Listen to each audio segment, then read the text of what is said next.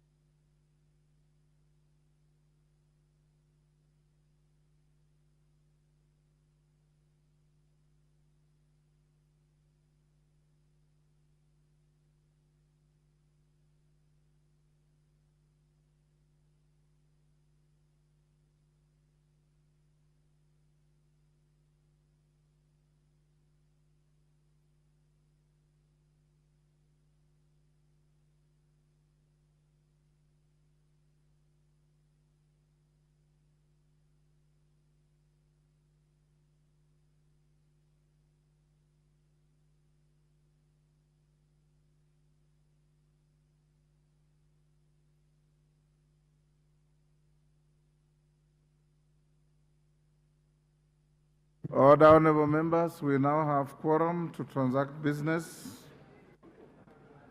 Clerk. Order number 1, administration of oath. Order number 2, communication from the chair.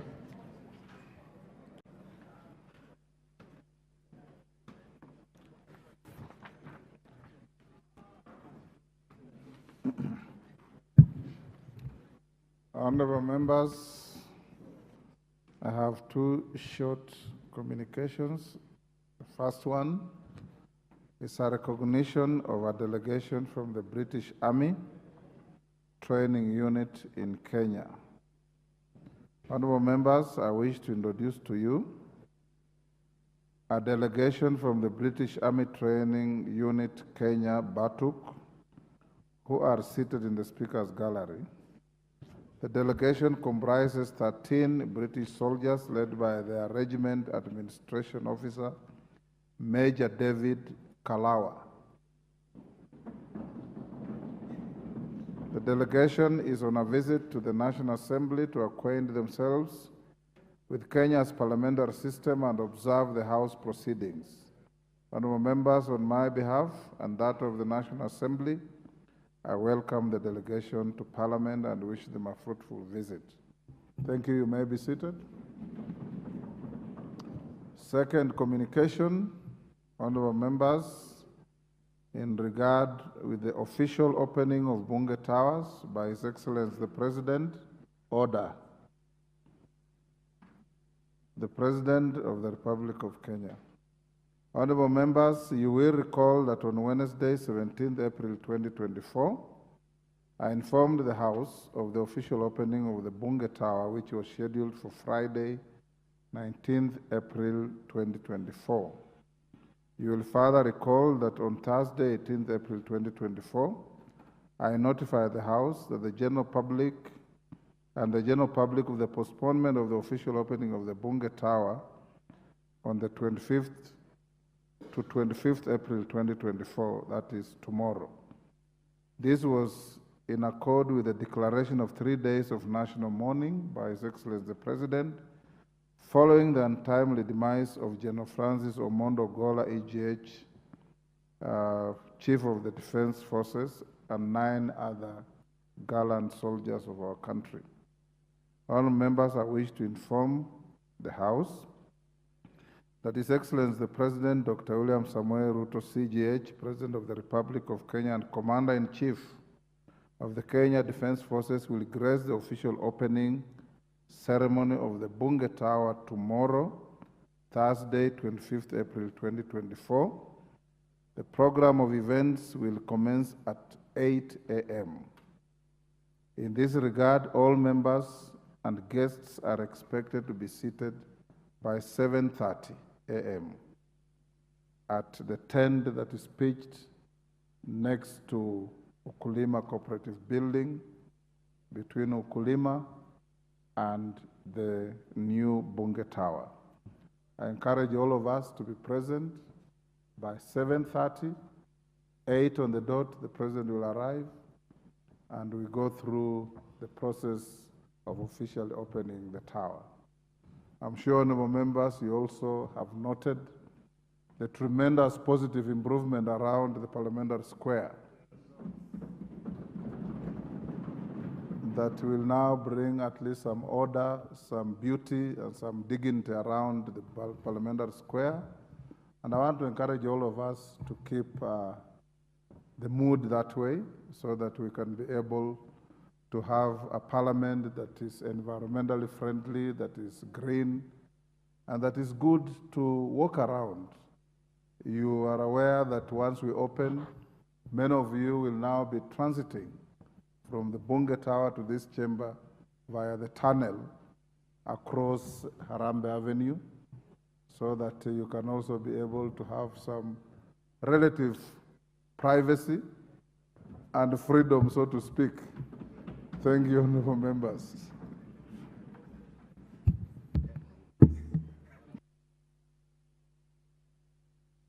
And Majority Leader says, and you also have peace as you sojourn through the tunnel. Next order. Order number 3, messages. Order number 4, petitions. Order number 5, papers. Order number 6, notices of motion. Order number 7, questions and statements. Honorable Julius Olesunguli, member for Kilgoris.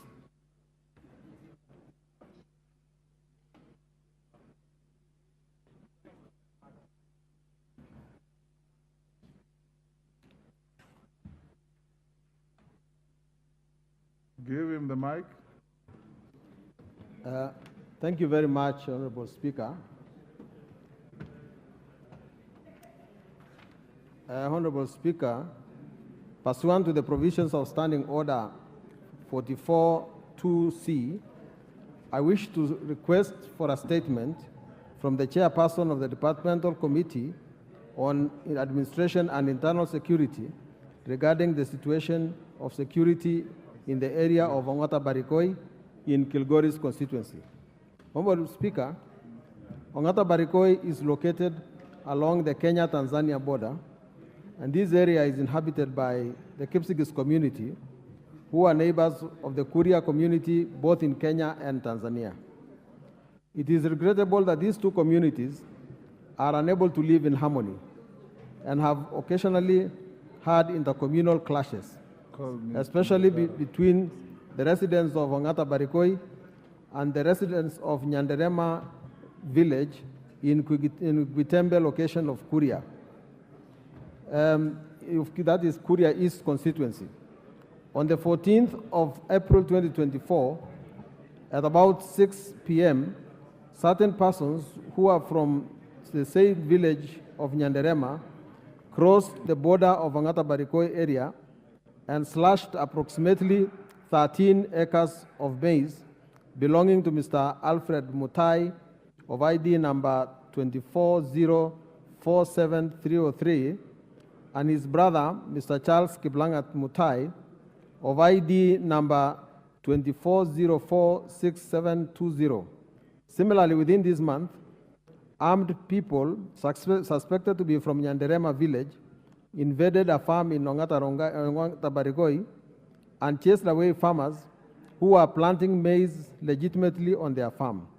They cut into pieces 30 bags of fertilizer and made away with 15 bags of maize seed. Last week, attackers invaded Ngandalel village of Ongata Barikoi and shot at the residents. A 15-year-old miner named Gideon Kiblangat Sigei is currently hospitalized as he was shot on the knee. The location also suffers innumerable incidences of livestock theft. Honorable Speaker, it's against this background that I seek a statement from the chairperson of the Departmental Committee on Administration and Internal Security on the following issues. One, what are the root causes of this insecurity situation in Angata Barikoi? Two, what steps is the government taking to address the ongoing insecurity situation in the region, including long-term measures for sustainable peace in the region? And three, what measures has the government taken to ensure that all warring communities who border each other in that community live in peace? I thank you, Honorable Speaker. Thank you, Honorable Sunguli. Chair, Security. Raso, as your chairman, you are standing in for him. I give you 2 weeks to bring the statement. Obliged, Honorable Speaker. The chairperson, Departmental Committee on Social Protection. Maybe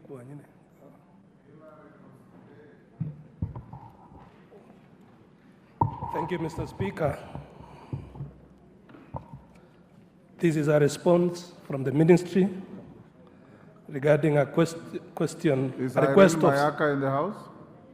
Oh, yes, there you are. Okay. regarding a request by the Honorable Irene Mayaka on the status report on the campaign to end genital mutilation by the year 2022. Mr. Speaker, as a way of introduction, female genital mutilation is defined as a procedure involving the partial or total removal of the external female genitalia or any other injury to the female genital organs for non-medical reasons. It is one of the most severe forms of gender-based violence. Female genital mutilation, commonly referred to as FGM, is detrimental to the physical, social, emotional well-being of women and girls. It is a human rights violation that has a trickle effect on the country's socio-economic and political development. Mr. Speaker, UNICEF estimates that at least 200 million girls and women alive today have been subjected to FGM in 30 countries in Africa, the Middle East, and Asia. In Kenya, about 9.3 million girls and women have undergone FGM, and according to the Kenya Demographic and Health Survey, the national prevalence of FGM among women and girls aged 15 and 49 years has gradually declined from 38% in 1998, 32% in 2003, 27% in 2009, 21% in 2014, and 15%, Mr. Speaker, in 2022.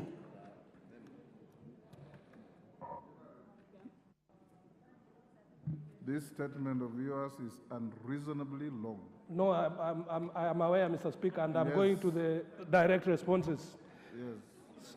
So, Mr. Speaker, I'll take you right to Can you Page- give highlights in the statement? The highlights in page 14 on the initiatives put in place to sustain the gains made beyond 2022 and the programs put into place to enhance awareness on the effects of FGM. Mr. Speaker, dissemination of the declarations, commitments, and consensus made by elders to end FGM and child marriage to the grassroots level. Enhanced community participation and inclusivity. The board has enhanced capacity building of community resource persons, including champions, role models, religious leaders, opinion, and duty bearers on the effects of FGM and the existing policy legal framework. Enhanced stakeholder mapping and partnership with community networks. Improvement of partnerships with non-governmental organizations. Formation of county and sub-county anti-FGM networks. Formation of community networks such as survivor forums, youth anti-FGM networks, teachers against FGM networks, provision of technical and financial support towards development of county-specific policies and action plans aimed at providing a roadmap and resource mobilization tools to sustain the campaign against FGM. Development of information communication materials and strategic documents. Addressing emerging trends on FGM as cross-border FGM through cross-border engagements with administrative officers from neighboring countries. Partnership with the Kenya Institute of Curriculum Development Board.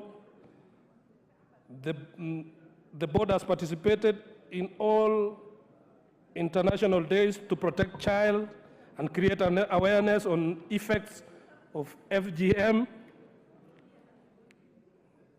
And Mr. Speaker, towards this end,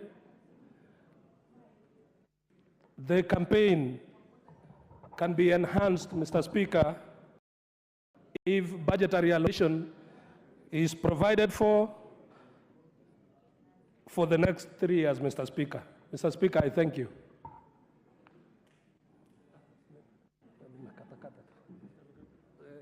Hillary, yes.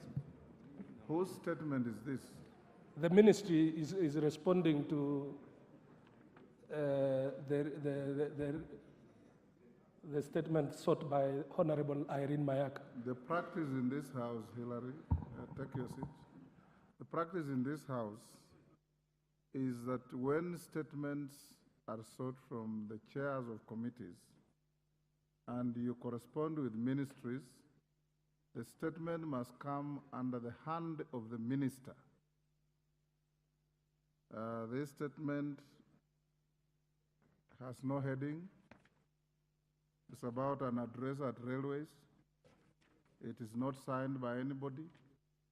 It only has a letter from a PS forwarding to the clerk, and this is unacceptable.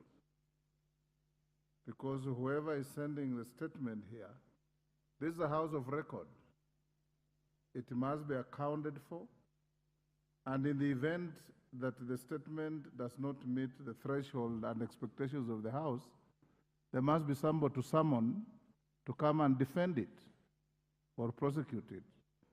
So in future, ensure that, and this is to all chairs of committees, don't bring any statement to this House if it does not carry the hand of the minister responsible for the department that you oversight. Be that as it may, Irene,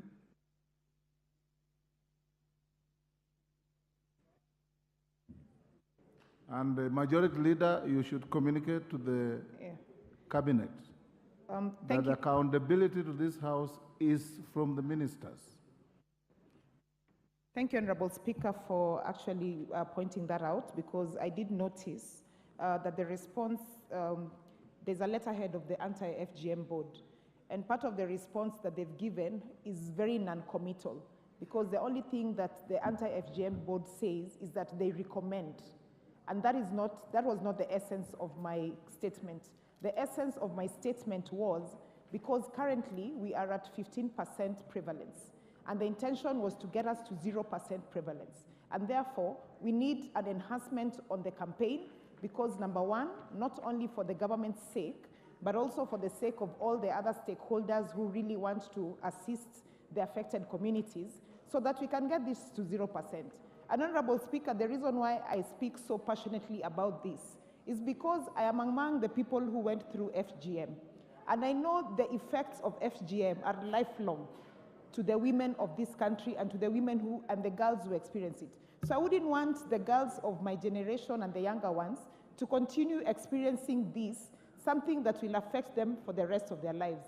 And I'm sure the people from the counties that are hotbeds of FGM in this particular house will agree with me, because there's no need for us to have a practice that is akin to a driver who is driving a car that has a faulty gear, but the driver gets to their destination, but the car gets affected, if you understand the translation of what I'm trying to say. So, Honorable Speaker, we need a response that is more satisfactory than this. I thank you.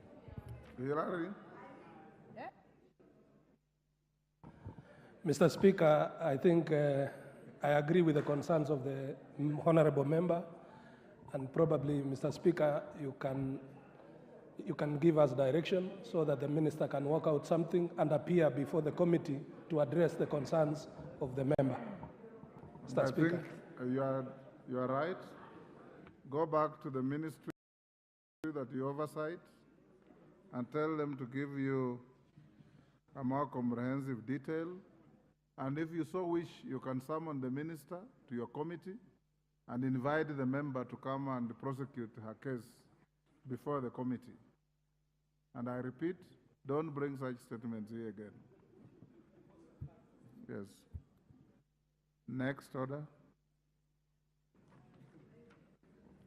Order number 8, the National Land Commission Amendment. Sorry, honorable members, before we go to that, I had given Honorable Pukose an opportunity to make a short statement. Thank you, Honorable Speaker. Honorable Speaker, last week on Tuesday, we had a committee of the whole House on the assisted reproductive bill by Honorable Millie Adhiambo. And because of the amendments that were being brought by Honorable Mayaka and Honorable Shakil and Honorable Kaluma, the Speaker referred the bill to the committee for winnowing. The committee sat yesterday, and we were able to agree with Honorable Mayaka and Honorable Shakil. So we did winnowing with the two honorable members. What remains is the winnowing with the Honorable Kaluma, and we've rescheduled it for next week on Thursday, based on the fact that Honorable Kaluma is traveling out of the country on official duties, and he will be back on Wednesday. So we are requesting that, because I was supposed to table a report today, that Honorable Speaker, you give the committee time to finalize with Honorable Kaluma, and then we'll be able to table the report. Thank you, Honorable Speaker. Thank you. Your prayers are granted. You can proceed as you have proposed. Honorable members, on the request of the leader of the majority party, we'll reorganize the business of the House as follows. After putting the question at order number 8, we'll move to order number 10. After order number 10, we'll go to order number 13. After order number 13, we'll then come back to order number 9. So number 10 becomes 9, number 13 becomes 10, number 9 becomes 11, and the rest remain as they are. So call out the next order. Order number 8, the National Land Commission Amendment Bill, National Assembly Bill number 43 of 2023, second reading. Question to be put. Order. Honorable Ferdinand Wanyonyi, take your seat.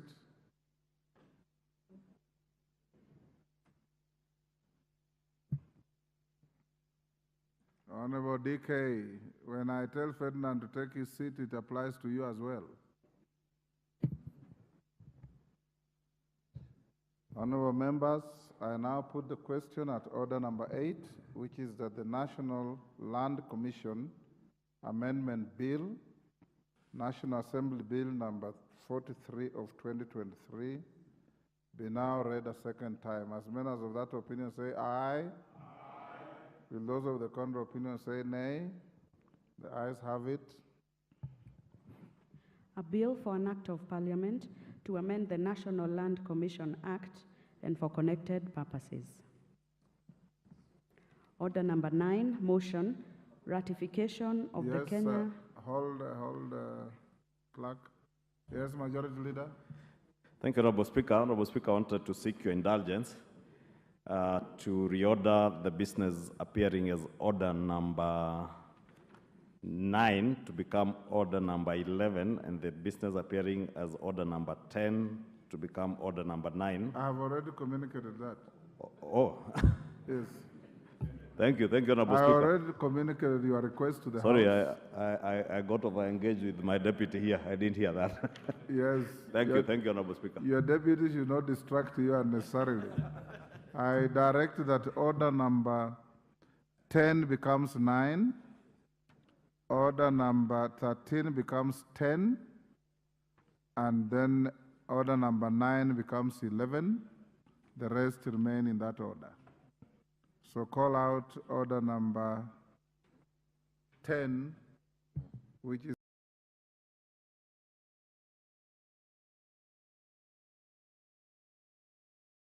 now order number 9. Order number 9, motion, ratification of the Kenya-European Union Economic Partnership Agreement. Chairperson, Departmental Committee on Trade, Industry and Cooperative. Honorable Speaker, I beg to move the House adopts the report of the Departmental Committee on Trade, Industry and Cooperatives on its consideration on the ratification of the Economic Partnership Agreement between the European Union on one part and the Republic of Kenya, a member of the East African community on the other part, today, Wednesday. Order, member. Read the motion as it appears on the order paper. Give me the order paper. Okay. Then I go here. Thank you.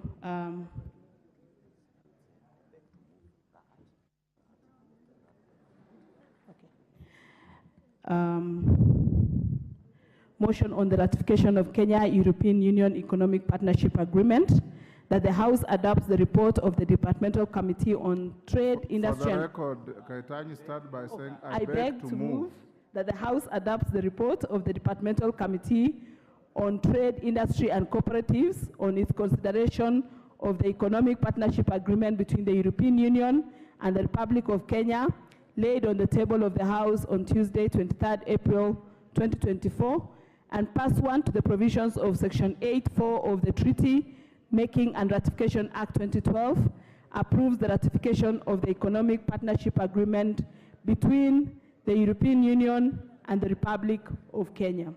Mr. Speaker, the Economic Partnership Agreement between the European Union on one part and the Republic of Kenya, a member of the East African community on the other part, was laid before the House on Wednesday, 6th of March 2024, and committed to the Departmental Committee on Trade, Industry and Cooperatives for consideration.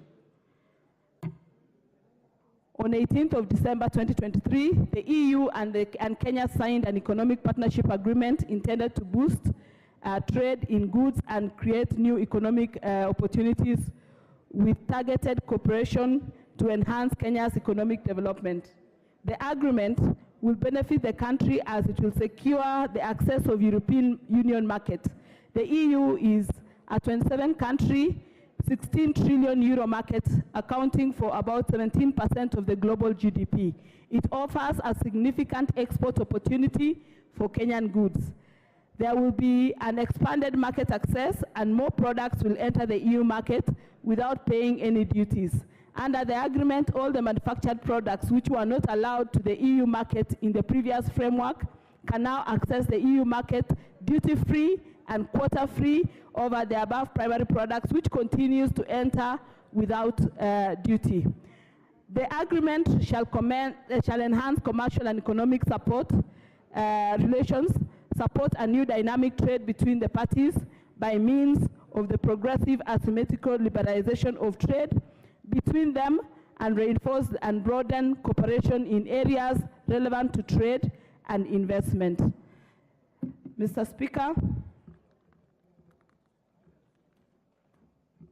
according to the provisions of Article 118, 1B of the Constitution on Public Participation and Section 8.3 of the Treaty Making and Ratification Act of 2012, the committee placed an advertisement in 2 local dailies of nationwide circulation on 9th of March 2024, requesting for submissions of memoranda on the subject.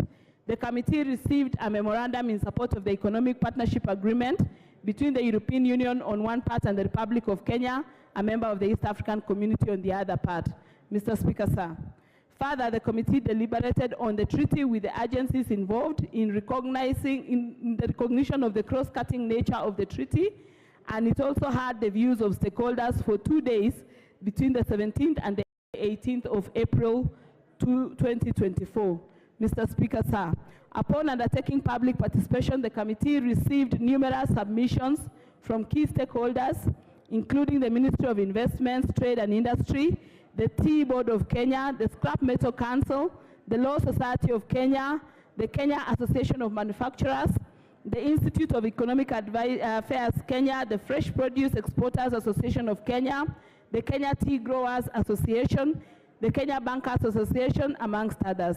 These submissions were in full support of the agreement, as it will open up the EU markets fully and immediately on, whereas the EU partners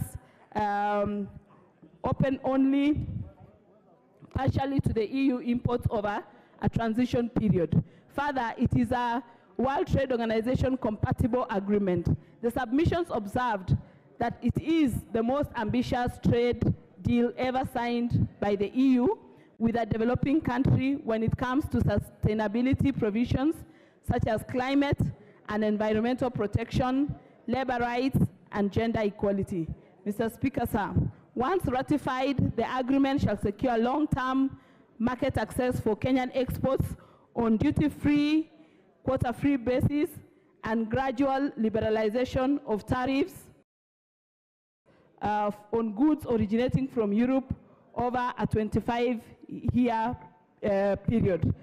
Some of the objectives of this agreement also are to contribute to the economic growth and development through the establishment of a strengthened and strategic trade and development partnership consistent with the objectives of sustainable development, and also to promote the gradual integration of the EAC partner states into the world economy in conforming with their potential choices and development priorities, as well as to improve the capacity of the EAC partner states in the trade policy and trade-related issues.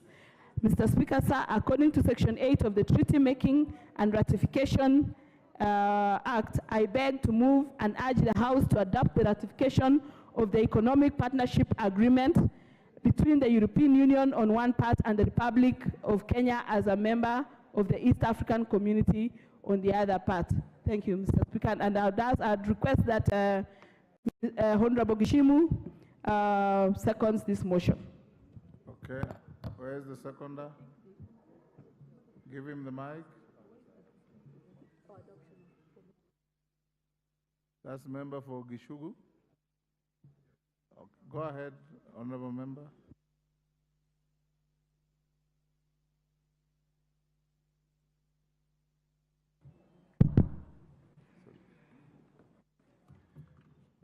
Thank you, Mr. Speaker. I rise to second the motion. And from the onset, let me say that the EU market is the largest market in the world.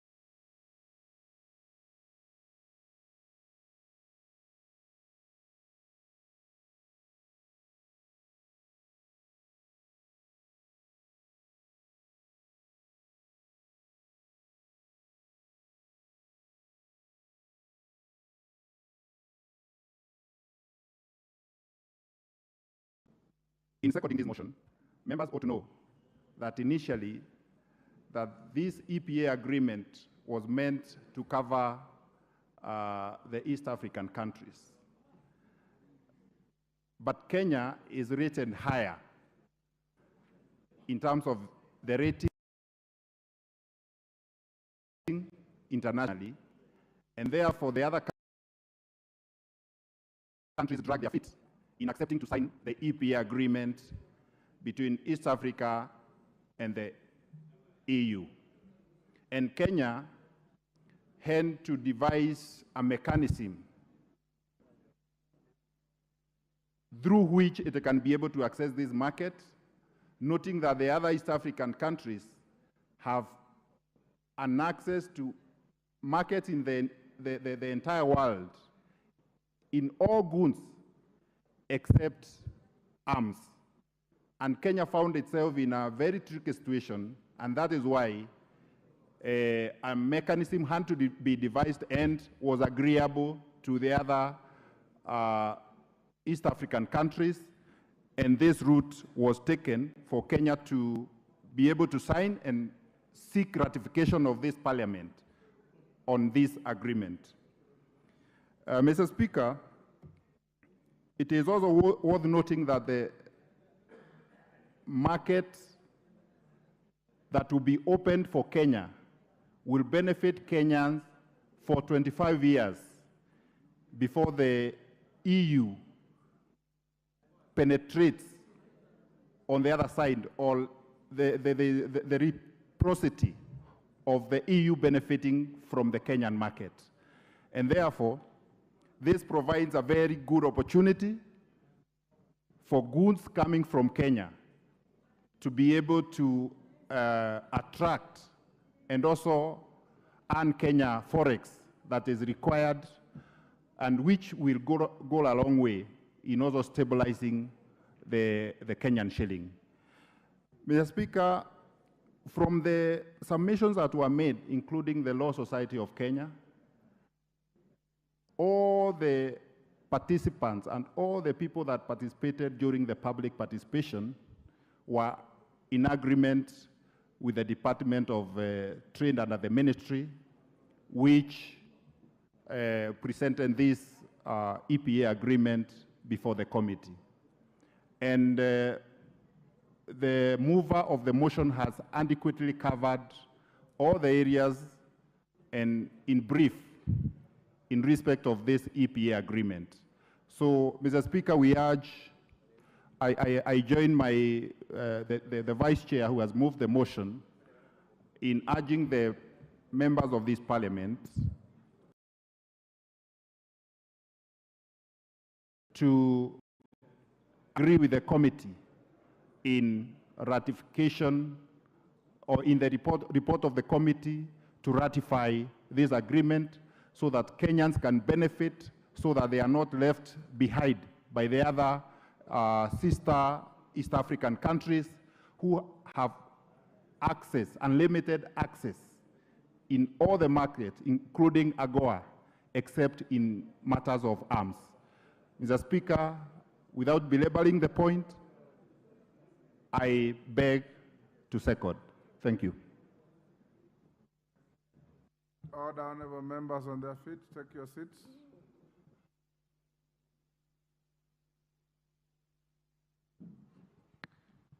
Honorable members, I now propose the question, which is that this House adopts the report of the Departmental Committee on Trade, Industry and Cooperatives on its consideration of the Economic Partnership Agreement between the European Union and the Republic of Kenya, laid on the table of the House on Tuesday, 23rd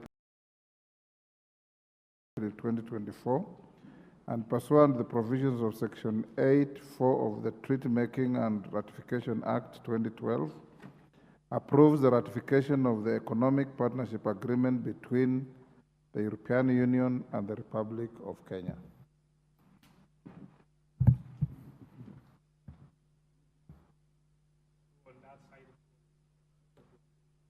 Yes, I can see these names have been here before even this order was called. So I don't know if it's for this order. But the first, I can see Ecomas Mutuse. Then clear yourself from the screen. Gitonga Murugara. We can have two on that side. Pardon? We can have two on that side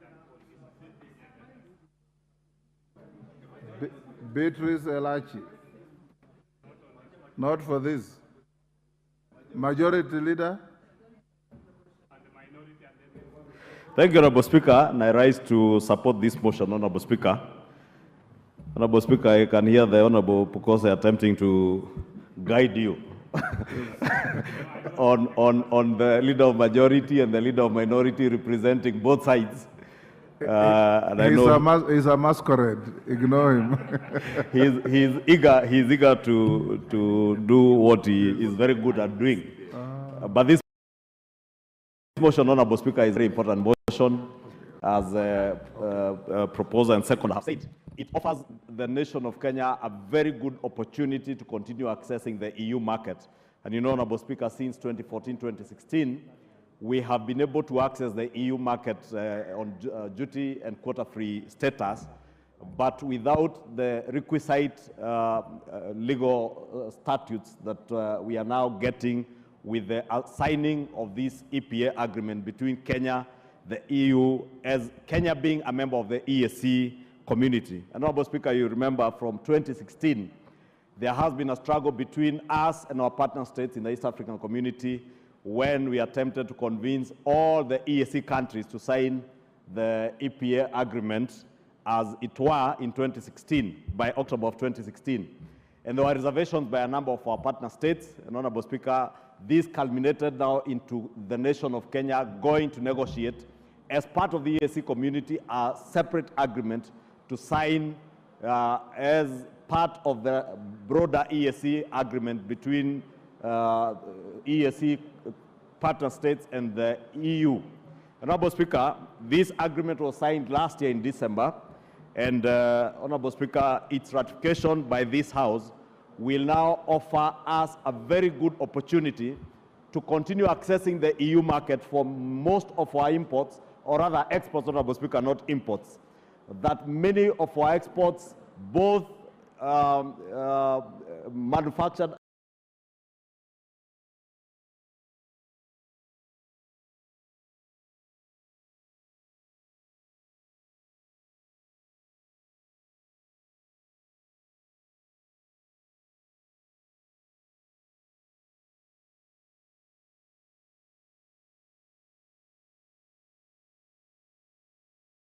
items and non-manufactured items, including some raw materials that we export, like tea and coffee that we export to the EU nations, Honorable Speaker. We'll be able to access those markets even for our manufactured product. By exporting more to the EU, we'll be getting more euros, more pounds, and more of foreign exchange, Honorable Speaker, coming into the economy, and therefore further strengthening our shilling.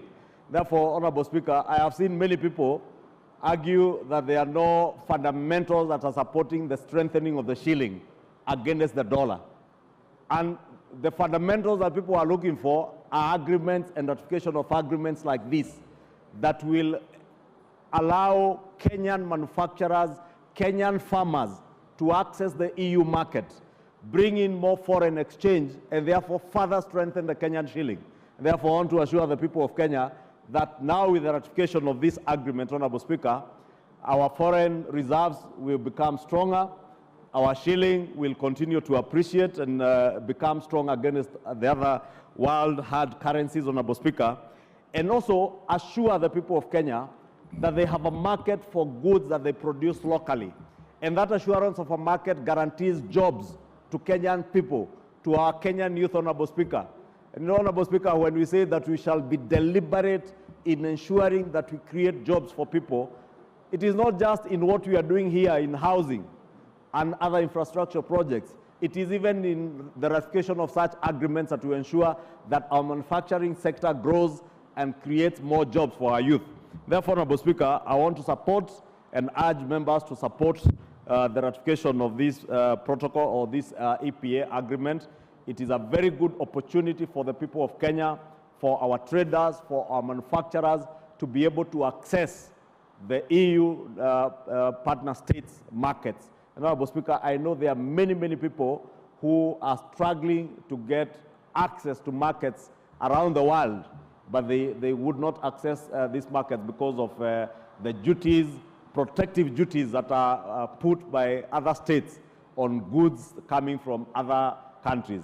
And this quota and duty-free access to the EU market is indeed a great opportunity for our country, and we must take advantage of it. And therefore, I support, Honorable Speaker, as I also take this opportunity to welcome the delegation from the British Army Training Unit and commend them for the good work that they have been doing and the partnership that they have offered the Kenyan military, even in training and collaboration in securing not just this region and our country, but also in the fight against terrorism in the region and the world at large. I welcome this delegation from the British Army and welcome them to the National Assembly. And also take this opportunity as the leader of majority to assure them that we shall continue to partner with the British Army, and we appreciate the support that they have offered also to the people of Laikipia, and encourage them that the training unit should offer more corporate social responsibility projects to the people of Laikipia, where they are training from, as part of the CSR activities in the region. Thank you, Honorable Speaker, and I support. Minority Leader. The Honorable Speaker, let me join my colleagues in supporting this motion and proceed to say that this, in my view, is the way forward. Honorable Speaker, you know, regions the world over are consolidating their markets for competitiveness, and therefore we can no longer just sit back and say that it is enough for us to stay alone and protect our market.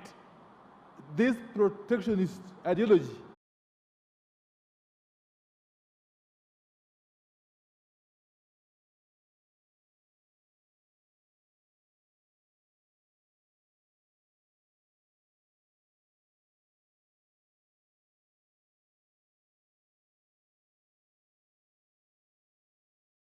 of the African Union Convention on Cross-Border Cooperation, NIAMI Convention.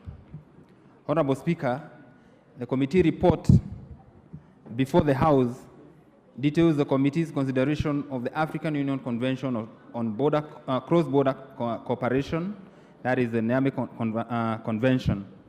Honorable Speaker, the African Convention on Cross-Border Cooperation, the NIAMI Convention, is a regional agreement aimed at promoting cooperation and integration among African countries. The convention was adopted by the 23rd Ordinary Session of the AU Assembly of Heads of States and Government on 27 June 2014 to gear African states to cooperate towards the full realization of the benefits accruable through cross-border cooperation. The convention focuses on enhancing collaboration in various policy areas related to cross-border issues. It defines cross-border cooperation as any act or policy aimed at promoting and strengthening good neighborly relations between border populations, territorial communities, and administrations or other stakeholders within the jurisdiction of two or more states, including the conclusion of agreements and arrangements useful for this purpose. The convention encourages member states to develop mechanisms for promoting trade, investment, and economic cooperation across borders. This includes facilitating the movement of goods, services, and capital, as well as harmonizing trade policies and regulations. Honorable Speaker, the convention was adopted by the 23rd Ordinary Session of the African Union Assembly of Heads of State and Government on 27 June 2014 to steer African states to cooperate towards the full realization of benefits accruable through cross-border cooperation. Honorable Speaker, the African Union Convention on Cross-Border Cooperation, that is the NIAMI Convention, and the explanatory memorandum from the Ministry of Foreign and Diaspora Affairs were laid on the table of the House on Tuesday, the 18th, April 2023, and subsequently committed to the Departmental Committee on Defense, Intelligence, and Foreign Relations. Pursuant to Article 118, Subarticle 1B of the Constitution on the Public Participation and Section 8(3) of the Treaty Making and Ratification Act of 2012, the committee placed advertisements in two local dailies on Wednesday, 21st June 2023, calling for submissions of memoranda on subject matter. However, by the close of deadline, the committee had not received any memorandum for or against the ratification of the convention. Mr. Speaker, in considering the convention, the committee held a meeting with the Cabinet Secretary for Ministry of Foreign and Diaspora Affairs to apprise members on justification for the proposed ratification of the convention. Further, the committee engaged the Attorney General, the Kenya Law Office Commission, the Kenya Law Reform Commission, the State Department for East African Community, and the Ministry of Interior and National Administration, who made submissions on the convention. Honorable Speaker, having considered the convention and analyzed the submissions made, the committee observed that the convention promotes constitutional values and objectives and does not in any way allude to an amendment of the Constitution.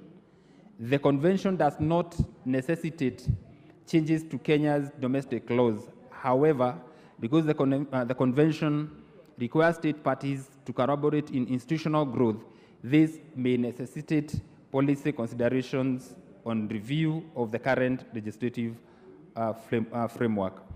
The convention imposes a number of obligations on Kenya, including the requirements to, number one, to commit cross-border cooperation in the surveying of boundaries, socio-economic development of border lands, promotion of culture and sports across borders, and combating cross-border crime, that is border security. Then number two, encourage, promote, and facilitate information and intelligence sharing, communicate with the institution in charge of border matters. Number three, harmonize its domestic law with the convention. And number four, submit a report on the measures taken for the implementation of the convention every 2 years. The convention imposes obligation to member states through their various regional economic communities to effectively coordinate with the African Union on the implementation of cross-border activities within their regions to further the principles of subsidiarity and complementarity within the continent. Mr. Honorable Speaker, at the time of consideration of the convention for ratification, it had been signed by 19 out of the 55 African countries. Equally, only 8 countries had ratified the convention, yet 15 countries were required to ratify it to enter into force. Further, Kenya ratification of the convention is likely to influence subsequent ratification by the East African countries. Kenya is joining the convention as a contributing member state. Thus, its ratification has no financial implications. Further, Kenya has in place various policy, legislative, and institutional frameworks for cross-border cooperation, including the security laws, that is Amendment Act of 2014, that established the Border Control and Operations Coordination Committee, BCOCC, and Joint Border Commissioners Administrative Committee with all the neighboring countries which meet regularly to discuss cross-border matters, including animal health, security issues, and maintenance of boundary infrastructure, among others. The East African Protocol on Peace and Security encourages member states to implement African Union conventions and other international instruments that promote peace and security. In that regard, Kenya has negotiated and signed a memorandum of understanding on the demarcation and reaffirmation of the boundary with Uganda, Tanzania, and South Sudan. The reaffirmation and demarcation of the Kenya-Tanzania border is ongoing. There is around 238 kilometers of the 760-kilometer well on its way to completion. Mr. Speaker, having reviewed the convention and considered the submissions made and pursuant to Section 8 of the Treaty Making and Ratification Act of 2012, the committee recommends the House approves the ratification of the African Union Convention on Cross-Border Cooperation, that is the Niamey Convention. Honorable Speaker, I beg to move and urge the House to adopt this report. And now I want to take this opportunity to request the Honorable Member for Mandera East, Mandera East is to second. Thank you, Mr. Speaker. Is that Bashir? Thank you, Honorable Speaker. Honorable Speaker, I wish to second the motion that this House approves the ratification of the African Union Convention on Cross-Border Cooperation, much known as the Niamey Convention. Honorable Speaker, cross-border cooperation stands as a cornerstone for nurturing peace, stability, and sustainable development within our borders. Through fostering collaboration among its neighboring nations, cross-border cooperation addresses shared challenges spanning security threats, economic disparities, and environmental considerations transcending national boundaries. This collaborative approach not only enhances border management and security, but also engenders opportunities for socio-economic advancement, trade facilitation, cultural exchange, and mutual understanding among border communities. Moreover, cross-border cooperation promotes the efficient utilization of resources, dissemination of best practices, and resolution of conflicts through dialogue and consensus building. Honorable Speaker, the Niamey Convention aligns with Kenya's constitutional provisions and legal frameworks as provided in Article 2.5 and Article 2.6 of the Constitution of Kenya 2010 and the Treaty Making and Ratification Act number 45 of 2012.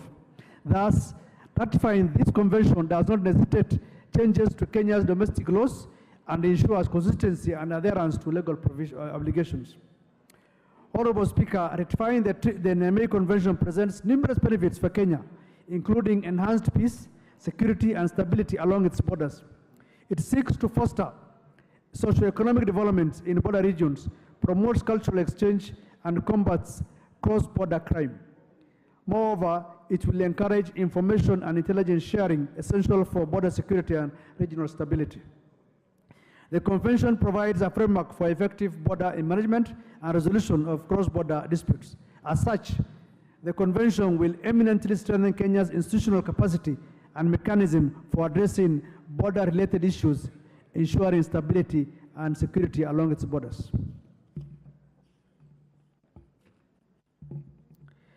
Further, ratification of the Convention is a reaffirmation of Kenya's commitment to international cooperation and diplomacy. By joining other countries, Kenya demonstrates its willingness to collaborate with other African nations to address common challenges and achieve shared goals, particularly in promoting peace, security, and sustainable development. Honorable Speaker, membership in the Niamey Convention provides Kenya with opportunities to access technical and financial assistance from the African Union and other development partners. This support will facilitate the implementation of cross-border cooperation initiatives and enhance Kenya's capacity to address border-related challenges effectively.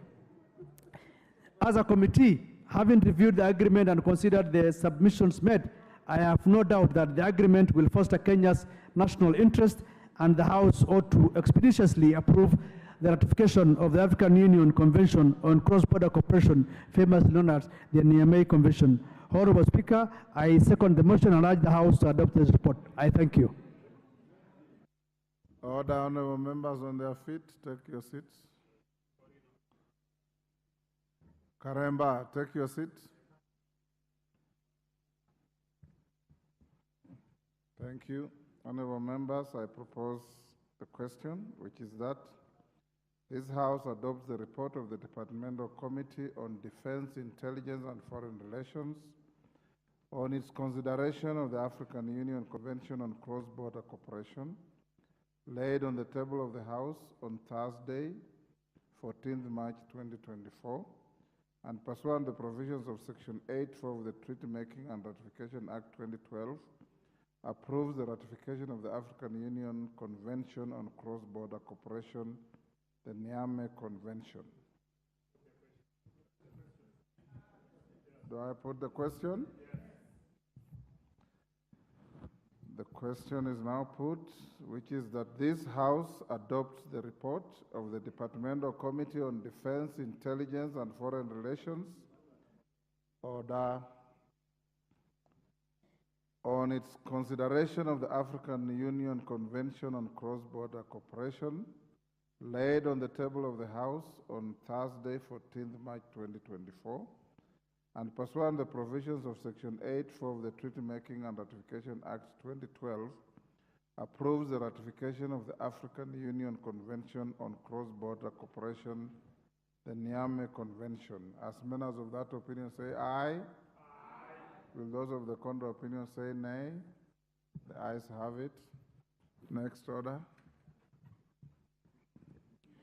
Order number 11, the Independent Electoral and Boundaries Commission Amendment Bill, National Assembly Bill number 10 of 2024, second reading, resumption of debate. Who was on the floor? No. Tom Kajwang was on the floor. He doesn't seem to be here. Opportunity forfeited. Mishimbogo. Asante sana Mheshimiwa Spika. Mheshimiwa Spika, nimesimama kuunga mkono mswada huu wa mambo ya tume ya uchaguzi. Mheshimiwa Spika, mswada huu umezungumzia ya kwamba kutakuwa na upanuzi wa jopo la uteuzi wa tume ya uchaguzi kutoka watu 7 mpaka watu 9, na hii itaweza kuleta watu zaidi ambao wana taaluma mbalimbali kuweza kushirikiana katika mambo ya uchaguzi katika taifa letu la Kenya. Pia itawezesha kutoa zile tofauti ambazo zimekuwa hapo mbele ama yale malalamiko ambayo yamekuwa, haswa tukiangalia lile jopo vile lilivyokuwa limeundwa. Kwa hivyo baada ya kuwa watu walishikana pamoja na kuzungumza ili kupata uwiano, ni vyema tuwe na hao watu 9 katika jopo ili tuweze kupata taaluma tofauti tofauti na tuweze kuwa na uwazi zaidi. Jambo la pili, Mheshimiwa Spika, pia imezungumzia mchakato wa mapito ya mipaka ya uchaguzi, kwa sababu tunajua kila baada ya muda fulani lazima kuwe na michakato ya mapito ya uchaguzi ili tuweze kuangalia kupitia upya mipaka ya uchaguzi ili kuhakikisha usawa na kuzuia udanganyifu. Vile vile tunapofanya swala kama hilo, tutaweza pia kuwezesha ya kwamba ile mipaka vile itakavyokuwa imeamuliwa ndio mipaka ambayo itaweza kuwekwa rasmi na ijulikane kuwa ni mipaka rasmi ya mambo ya uchaguzi, ndiposa pia tuzuie mambo ya udanganyifu. Tunajua ya kwamba ibara 89 imezungumzia, NADCO imezungumzia kufanya marekebisho ili kuhakikisha bunge kuongeza muda ili bunge lipate nafasi muafaka wa kuweza kufanya mambo haya ya mipaka ya uchaguzi. Mheshimiwa Spika, Mheshimiwa Spika, vile vile pia mswada huu umezungumzia michakato ya kufanya maamuzi, kwa sababu kulikuwa na tetesi nyingi sana haswa katika uchaguzi uliopita na watu kuweza kusema, je, maamuzi yatafanywa na wachache, yatafanywa na wengi ama yatafanywa kwa kauli moja? Hivyo basi maamuzi sasa itakuwa ni kauli moja. Wakati watu wanataka kufanya maamuzi katika mambo hayo ya uchaguzi katika jopo la tume ya uchaguzi, lazima iwe ni kwa kauli moja, ile Kiingereza tunasema unanimously, ama iwe by majority kwa wale ambao watakuwa wengi, kwa sababu Waswahili wanakuambia wengi wape. Kwa hivyo wale ambao watakuwa ni wengi katika mambo ya maamuzi, basi wataweza kufanya maamuzi katika tume hii ya uchaguzi. Vile vile Mheshimiwa Spika, katika mswada huu imezungumzia mageuzi ya uchaguzi, ambapo imezungumzia ya kwamba kutakuwa na ukaguzi wa ile register ya wapiga kura na kuzuia wafanyikazi wa tume ya uchaguzi kufanya uchaguzi katika vituo ambavyo havijaekwa kirasmi, ama kwa Kiingereza havijakuwa gazetted, kwa sababu hapo nyuma kumekuwa na utesi mwingi sana, hata kuleta michafuko, kuleta sitofahamu ya kwamba pengine kuna sehemu ambazo zilikuwa hazijaekwa rasmi, watu wameweza kupiga kura pale na hesabu zimeweza kujumlishwa, na ile ilikuwa ni kinyume kwa sheria ilivyosema. Kwa hivyo jambo kama hili na mswada kama huu umezungumzia zile taratibu ambazo zitafuatwa kuangalia rejista ya wapiga kura kinagaubaga, na pia kuhakikisha vile vituo vitakavyopigiwa kura na vitakavyoleta hesabu vitakuwa ni vile ambavyo vimewekwa kirasmi kupitia sheria na vinatambulika na wapiga kura na wale pia wanaopigiwa kura. Na vile vile pia itakuwa inaeleta hatua ya uwajibikaji. Mswada wa makosa ya uchaguzi ama marekebisho yale ambayo tumezungumzia mwaka 2023 ya kwamba wafanyikazi wa tume kuna wakati mwingine walikuwa wanakawia kutoa maamuzi ya wale washindi, ama kunakuwa na sitofahamu wakati maamuzi ya washindi ama zile alama walizopata ama idadi waliopata, na mswada huu umezungumzia zile taratibu vile zitakavyofuatiliwa na kwa wakati gani uamuzi lazima ufanywe, ama ile tunaita declaration of the winners kwa lugha ya Kiingereza. Speaker, saa nyingine nafafanua kwa lugha ya Kiingereza kidogo ili wenzangu waweze kuelewa vizuri. Na nazungumzia hili kwa sababu tumekuwa na utetesi, tumekuwa na malalamiko, watu wengine wamekwenda makotini, wamepeleka wale ambao wamepigiwa kura kotini na kulalamika ya kwamba jambo kama hili alikufanyika kwa taratibu ambazo zinatakikana, na imefikia pia watu kupigana katika vituo, aswa zile sehemu za kufanya maamuzi yale ya mwisho ya wale ambao wameshinda, ama kusema pia wamepata idadi ngapi ya wapiga kura. Kwa hivyo mimi nataka niseme katika njia ya kuleta mawiano katika taifa letu la Kenya, baada ya uchaguzi na baada ya kuwa na michafuko mingi sana, majina ya watu mengi yameharibika, kama Chebukati watu wamemlaumu kwa mambo mengi, mengine ni ya kweli, mengine labda ni ya kuongezwa, lakini ilimradi kulikuwa na sitofahamu kubwa sana mpaka kuletea mambo ya maandamano na kuletea mambo mengi sana katika taifa letu la Kenya. Hivyo basi ni wakati mwafaka tuweze kupiga msasa kupitia mswada huu tulivyoletewa, ili tuone ya kwamba jopo hili la tume ya uchaguzi litaweza kutengezwa kwa njia ya uwiano, njia ambayo wale ambao wanasimamia vyama vya kisiasa na wale pia ambao watasimama kwa wao wenyewe binafsi bila kusimama kwa chama chochote cha kisiasa wataweza kupata usawa na wataweza kupata afueni katika mambo ya uchaguzi.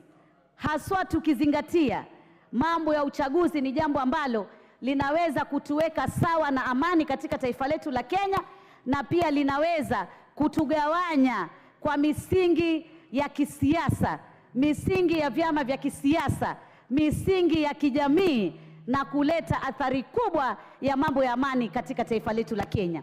Nataka niwapongeze wale wote waliochaguliwa katika ino kamati ya NADCO ambao wameshirikiana sana na kuzungumzia kinagaubwaga swala hili la mambo ya tume ya uchaguzi, ili tuone ya kwamba kila kinachofanywa sasa, tukifanya uchaguzi mwaka 2027, hata zile changamoto tulizozipata zitakuwa ni hafifu, na pia mtu mwenyewe atakuwa anajua kweli taratibu zimefuatwa kwa njia ya usawa. Kwa sababu wakati ule tulikuwa na shaka ikiwa makamishna watatu wanasema nyimbo hii ama maamuzi haya, makamishna 4 wanasema maamuzi ni haya.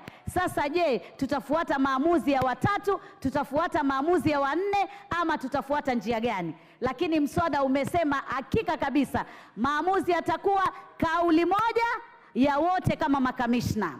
wa tume ya uchaguzi, ama itakuwa ni kauli ya wale walio wengi ambao watakuwa wamesema maamuzi ni haya, basi sisi wa Kenya tutaweza kufuata uamuzi kama huo. Na vile vile pia katika ile kuongeza watu 9, kwa sababu pengine watu 7 tutapata taaluma kidogo, hatutapata taaluma nyingi, kwa sababu uchaguzi si ati tu pengine mtu ambaye ana experience katika mambo ya uchaguzi peke yake. Kuna mambo mengi sana. Lazima tuwe na watu ambao wana tajriba nyingine ya kuweza kuongoza ile tume, kwa sababu tume ya uchaguzi ina changamoto nyingi sana. Lazima tujue wale ambao pia wana tajriba ya hali ya juu ya uongozi, wana tajriba ya kwamba wakati kuna shida wanaweza kuleta amani ndani ya ile jopo ama ile tume ya uchaguzi iweze kuangaliwa. Kwa hivyo, Madam Speaker, mimi nataka niunge mkono na niwashukuru sana wanakamati wa NADCO na sisi kama wabunge. Jambo hili najua tulilipanga sisi wenyewe na tukakubaliana ya kwamba tuwe na njia hii. Lakini hivi sasa utaona pia kuna sitofahamu, wengine wasema hivi, wengine wasema hivi.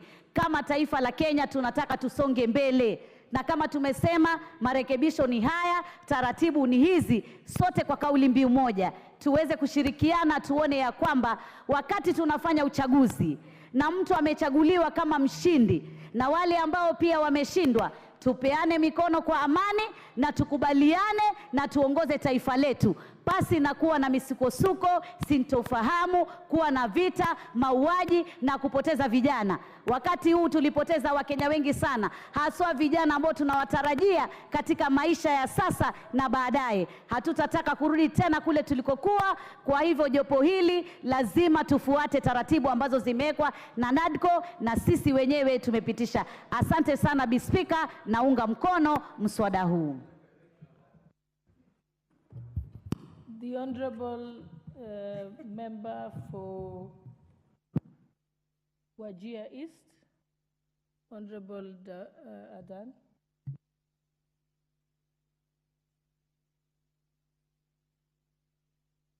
The Honorable Member for Kandui, Honorable John Makali.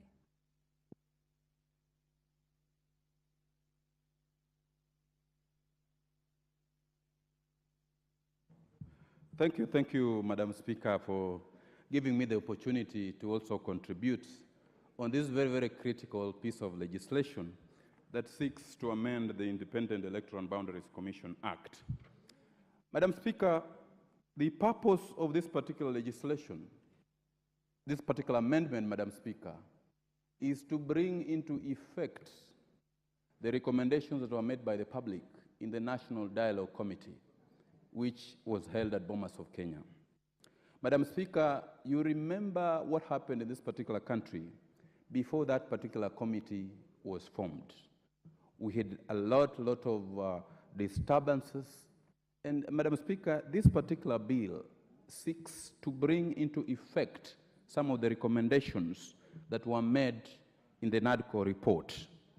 Madam Speaker, as we sit in this particular house, I am always reminded of the constitutional edict and our constitution specifically, Madam Speaker, that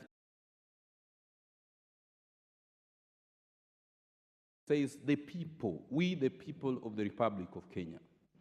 Madam Speaker, Article 1 grants the sovereignty of the people of Kenya and delegates delegated authority to several institutions such as this particular parliament.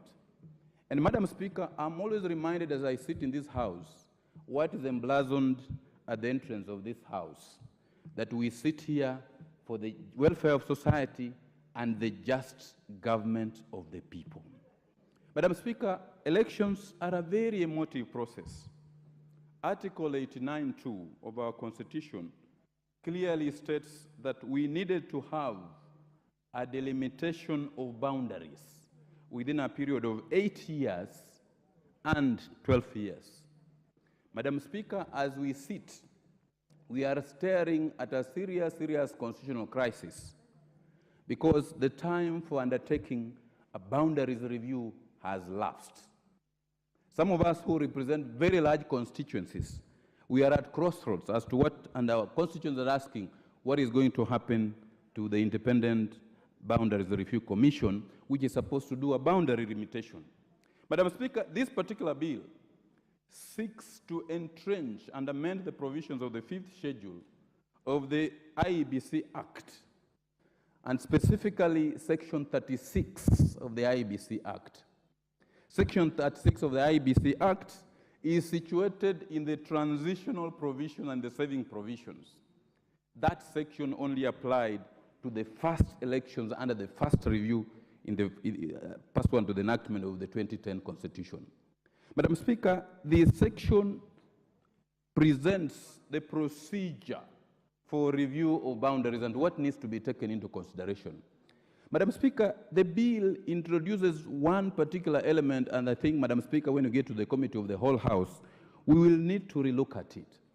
The committee, the bill as drafted, introduces at Section 3, with respect to reference materials, it indicates that the Commission shall use as primary evidence material, D, the reports of the county boundary review panels.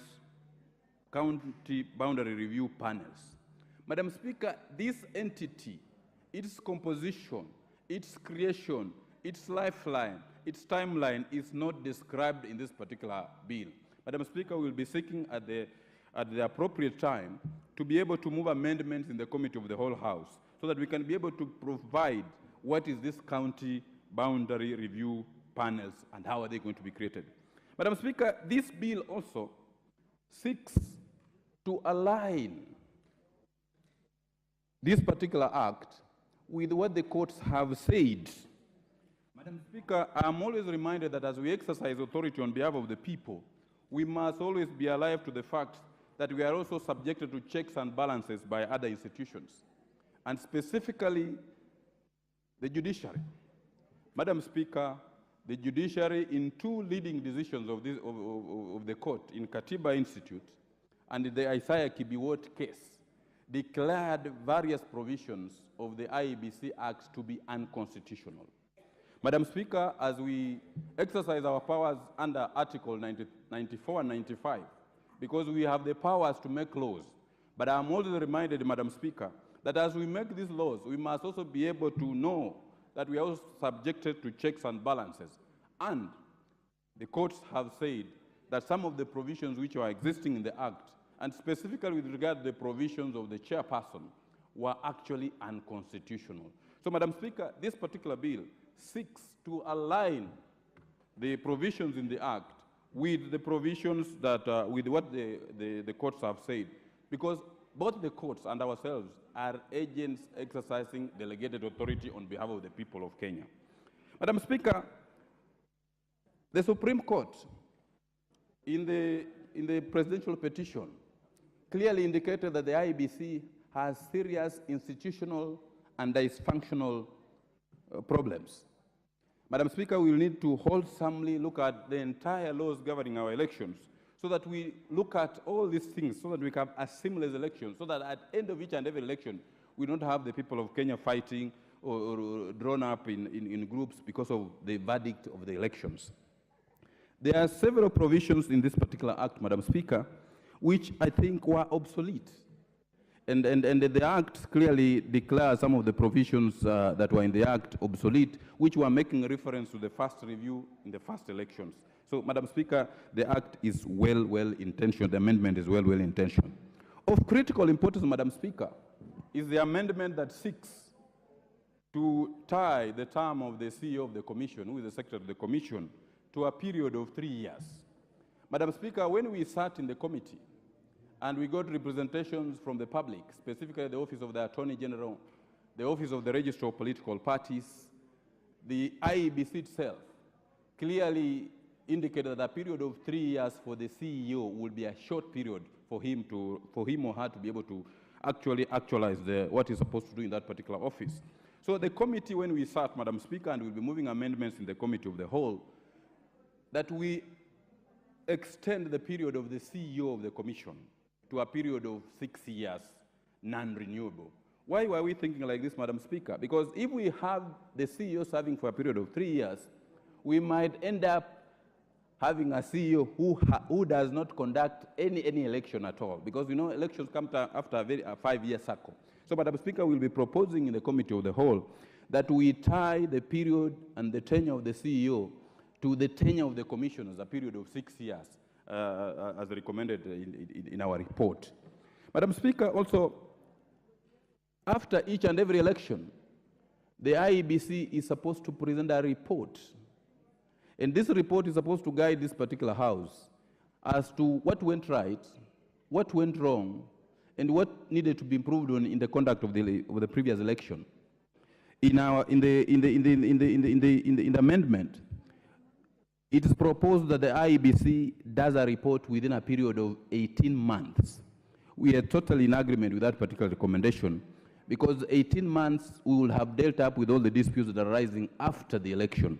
And then Parliament can be able to consider what pieces of legislation it needs to make in respect of the electoral process. Madam Speaker, this bill is co-sponsored.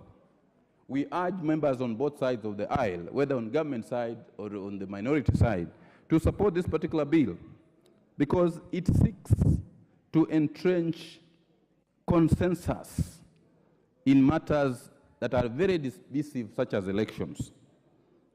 This bill is a product of the NADCO report and the views that were received from the public. Madam Speaker, we will be seeking that both members on both sides of the aisle do support this particular report, so that we can be able to move with speed to constitute the selection panel, so that we can have the IEBC in place. Because as we speak, Madam Speaker, the residents and the constituents of Banisa have no representative in this House. They have been disenfranchised. We have, I think, another 11 wards in this particular country that have not been able to conduct elections, by-elections, because of the absence of the IEBC. Madam Speaker, this bill seeks to start the process to have the IEBC constituted, so that the people of Kenya in those particular places can be able to be represented and be able to air out their views. Madam Speaker, I support the bill. Thank you, Madam Speaker. The Honourable Member for Kibwezi West, Honourable Mutuse. Thank you, Madam Speaker. I rise to support the amendments contained in the Independent Electoral Boundaries Amendment Bill of 2024.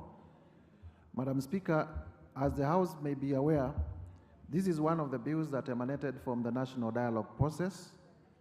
Some of the bills have been committed to this House and the rest have been committed to the Senate.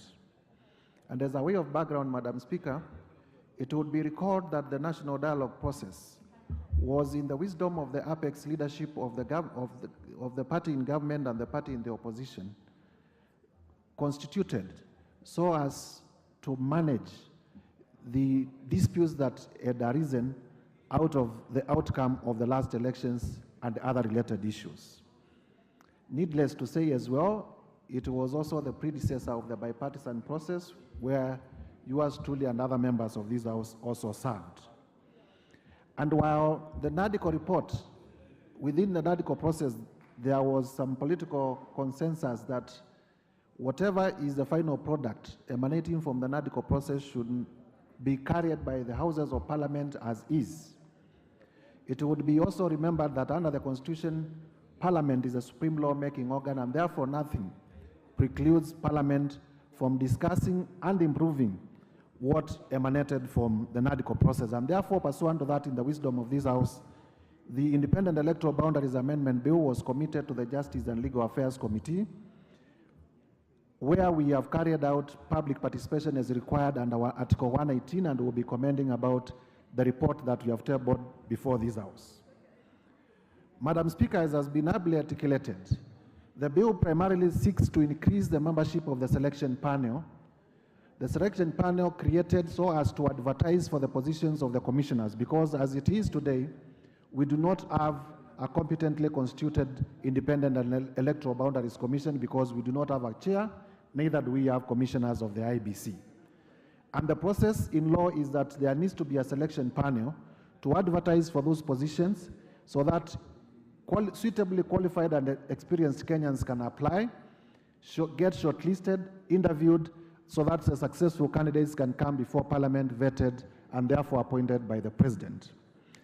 And one of the contestations was that the law as is today, in terms of the constitution of the selection panel, was inadequate. The law provides for 7 members of the selection panel, and it was felt that political players who are majorly political parties and other societal interest groups, including religious sector, did not have adequate representation in the selection panel. And therefore, it is a recommendation of the NADICO, it is a recommendations contained in this amendment bill, and it is a recommendation that has been carried by the committee of JLAC, which I am the vice chair, that it is worth increasing the number of the members of the selection panel from the current 7 to 9, so that political parties under the political parties liaison committee can have extra membership, so that the religious council can also have extra membership, so that during that process, every other Kenyan can feel that the product that emanates from that particular process is a product that is worth carrying out the elections. Madam Speaker, it would be remembered that part of the reason why we have been having post-election problems, post-election chaos, post-election violence, part of the reason why some Kenyans have not been having faith in the outcomes of the IEBC has been out of the perception that certain players may have an upper hand in who becomes commissioners in IEBC. And therefore, in order to take care of that perception, it is important that the selection panel is seen to be fair, and to be fair indeed. Madam Speaker, under Article 89 of the Constitution, the Independent Electoral and Boundaries Commission is required by law, by the Constitution indeed, to carry out delimitation of boundaries of electoral units, wards, and constituencies every 8 to 12 years after the last review. The last review was carried out, if my memory serves me right, in 2012.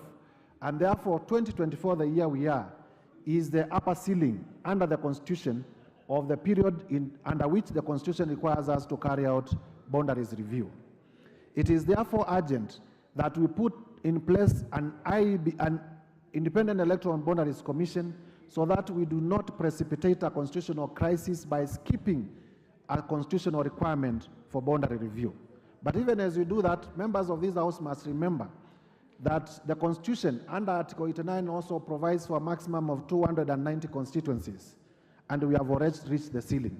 And therefore, those who dream of extra constituencies must also bear the reality that to get extra constituencies, you may have to amend the Constitution to increase those constituencies, because we have already reached the upper ceiling.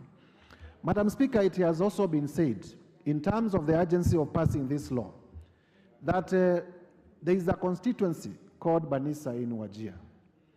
Madam Speaker, you may be aware that the people of Banisa went to court. They sued the existing selection panel, wanting the selection panel to complete its duty so that they can rightfully elect their next member of parliament. Because as it is under Article 94 and 95 of the Constitution, the people, this is the house that represents the interests of the people.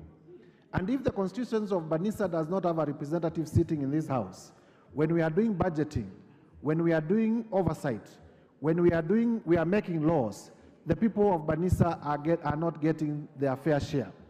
And in the wisdom of the High Court, very reasoned decision, it was required that the selection panel existing currently be directed, and was actually directed to finish the process so that there can be an Independent Electoral Boundaries Commission to cause elections in Banisa.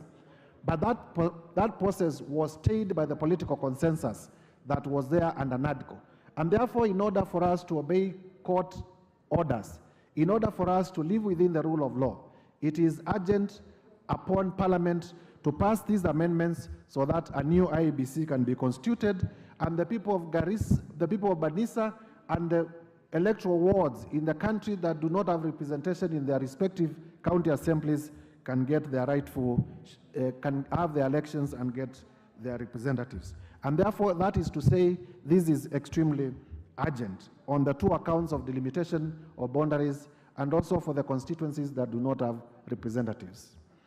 Madam Speaker, it would also be remembered that while Article 89 provides for delimitation of boundaries between every 8 to 12 years, the procedure for that delimitation has never been legislated upon. And therefore, it has been left on the IEBC and Kenyans to wander in darkness and imagination, to imagine how that process should actually be carried out. And this is the first time in the history of our electoral reforms that we are now putting a procedure that will be followed in terms of how the process of delimitation of boundaries is going to be carried out. And I want to urge members of parliament to look carefully at the procedure that is being proposed so that when we get to the committee of the whole house, those who may have improvements can be able to make those improvements. Another important, Madam Speaker, because we said our governance system, be it the presidency, be it senators, be it governors, be it the 290 members of parliament who are elected from single-member constituencies, be it those who are nominated to represent particular interests, the county assemblies, everything that we do is a product of the electoral reforms that are announced by the IEBC. And therefore it is important so that all of us have faith in that organization. One of the most important things that the committee is recommending to this House is that in the history of this country, most election panels, be it the selection panel for the DPP or other offices, are domiciled in the office of the president. And we want, in order for us to be seen to be carrying out a fair job, we are recommending that the selection panels, their budgets and administration be domiciled in Parliament, because Parliament has a bipartisan nature.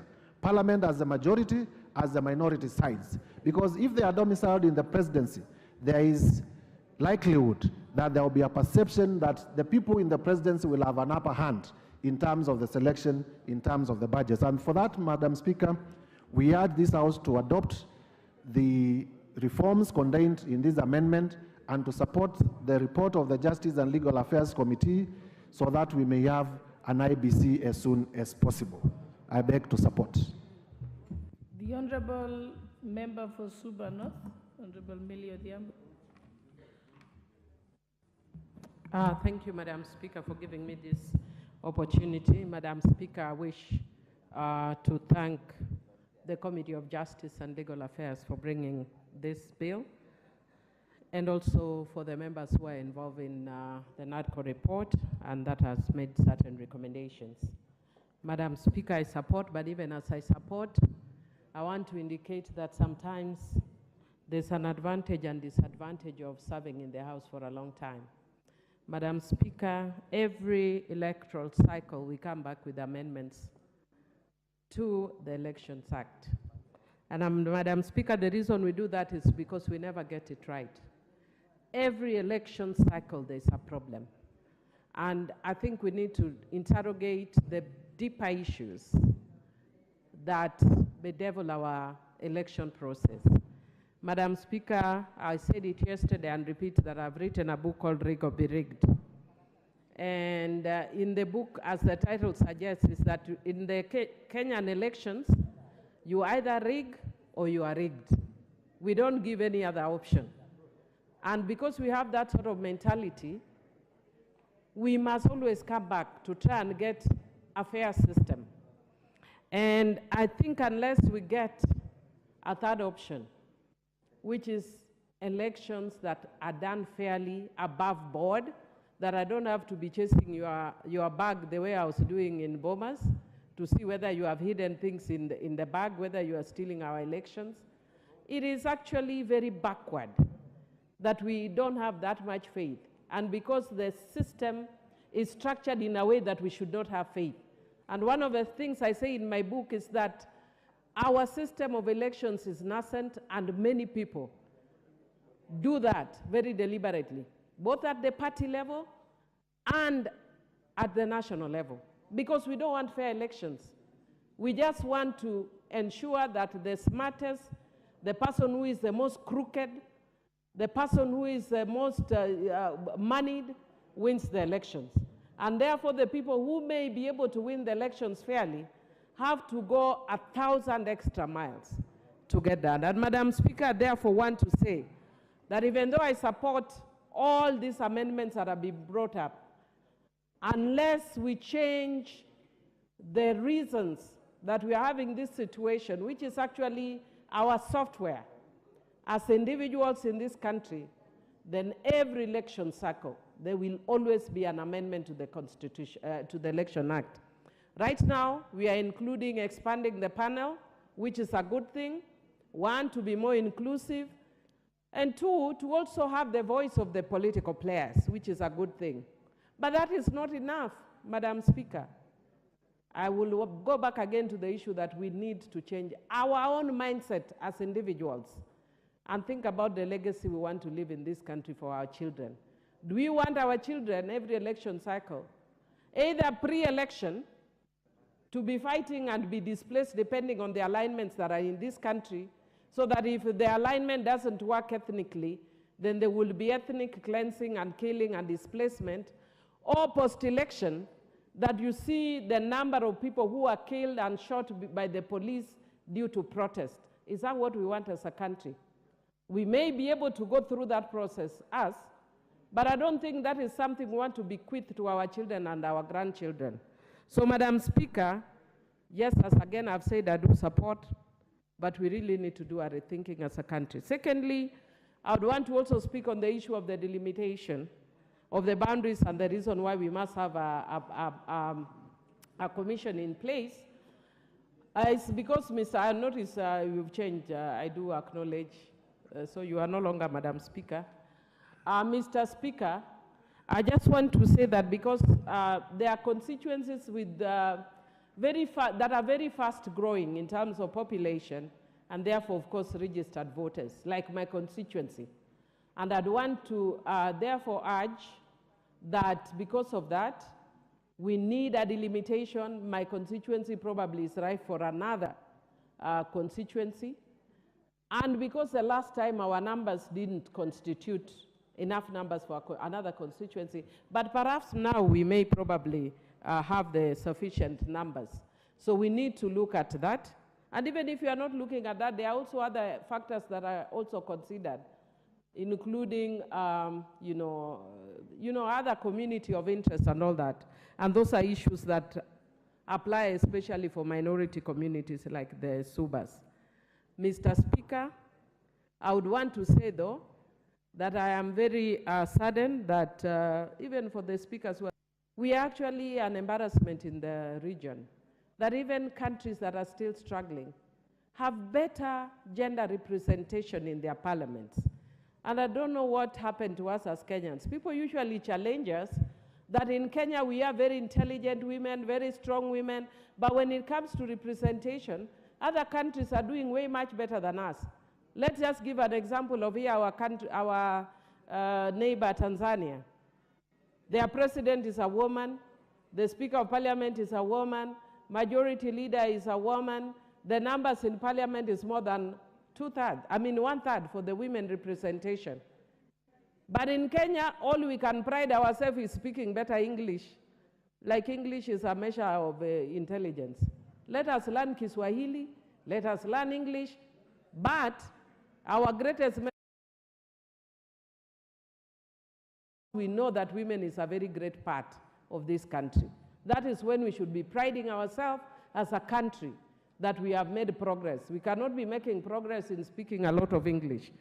But Mr. Speaker, the other issue that I think is of a lot of concern that I've not seen us address here is we were very excited when we were saying we are now bringing technology even into our electoral process. But is Kenya really ready for a technological process in election? Is Africa ready for a technological process in election? I have been privileged to go to some countries as an election observer. I will not mention those countries now. But Mr. Speaker, I can tell you the countries in Africa that we sit and go through the electoral process. There is no violence. People vote nicely. And at the end, the results are announced after 5-6 days. And then the observers using the old technologies or the old system will come and declare the process was very free and fair, there was no violence.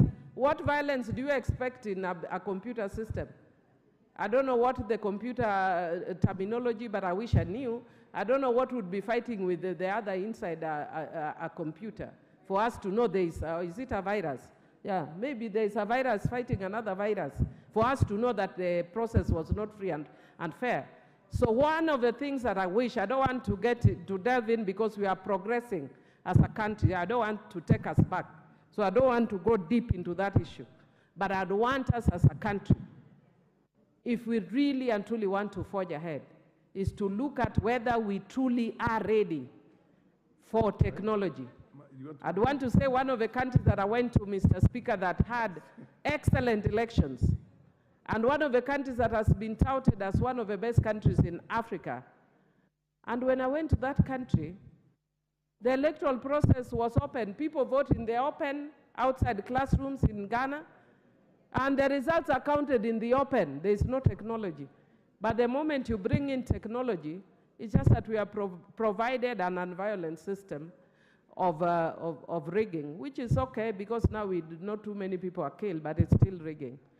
But it is basically meaning that we are losing on our democracy. I want to support and once again thank the committee for taking the step to move us just a little bit forward, but we still have very serious issues in our electoral process that we need to deal with. I support. Where is the Honorable Mogaka? He is not there. The Honorable Duku Kwenya. Where is Duku Kwenya? I'm here. Proceed. Thank you. Thank you, Mr. Speaker, for the opportunity to speak to this bill. And from the onset, I want to take this opportunity first to congratulate Committee on Justice and Legal Affairs. And this, because this is the birthing of NADICO report and happens to be the first bill of the 9 that were proposed, I wish also in a very special way to thank the members who sat in that committee who are magnanimous enough to propose some changes in law so that then maybe in future we do not experience the skirmishes, the struggles and the pain that we go through after every election. I benefit to have participated in 3 actively, 2 where I have ran and won. And unfortunately, after every win, we are faced with a crisis that culminates to bloodshed, loss of property, and destruction of manpower and man hours that would be productive for this country.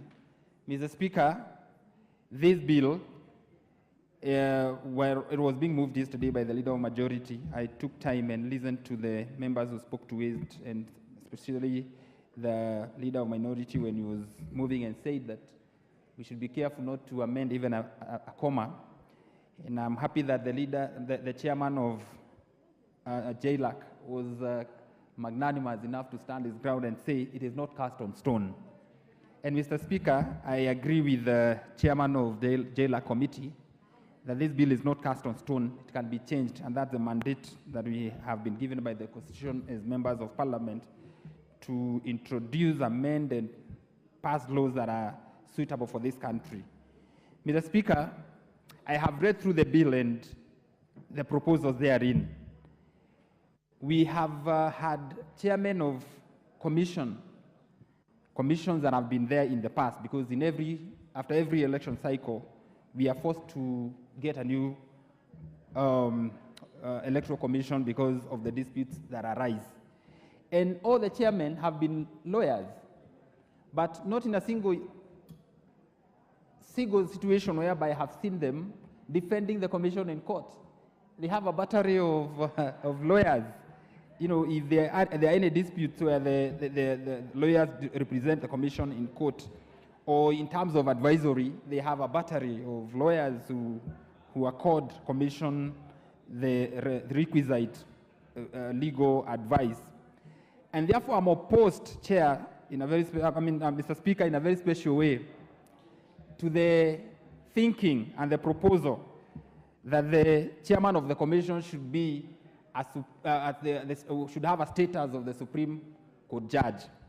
I believe any Kenyan of good standing can be the chairperson of IEBC, because what we are looking for is an electoral or an election manager, a person who is going to manage election process.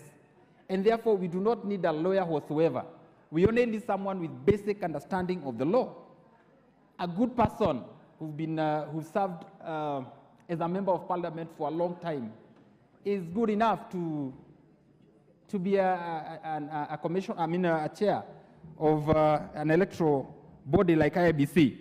And therefore, I think that is one area that I'll be proposing an amendment, so that then we open up and stop giving preference to a certain professional group. Mr. Speaker, I'm also very observant, and I've looked into the proposal that is in Section 6, that the Commission shall, after every general election, review its operations and make the necessary changes required to make its operations more efficient, effective, transparent, and accountable. And which I agree, because every organization should be in a position to review itself after a task. This is very much in order. But of course, we know the contentions that have been there in the past. Today, we are faced with an election that happened in 2022. We have one of the antagonists, or one of the disgruntled groups, saying that we need to audit 2022 elections. And in fact, NADCO report suggested that. And there is a committee that has been formed to interrogate and as far as what happened during 2022 elections. And they want the servers opened, they want audit done, so that then we can see what transpired. But that committee is not anchored in any legal framework.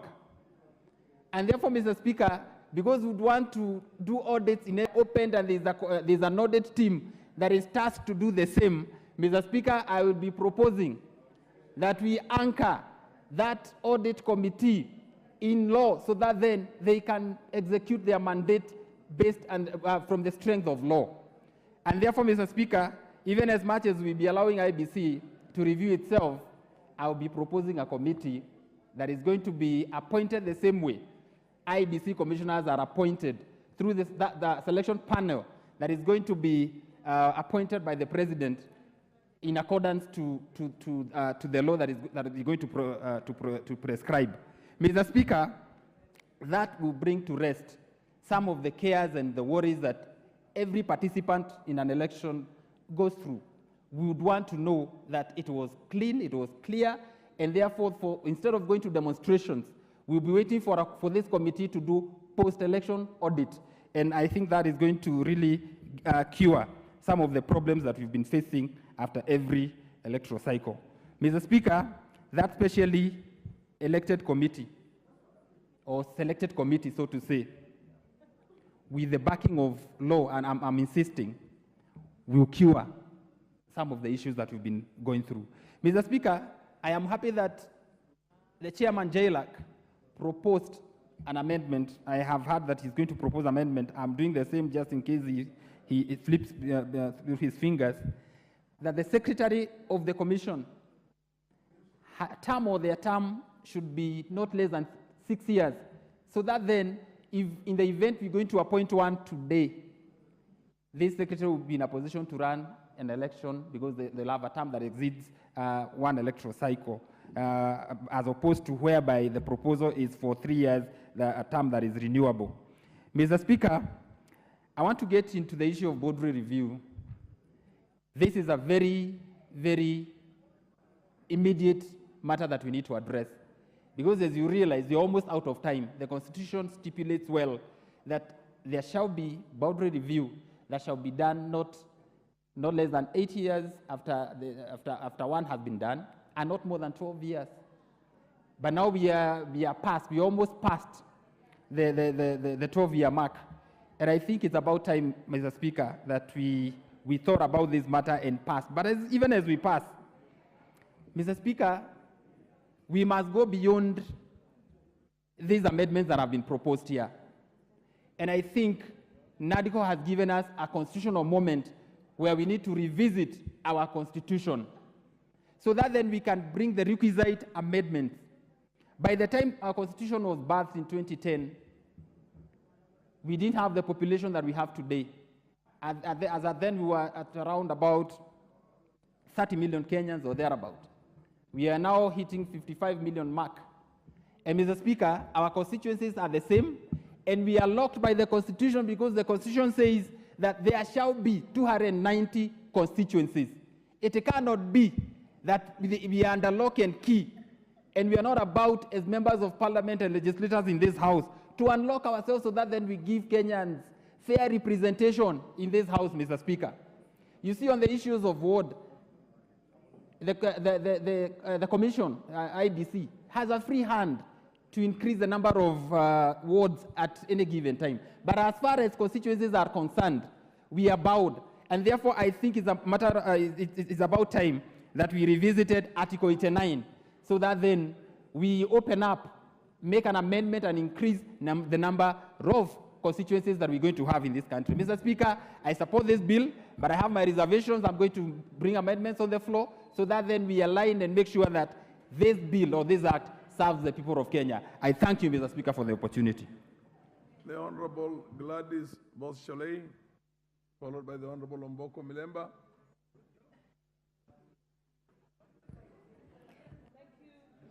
Thank you, Honorable Speaker, for giving me an opportunity to contribute to this very, very important bill. When I stand here, I speak as someone who was part of the initial team when we changed our electoral management system, the first interim independent electoral commission. I also stand here as someone who's an expert in election operations. Looking at this particular bill, I know that many of my colleagues have said that there is a problem with amending the electoral law after every election. There is nothing wrong with doing that at all. Actually, international practice is that after every election, the electoral management body is supposed to undertake a review, relook at its operations, look at what the challenges that were raised in various election petitions, look at what the courts pronounced itself on that, and based on that, they then relook at the law and make sure that it's in alignment with those challenges. It also looks at some of the laws that didn't make sense and caused challenges during the election management process, and then make changes. So in fact, it's a positive thing. In fact, if you look at the history of election management in Kenya, when we made the turnaround after the 2007 post-election violence, which followed the elections, then what happened is that our election system had certain challenges. It caused violence after that. During that time, Kenya had what we call the Kriegler Commission, which went around the country, interviewed people, reviewed the entire register.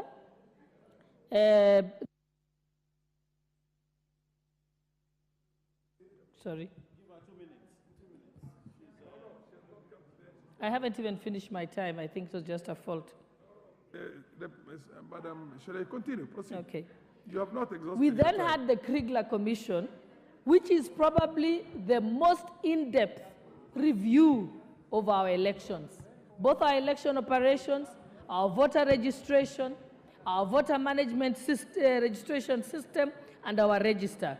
And based on that, the new format of election management in Kenya was born. So it was not by default.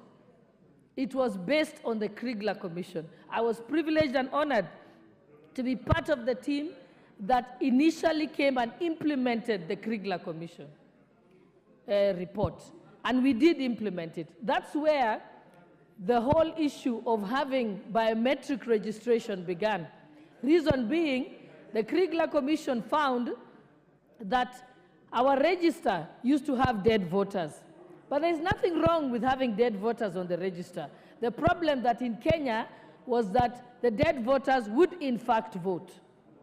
So the biometric process of registration and identification of voters was intended to ensure that only those who walk physically to the polling station would vote.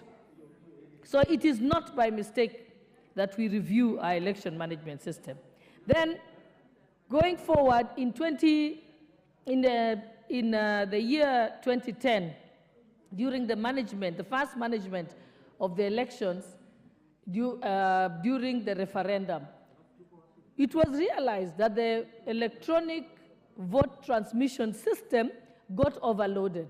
It is after that that we reviewed the problem and ensured that at the next time we had a better system. So the system has to keep improving. That's why we have the original Mercedes-Benz and we have the current latest Mercedes-Benz. Systems must continue to be evaluated. So let us disabuse ourselves of this notion that there is something wrong with us because we review our election management, our election laws. In 2013, the courts pronounced itself about where is the final announcement of the result. It was then that was said the final result is that as announced at the polling station. It was because of experience, and that's why we changed our laws to say the polling station is the final result. Also, if you look at other systems that we later introduced, like saying that a polling station can only have 700, maximum of 700 voters.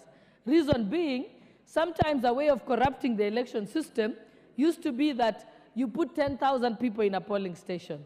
Of course, they won't all vote, which means you actually disenfranchise people. Because of that, again, I was part of the team that learned that lesson and then determined that the number of people who can vote in a polling station is a maximum of 700. And it was not, it's actually a science. It takes 5 minutes for each person to vote. And so, therefore, in a day, you have 720 minutes. Therefore, you can only have 144 people voting in between 6 o'clock and 5 o'clock. But if you put 6 polling booths, 6 clerks, and 6 processing clerks, then what happens is you have 6 people voting at the same time, and therefore you come to the figure of 700. So it is a science. We only learned that and improved our law from experience. And therefore, I encourage that we constantly keep looking at our laws. I will now just look at 3 other items, now that I've said the historical background and of this. I would only look at 3 aspects. One, I do not agree with the proposal that a CEO will serve for a term of 3 years. It is too short. One only becomes an election expert by the number of times they conduct elections. It's like telling me that somebody becomes an expert surgeon by operating only for 3 years. So if we want to build a cadre of electoral experts, they have to serve longer. Yes, I agree that the commission must have a limited time, but for the technical staff, at least for a CEO, they should serve 3 election cycles to make sense. In fact, I belong to the electoral network. It's called Bridge, where you constantly go and observe elections, you go for trainings, you exchange notes, people teach others what happened in their own countries and so on. So if you have a CEO for 3 years, my God, I don't know how he's going to run the elections. So this is a very, very bad amendment. And because the danger is more in the commissioners staying long. But the CEOs are technical staff. Today, if you go to the Electoral Commission, the constituency elections coordinators have probably done 3 election cycles, because the first group was hired when I was there in 2010. So you find that they get better with time. All we do is just keep changing them so they're not serving in the same station. If you look at the directors that are there, they have become better and better and with time. And so even now, you must ask yourself, if we hire commissioners today, those commissioners will not be expert enough to run the elections in 2027. The people who actually manage the elections are the technical staff. They are the ones who understand voter education, voter registration, management of the register, the IT systems. So you can't have a turnover over CEO. Secondly, I welcome the change that has been made now, the amendment to define who the chairperson is. This is in tandem with Article 250, and it also aligns with the Katiba Institute case, which clearly said no other person can be chairperson. And one more minute, and I think on the issue of enlargement of the panel, it makes sense, and I support that particular amendment. And lastly, it's welcome that delimitation of boundaries has clearly now been removed from a schedule to the substantive act, because it did not make sense to have it as a schedule. And most importantly, the census follows the delimitation of boundaries, because there is no other basis for delimitation of boundaries except via census. And on that, except for where I've pointed out on the term of the CEO, I agree with the rest of the amendments. Thank you, Honorable Speaker, for the opportunity. The Honorable Milemba. Thank you, Honorable Speaker, for this chance to make my comments on the Independent Electoral and Boundaries Commission Amendment Bill, National Assembly Bill number 10 of 2024. One, let me thank the Jailer Committee for a good job to bring this particular bill on the floor of the House. Honorable Speaker, this bill has been awaited for by many Kenyans, and more so those who are in the political circles and those constituencies that lost their members of parliament or any other electoral positions, and who have not been given a chance to have elections held in those areas, because to date we don't have the commissioners who can actually carry out these elections. I want to again give confidence to this parliament, just like the most immediate previous speaker after me, that it's very important that we continue reviewing our electoral laws and processes every after election. And the growth of any democracy and democratic space in the world has been through amendment of the laws of elections. In America, which is one of considered as one of the most democratic places, we had growth of these electoral laws beginning with the founder fathers of that democracy policy in America, Thomas Jefferson together with George Washington Madison. And now the electoral process in America is completely changed from what it was. It went through all those processes, including the great debates of Lincoln versus Douglas, a one-on-one debates that have grown up to date to be what we use as the presidential debates that we have today, borrowed long time from the Douglas-Lincoln debates in America. And therefore, these are processes that grow. And therefore, each time we are having a chance to amend the laws on election, we should count ourselves as being privileged and do the very best to make sure that the next election is better than the previous one. And we are able to stamp out any gaps that were experienced in the previous one. Many examples were given by the Deputy Speaker who spoke after me, but I would only pick one in the Kenyan situation. When we had the challenge of elections during the Moi process in 1992 thereabout, we had to bring in the IPPG, which was a change in election laws so that inclusivity and ownership of the process could be undertaken by all those who were participating in that particular election. And that in itself was growth. But I don't know if this House remembers about the Mlolongo elections which were carried out in 1988, and how it was flawed and how the queues were made and how after one having a very long queue would not end up being announced to be the winner of the election because of what was going on. And therefore, continuous change of these laws is paramount and must continuously take place so that we get a better election process. Honorable Speaker, let me now speak on only 3 of the issues in this bill, beginning with the fact that this bill brings to bear the recommendations by the NADCO report. NADCO report and NADCO itself as a process, Honorable Speaker, where I personally appeared to represent the Kwanzaa collision, was a very important process because it's the one that brought calmness in this country. And everybody believed that with the NADCO process, then all players are on table and they have agreed, and that's why we have calmness in the country. And we must remember vividly as a parliament that then the mandamanos that were going on came to a cease.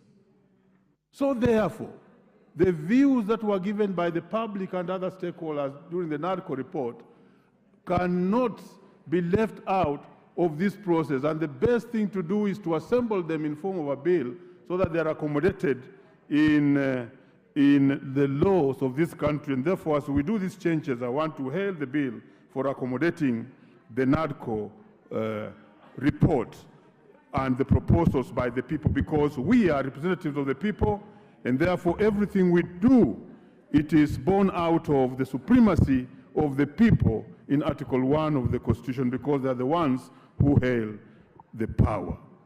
Number 2, Honorable Speaker, is to hail this bill for bringing to bear a process that will put in place the IEBC commissioners fast enough. But away from that, it's also to hail it for making sure that the crisis we were almost facing, which is that we are going to have a constitutional crisis whereby we are supposed to delimit boundaries within a period of 8 to 12 years, and now we cannot do that because we don't have the commissioners, is going to be solved. And this will be a reprieve to many people in Kenya, and more so those constituencies that are suffering under the fear that they were possibly protected and therefore they are likely to lose out their place if this process is not undertaken. And that is why I support this bill, and this is a very good process which will then deal with this matter of delimitation of boundaries and constituencies. Honorable Speaker, there's the issue of the chair of the commission. And on the issue of the chair of the commission, this bill has been very particular, and I want to support the committee and the bill in totality, because the drama we saw during the last election is not good drama to ever be repeated in this country. And indeed, it's adopting the High Court ruling in the case of Katiba Institute and 3 others versus the Attorney General and 2 of 2018, etc., etc. That drama we saw where there was a law which was describing the chairman of IEBC to include the vice chairman and include any other commissioner who may appear in the event that the chair is not there was a very dangerous law for any election process. It exposed this country and exposed the election process to a situation whereby we can even hijack the chair and bring the immediate person who can then announce the elections and will announce what he wants as being the results of that election. And furthermore, it also showed that even we could remove the vice chair and any other commission could then appear and announce the results. This bill has hailed that ruling and therefore has defined properly the chair as being the chair and not any other person, including the vice chair, can take the place of the chair, nor a commissioner purporting that he can also be a chair, because there must have been a reason why Kenyans chose that one person as the chair of the commission.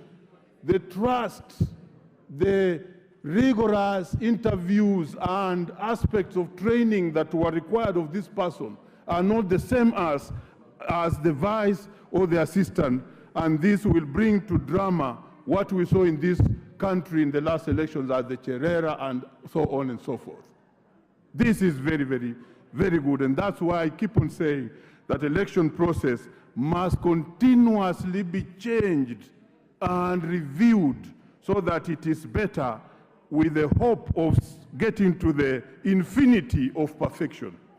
Honorable Speaker, there's also the issue of additional members of the Electoral Commission.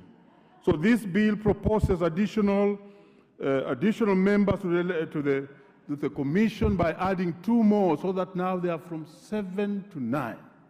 In my opinion, this is also very good because it increases the space and leverage of operation of the Commission.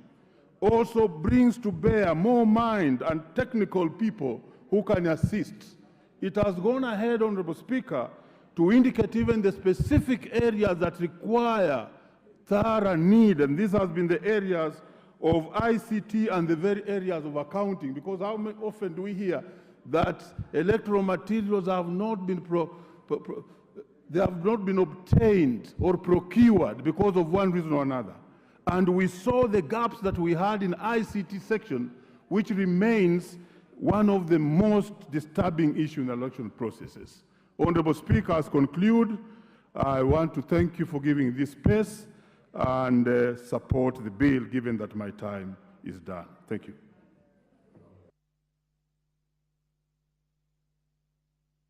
The other side a bit, Honorable Karoli Omondi. Thank you very much, Honorable Speaker. I seem to have a problem with my card. I was, I think, among the first to step in, and unfortunately, it was not indicating on the dashboard. But thank you for the opportunity, Honorable Speaker. Let me begin by saying I've looked at this draft amendments to the Independent Electoral and Boundaries Commission Act, and I'm a little underwhelmed. I think there are some serious issues, even though it is an ADCO product. The honorable members, Honorable Owen Bayer, Honorable... Okay, the lady, my old friend, has already... Please, let's have a bit of a... Yeah, I think... Consult in very low tones. Yeah, I think we should have the spirit that amendments need to be introduced to this particular draft bill. Honorable Speaker, India, which is the largest democracy in the world, is conducting elections at this particular time. 960 million people will vote in India. The Electoral Commission of India was formed in 1950. It has only 3 commissioners. For 39 years, it had 1 commissioner. It was not until 1989 that they added 2 commissioners. Those 3 commissioners are actually appointed by the President of India, but on the recommendation of a selection panel of 3 people. One is the Prime Minister, the other is the Leader of Opposition, and then there's a neutral representative of Parliament. If you look at what we are trying to create here, we are actually compounding our problems. I think after the last election and the problems that we have experienced, there are 4 things that this amendment should have addressed. One is that there should have been timely review and delimitation of new electoral boundaries. It is a shame that we cannot keep constitutional timelines, and we have not had the first major review of and delimitation of electoral boundaries under the 2010 Constitution. I mean, that is such a national shame. Secondly, there should have been timely by-elections. Banisa constituency has not had a member of parliament for now close to a year. It is a national shame. And when you read this particular draft bill, it is not providing solutions to ensuring that we have timely by-elections.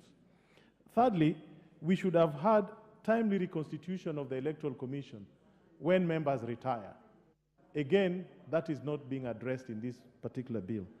And finally, we should have timely selection or constitution of the selection panel. We are not even debating the question whether the selection panel should be a standing committee or an ad hoc committee as is currently proposed, the merits and demerits. So all those serious issues are not properly addressed here. But most fundamentally, this particular draft, even though it's an ADCO product, it is even creating more problems. If you look at the selection panel suggested, it is of 12 members. How 12 members will make a decision by voting or by whatever process is unknown to me. Normally, decision-making is reserved to an even number of members of an organ. So we should have 5, 7, 9, 11. But here we have 12. And if you look at those 12 members of the selection panel being proposed, 8 are from political parties. How is that inclusive? How is that representative? Only 4 are non-political. Yeah? If you read them, you have 2 persons, yeah, appointed by Parliamentary Service Commission, a political organ. 3 persons nominated by political parties liaison, a political organ. 1 person by political party other than a parliamentary party, another political organ. 1 person from parliamentary party or coalition forming the national government, another political organ. And 1 person not forming a national, from a political party or a coalition not forming a national government. Again, politics. There's no room for competence, there's no room for independent people, experienced people to oversee the process. That said, there are even more problems being created. If you look at the proposed definition of chairperson, where we are saying the chairperson, yeah, shall be, we are deleting certain phrases there. We are saying the chairperson shall be the person appointed in accordance with Article 252 of the Constitution, full stop. And we are deleting, yeah, the vice chairperson or a member appointed by the members on a temporary basis to exercise the office of chairperson. There's a very serious problem there. It simply means if there's no chairperson who meets the qualifications of a judge of the Supreme Court, then the commission cannot function. There'll be no chair. And the decision of the Supreme Court was that whoever exercises in temporis the functions and duties of chairperson should have the qualifications of a judge. So we should have redrafted it in a different way and said, and if the chairperson shall retain the qualifications of a Supreme Court judge, so should be the vice chairperson or any other member. In other words, both the vice chair and the chair should at all times have the qualifications of a Supreme Court judge so that the commission is not stranded. And if you go further and you see the current act where the qualifications are provided for the chairperson and vice chairperson, there's even a member who is supposed to have qualification in law. So there was already an avenue. So Mr. Chair, Honorable Speaker, I think I don't want to speak too much to it except to warn the House that we need to seriously reflect on this matter and allow open debate and members to vigorously interrogate whatever the proposals are here so that we don't have a repeat of every election. Yeah, we come to this particular storyline of how we need to change the law, how we need to change the IEBC, how we need to do everything. The election in India, the 960 million people are using technology to vote in India.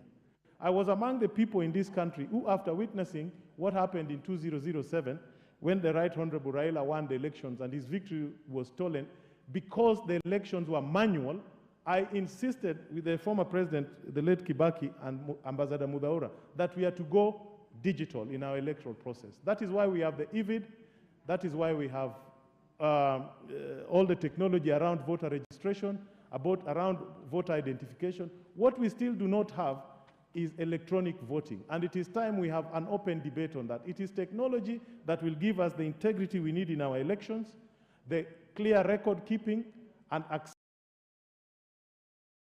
to information that we need to actually have credible, fair, reliable, and predictable elections. Thank you, Honorable Speaker.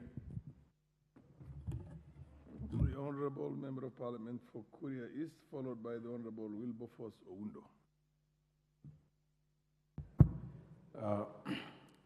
Mheshimiwa Spika, nichukue nafasi hii kukushukuru sana kwa nafasi hii.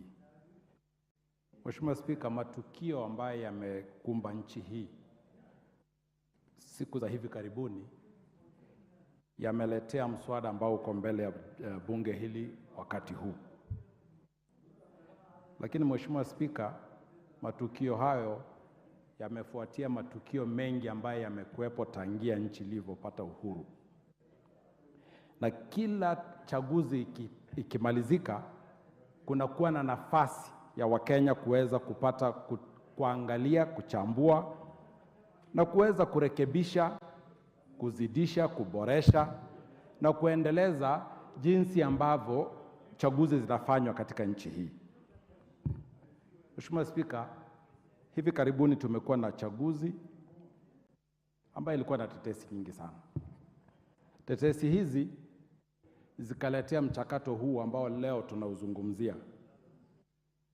Na Mheshimiwa Spika, hatukubaliani na kila kitu ambacho kilitoka katika mchakato huo wa NADCO, lakini kwa sababu Kenya lazima iendelee mbele, baadhi ya mambo ambayo yametoka katika ripoti ile inatubidi sisi tuweze kuyazungumzia na kukubaliana nayo.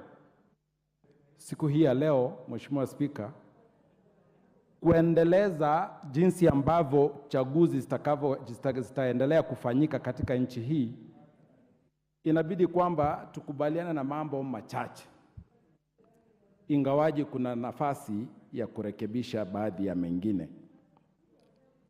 Na Mheshimiwa Spika, ikumbukwe kwamba sio zamani, mwaka nafikiri wa 2016 kumekuwa na chaguzi katika nchi ya Marekani ambaye wengi wetu tunaiona kama ni demokrasia ambayo imekomaa takriban labda miaka 200 sasa, karibu miaka 200 ya demokrasia. Lakini pamoja na hiyo, kulitokea matukio sawia na yale yaliyotokea nchini Kenya wakati ambapo tumefanya uchaguzi mwaka 2022. Hiyo ni kumaanisha kwamba, Mheshimiwa Spika, hata tukirekebisha jinsi gani kulingana na ripoti iliyotolewa na kamati hii ama hata na NADCO yenyewe mapendekezo yake, Mheshimiwa Spika, tatizo sio sheria, sio sheria. Tatizo ni ubinafsi, tatizo ni mafikira ya watu. Kwa sababu kama demokrasia ya Marekani ambayo ina miaka mingi kama nilivyotaja hapo juu, inaweza kaibua matatizo kama yale ambayo sasa hivi yanaendelea, na mpaka umeenda mpaka katika mahakama wanazungumzia jambo hili, inaonyesha kwamba hakuna demokrasia ambayo inaweza kusazwa kwa jambo hili. Na kwa sababu hiyo, hata nchi hii yetu ya Kenya, mapendekezo ambayo tunayo mbele yetu haya sio kwamba ni dawa kabisa ya kumaliza shida ambazo ziko hapo mbele. Kwa hiyo Mheshimiwa Spika, mimi mawazo yangu ni kama ifuatavyo. Kwanza, mwenyekiti ambaye anapewa umuhimu sana, anahitajika kupewa ile kinga, Waingereza wanasema insulation, kutoka kwa baadhi ya mambo ambayo tuliyaona Bomas yalipofanyika wakati ule ambapo kulikuwa na tatizo hili. Matukio yale yanatusababisha sisi kujifunza kwamba tumempa mtu mmoja majukumu mengi muhimu, lakini hatumwamini. Tunamwekea watu wengi na mambo, watu wanamzunguka pale, anakuwa kwamba hawezi kutekeleza kazi yake jinsi ambavyo inafaa, na hata akifanya hivyo anashukiwa. Kwa bahati mbaya, Mheshimiwa Spika, hatuwezi weka sheria ya tabia. Kwa Kiingereza, you cannot legislate bad manners or good manners. Ni vigumu. Lakini Mheshimiwa Spika, huyu bwana ikiwa atapewa nafasi yake aweze kufanya kazi yake vizuri, alafu na sisi wa Kenya tuweze kuheshimu kwamba amefuata sheria zilizowekwa, na kisha kutoa uamuzi, unakuwa ni uamuzi ambao unaweza kubainika. Tofauti na kuweka mikangamo hata hii mifumo ya elektroniki na mingine ya kuweza kuendesha chaguzi bila sisi kuwa na imani kwa yule mtu ambaye amewekwa pale kwamba akaweze kufanya jambo lile, ule uamuzi, itakuwa bado ni bure. Tutatumia hela nyingi, tutatengeneza systems nyingi za elektroniki na zinginezo, lakini bila sisi kumkubali huyu bwana kwamba yale maamuzi ametoa na ameyatoa kulingana na sheria ni kwamba yanatosha na ni ya mwafaka, basi itakuwa bado ni bure. Mheshimiwa Spika, mahakama zetu tunaziheshimu. Tunaziheshimu mahakama zetu. Lakini Mheshimiwa Spika, bunge hili lisipofanya kazi yake vilivyo, na ndio maana ninaunga mkono mswada huu, basi tutakuwa tumepeana nafasi kwa mahakama kutunga sheria kwa niaba yetu. Na ndio maana Mheshimiwa Spika, uniruhusu tu niseme hivi. Matatizo ambaye tuko nayo katika nchi hii ni matatizo ya ukabila. Ni matatizo ya walio wengi na walio wachache. Shutuma, namna ya kuangalia yale ambaye yanakupendeza wewe unayavuruta upande wako. Haujali yale ambaye ni ya wingi wa watu. Maslahi ambaye yanayawasaidia wengi. Hayo Mheshimiwa Spika ndio matatizo. Na kwa bahati mbaya Mheshimiwa Spika, hatuyazungumzii hayo. Wale ambao wana sauti kubwa wanapata nafasi yao kwa sababu wanaweza kuenda katika barabara na kuweza kuleta fujo pale na hatimaye kusukuma mambo yao yakafika katika upeo wa kitaifa na wakasukuma sauti yao ikasikika na watu wote wakafuata hayo wakafikiri kwamba ndivyo inavyofaa kuwa. Kwa hiyo Mheshimiwa Spika, mimi ninakubali mswada huu na kuunga mkono ili kwamba tuweze kuendeleza demokrasia ya Kenya, kwa sababu kila hatua tunaendelea. Tunaweka tofali baada ya lingine na tunaenda mbele. Mwisho Mheshimiwa Spika, maeneo bunge.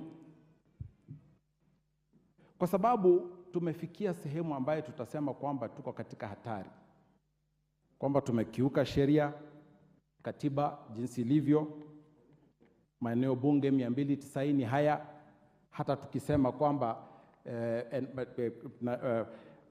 IEBC, hata tusipotatua jambo hili kwa haraka, ni kwamba hata tukifanya ile mchakato wa kuyaangalia upya maeneo bunge, itakuwa kwamba bila sheria kuwepo ya kuipanua, kufungua yale maeneo bunge 290, basi itakuwa kwamba pia tumepitwa na wakati. Kwa hivyo Mheshimiwa Spika, kwa misingi hiyo ninaunga mkono mswada huu kwa marekebisho kwamba yule mwenyekiti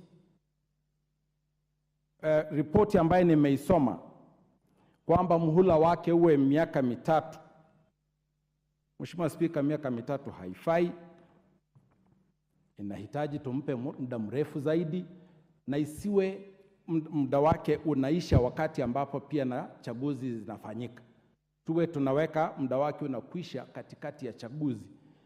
Na pia awepo katika ofisini wakati ambapo tunafanya ile tathmini ya kuangalia historia ya chaguzi ambazo zimepita. Yaani ile review ya chaguzi ambazo imepita, uchaguzi uliopita, wakati huo pindi tu awe huyu bwana awe katika ofisini, ili tunapochambua tunamchambua na yeye pia utendakazi wake, ili ikiwezekana kama atakuwa anaongezewa ataongezewa, kama haongezewi basi anaondolewa, na pia namna za kumuondoa ziwepo ambazo hazileti purukushani katika nchi. Mheshimiwa Spika, niachie hapo nikisema kwamba asante kwa kunipa nafasi, na vile vile pia niseme kwamba tunapoendelea mbele ninaunga mkono kwamba kuwe na nafasi ya marekebisho kuboresha zaidi. Asante sana kwa kunisikiliza. The Honorable Dr. Oundo, followed by the Honorable Stephen Mogaka. Thank you, Honorable Speaker, for giving me this opportunity to make my words or my contribution to the Independent Electoral and Boundaries Commission Amendment Bill 2024, most likely arising from the discussion of NADICO. Honorable Speaker, we stand here today to debate this particular amendment bill in the backdrop of some very embarrassing situations that we find ourselves in. The Cherera 4 and the Chebukati wing will forever be a blot to the, to the conscience of this country. Will always be an embarrassing episode, an embarrassing statement on how badly an election can be held.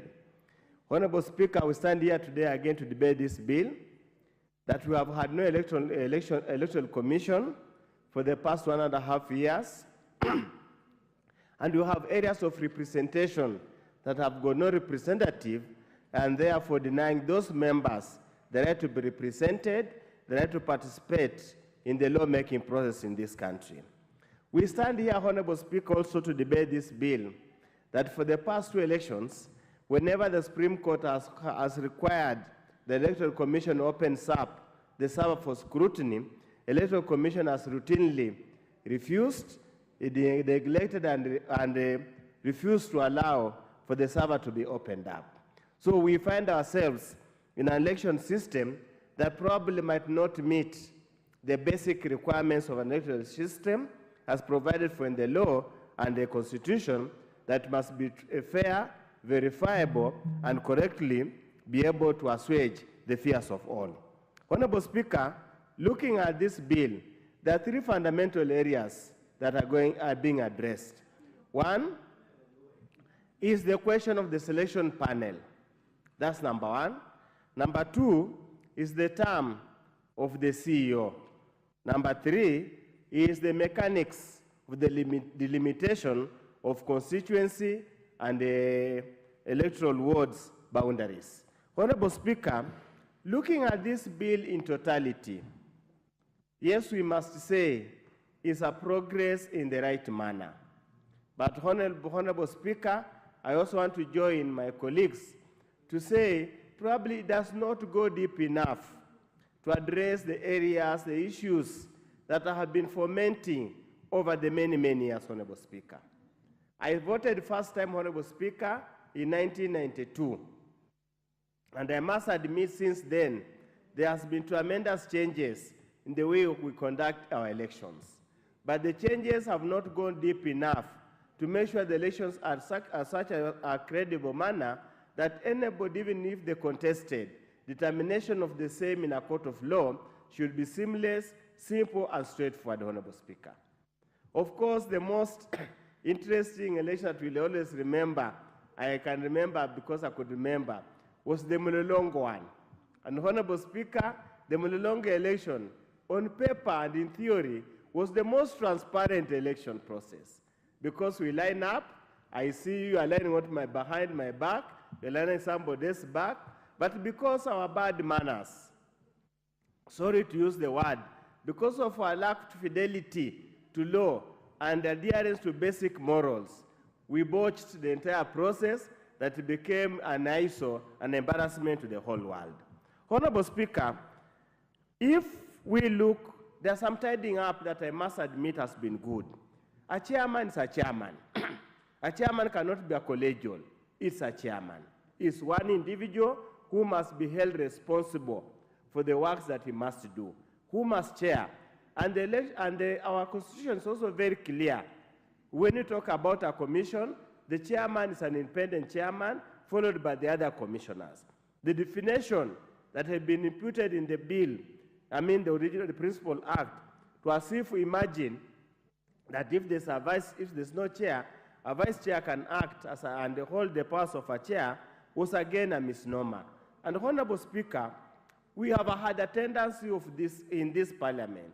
It became apparent in part of the 12th parliament, and I can see it creeping back into this, that many times we are in a hurry to police some political masters somewhere, so that we proceed and make laws that are outrightly unconstitutional, that are contradictory, and then when they go to the courts, it's members of parliament who are left embarrassed with red faces as if they do not know what to do.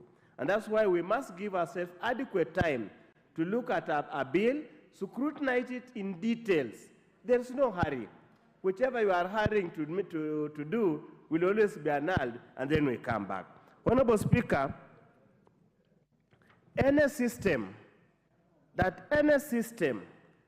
is done, Honorable Speaker, must be subjected to auditing.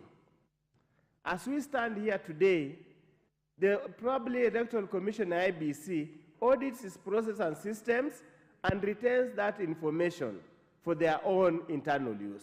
The public, who are the main consumers of the electoral process, they never know what are the lapses, what areas needs to be strengthened, what areas needs to be rectified.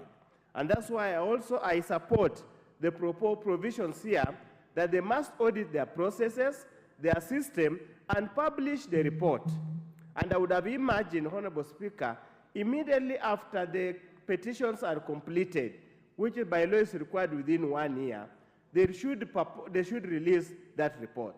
But the million-dollar question here, what happens if the report points out some mistakes that benefited one person and disadvantaged another? What the remedy do we bring here? Are we opening a Pandora's box?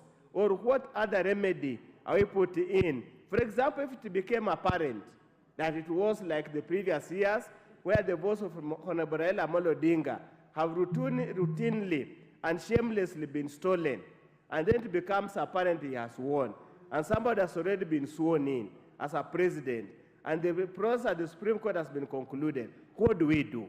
That's why when we enact an act of parliament, Speaker, we must look at posterity. We must look at all the best and worst case scenarios and put into place mitigation measures.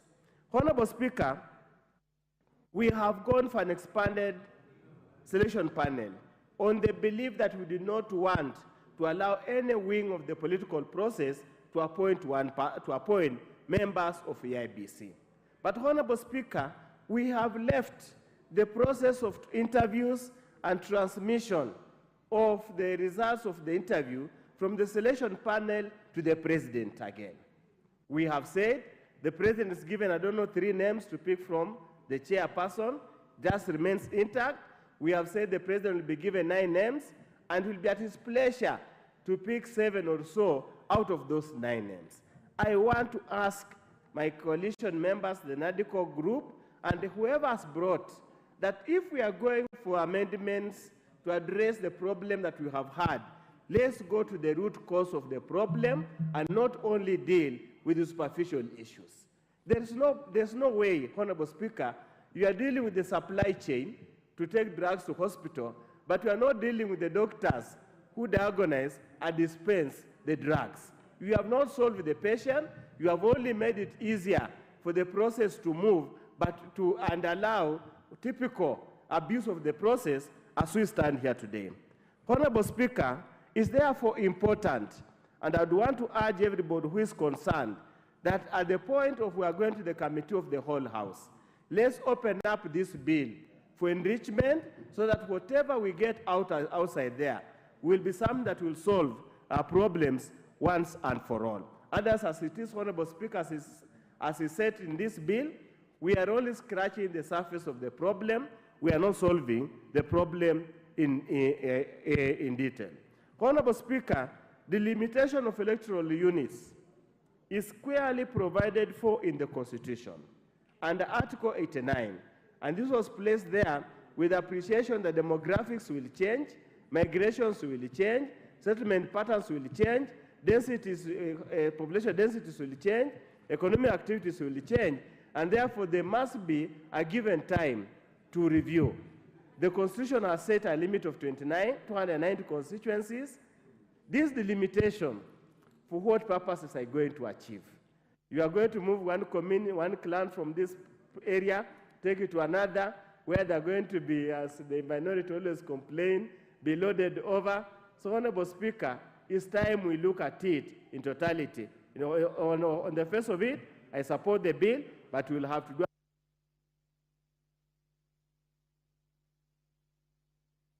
The Honorable Mogaka. Thank you so much, Mr. Speaker, sir, for the opportunity to also contribute to this very momentous bill. From the outset, Mr. Speaker, I support this bill subject to the report of the Justice and Legal Affairs Committee, where, Mr. Speaker, you are one of the senior-most members, and which I'm also privileged to sit in. And from the outset, as I comment, I want this House to remind itself that this bill is a negotiated document. And faced with a negotiated document, as a committee of JLAC, we have endeavored to give life to this negotiated document to the extent that it will satisfy this country beyond doubt, but to also not temper or alter the very substance of the negotiation and the resulting document.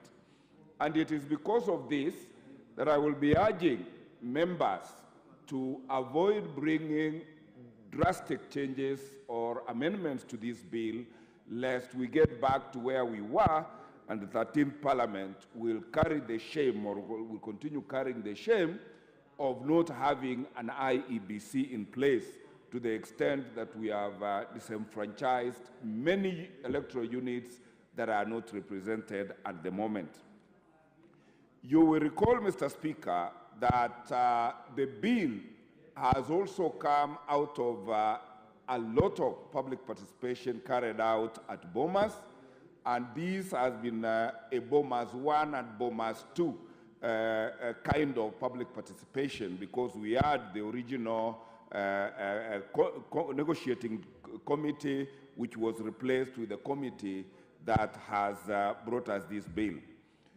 As JLAC once seized up with this legislative proposal, we also, Mr. Speaker, conducted parliamentary public participation to ensure that we miss no dot or cross on the T and the I, so that ultimately the document that we roll out of this House will put the 13th Parliament in the annals of history that we gave Kenyans a functioning law. I'm aware also that once we are done with it, it will also go to Senate, and therefore this will be a law that has been enacted in a very, very inclusive manner. One hallmark of this bill, which makes me support it, is because it enhances transparency in our electoral process.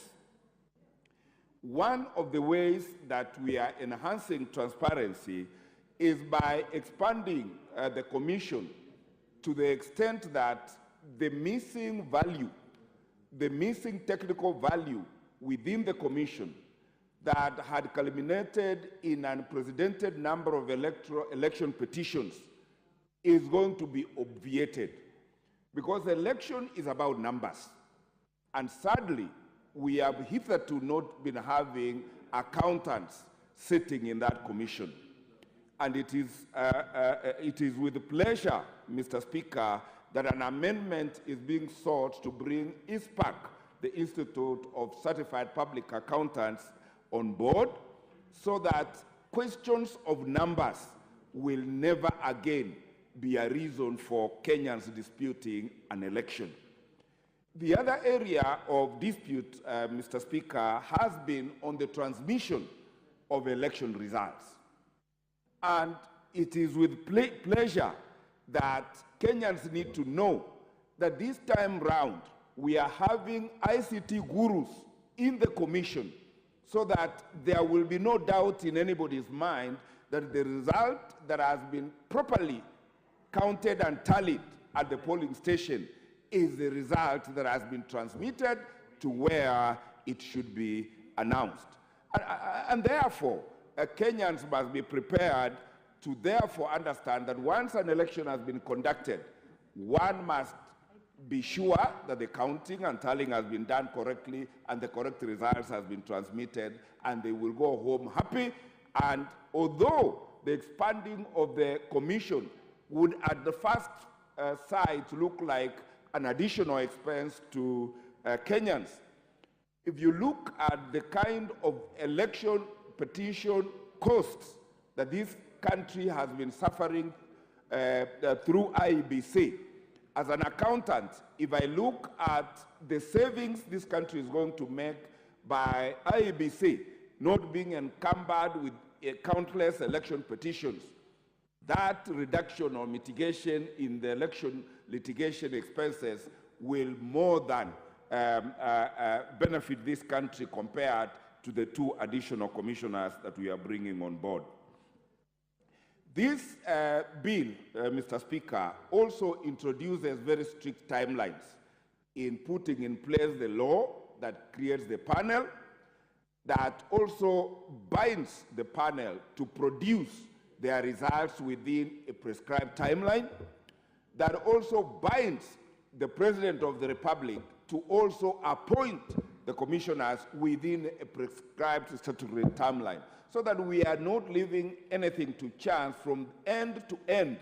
We have statutory clarity and certainty to ensure that this country shall no longer be held to ransom by any person who fails to appoint their nominee, or by any president who may decide to sit on the report of the selection panel. This bill, Mr. Speaker, brings clarity on the definition of a parliamentary party, because common parlance tells us that any parliamentary party that has an elected member is a parliamentary party. But this bill brings clarity so that we do not have a confusion between the law that we are going to use to define a parliamentary party and the standing orders, which are parliament specific. Further, Mr. Speaker, if this law is enacted, one of my wards, Nyamaya ward, in my constituency, is the ward that has been suffering for lack of representation since the leader of majority, the late Elijah Osiemo, and may God continue resting his soul in eternal peace. Since he passed on in a road accident, the Nyamaya people have not had representation. They are therefore disenfranchised, and their fundamental freedom to representation in the County Assembly of Nyamira continues being violated for lack of a working IEBC. I want, if this bill is enacted to law, I want the people of Nyamaya to have a Christmas gift, that they will have Christmas with their member of County Assembly sitting in our Nyamira County Assembly. Holding brief for my neighbor, Honorable Patrick Osero, Nyansiongo Ward, also in Nyamira County, does not have an MCA following an election petition. They are also to be represented. I support and request that everybody supports this bill and everybody plays their role so that we have the law in place within record time. Thank you, Mr. Speaker. The Honorable Timothy Toroitich, MP for Marakwet, is in the House? Or he just... The Honorable Phyllis Barto, MP for Moiben. She can proceed. Order, Honorable members. Thank you, Mr. Speaker, for giving me the opportunity to give my contribution and my voice to this amendment bill of the IEBC. Mr. Speaker, this bill is long overdue. It should have been done earlier because of the situation in the country, Mr. Speaker. We find that there are constituencies and opportunity to do their elections.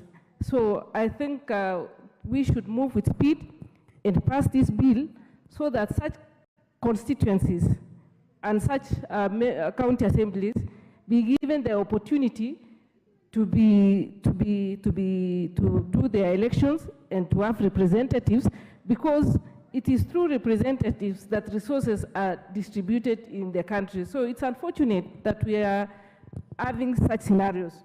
Mr. Speaker, it is also important to align this bill to the pronouncement made by the courts. And I'm sure our judges in the court did their due diligence and made observations which required that we do the amendments. And I think that is very much in order. Mr. Speaker, in my support, I like the fact that we are going to amend the time the CEO or the secretary of the IEBC is supposed to serve. 3 years was going to be a misnomer, Mr. Speaker, because I believe in what we say, practice makes perfect. If somebody is given 3 years, just like Honorable Cholet said, if you are a surgeon, you cannot just practice for 3 years and become an expert. You need to be given time. You need to be given time to practice, to learn, and to make decisions. And 3 years is not sufficient. I think the proposal of 6 years, for me, is not also enough. I would propose that the CEO serves for 9 years and exits just before the next election is done. And Mr. Speaker, it is good to have the panel, the membership of the panel to be increased. When we have 9 members, it should be able to recruit a chairman who is acceptable by the entire country and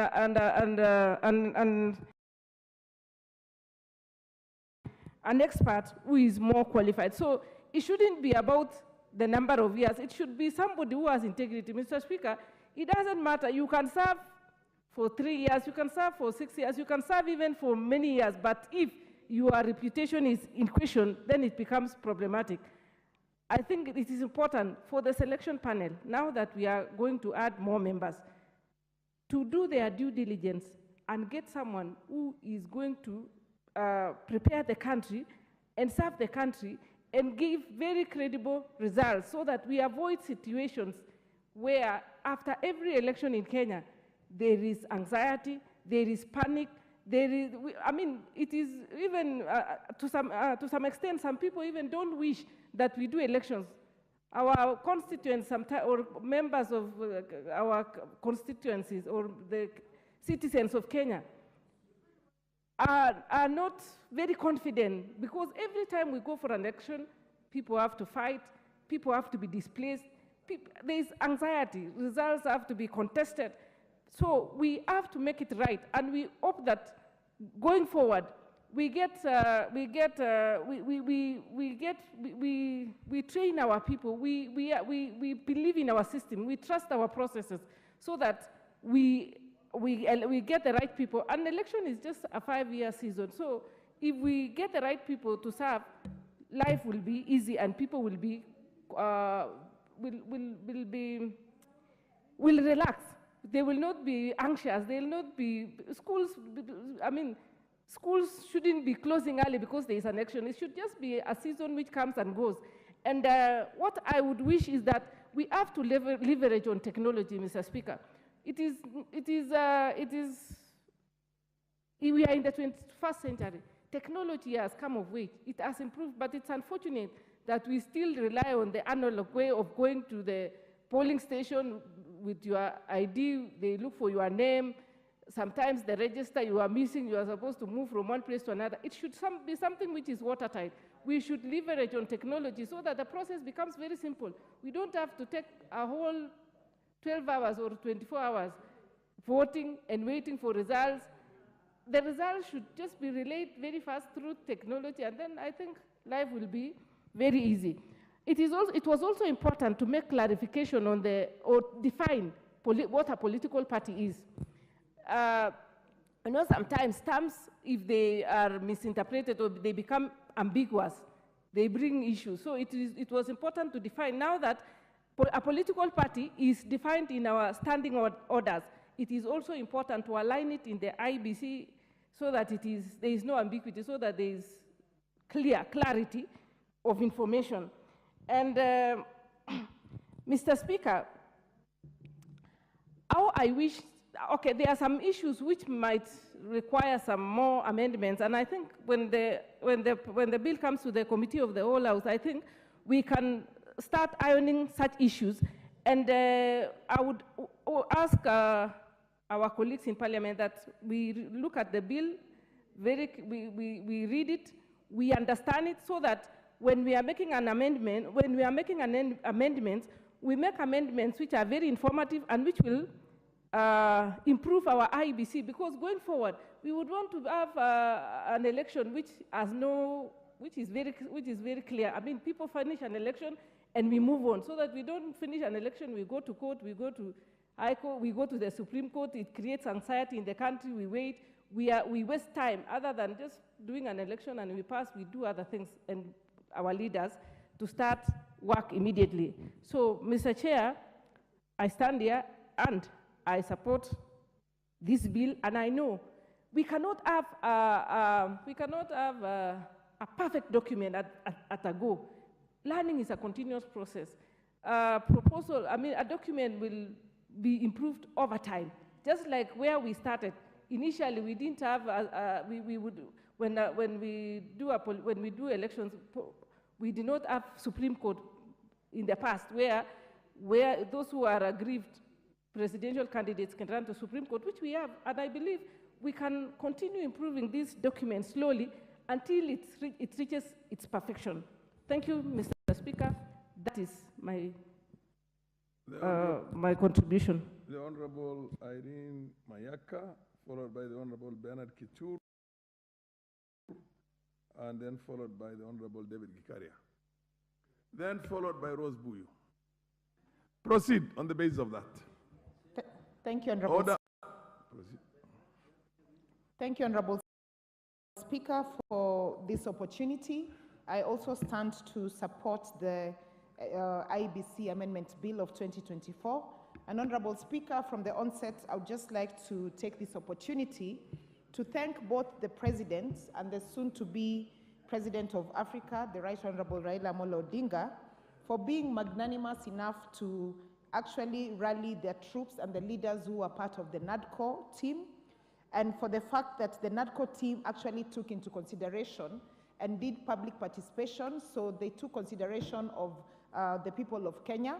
I also want to thank the committee of JLAC for being able to extract this particular bill and the others that are soon to come to the House. Honorable Speaker, the reason why I'm very thankful for this is because when we have amendments to bills that are meant to have perpetuity, it means that we will leave solutions that will not only help this particular parliament, but even future parliaments and the people of Kenya at large. So these are solutions that are actually engraved, that will actually be engraved in law, and therefore will be very helpful to the people of Kenya. Honorable Speaker, the other reason why I'm thankful for this is because in the very near future, in 2027, I'm one of the people who wants to run for a political seat. And therefore, when we have laws in place that streamline the Independent Electorals and Boundaries Commission, then it gives hope to myself and a lot of us who want to run for political seats, because then we know that things are going to be better than they have been in the past.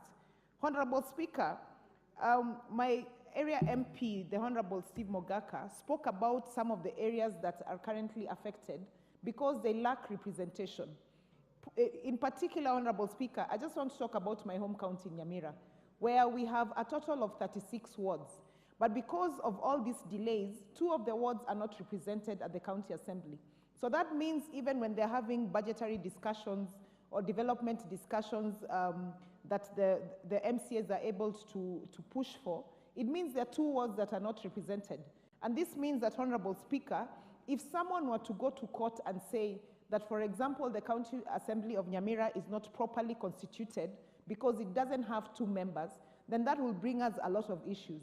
And so, Honorable Speaker, this is one of those bills that we really need to ensure that it is fast-tracked so that we can have representations for everyone in this country who is currently awaiting for a by-election, for them to be able to have a representation either at National Assembly or at County Assembly. Honorable Speaker, one of the areas that I'm really keen on that has been included is the welcome addition of experienced professionals. And Honorable Speaker, in particular, as a member of the Certified Public Accountants of Kenya, I'm really, really happy that they have been included in this. Because, Honorable Speaker, IEBC, when it comes to elections, deals with issues of integrate numbers by the ethics of their profession to be able to sit on that table so that they ensure that the procurement process that is being done is properly done, that the numbers that are being consumed in that particular space are properly done. And Honorable Speaker, I also welcome the addition of an ICT profession because, Honorable Speaker, right now in the world, we are grappling with a situation where we are playing catch-up with technology. Technology is a couple of years ahead of us. The rest of the world is currently dealing with the 5th industrial revolution. In Kenya, we are dealing with the 4th industrial revolution. We have AI and the future of things. And Honorable Speaker, if you don't have experts there, and you've all seen professionals in that space who will be able to quickly tell if there are any issues that are relating to IT. Honorable Speaker, in terms of the proposal to have the term of the Secretary aligned with the new commission are working in tandem, and it will ensure that the experience that they have in terms of them having been in the commission space at the same time will be aligned properly. Honorable Speaker, there's the clause that seeks to ensure that we review operations.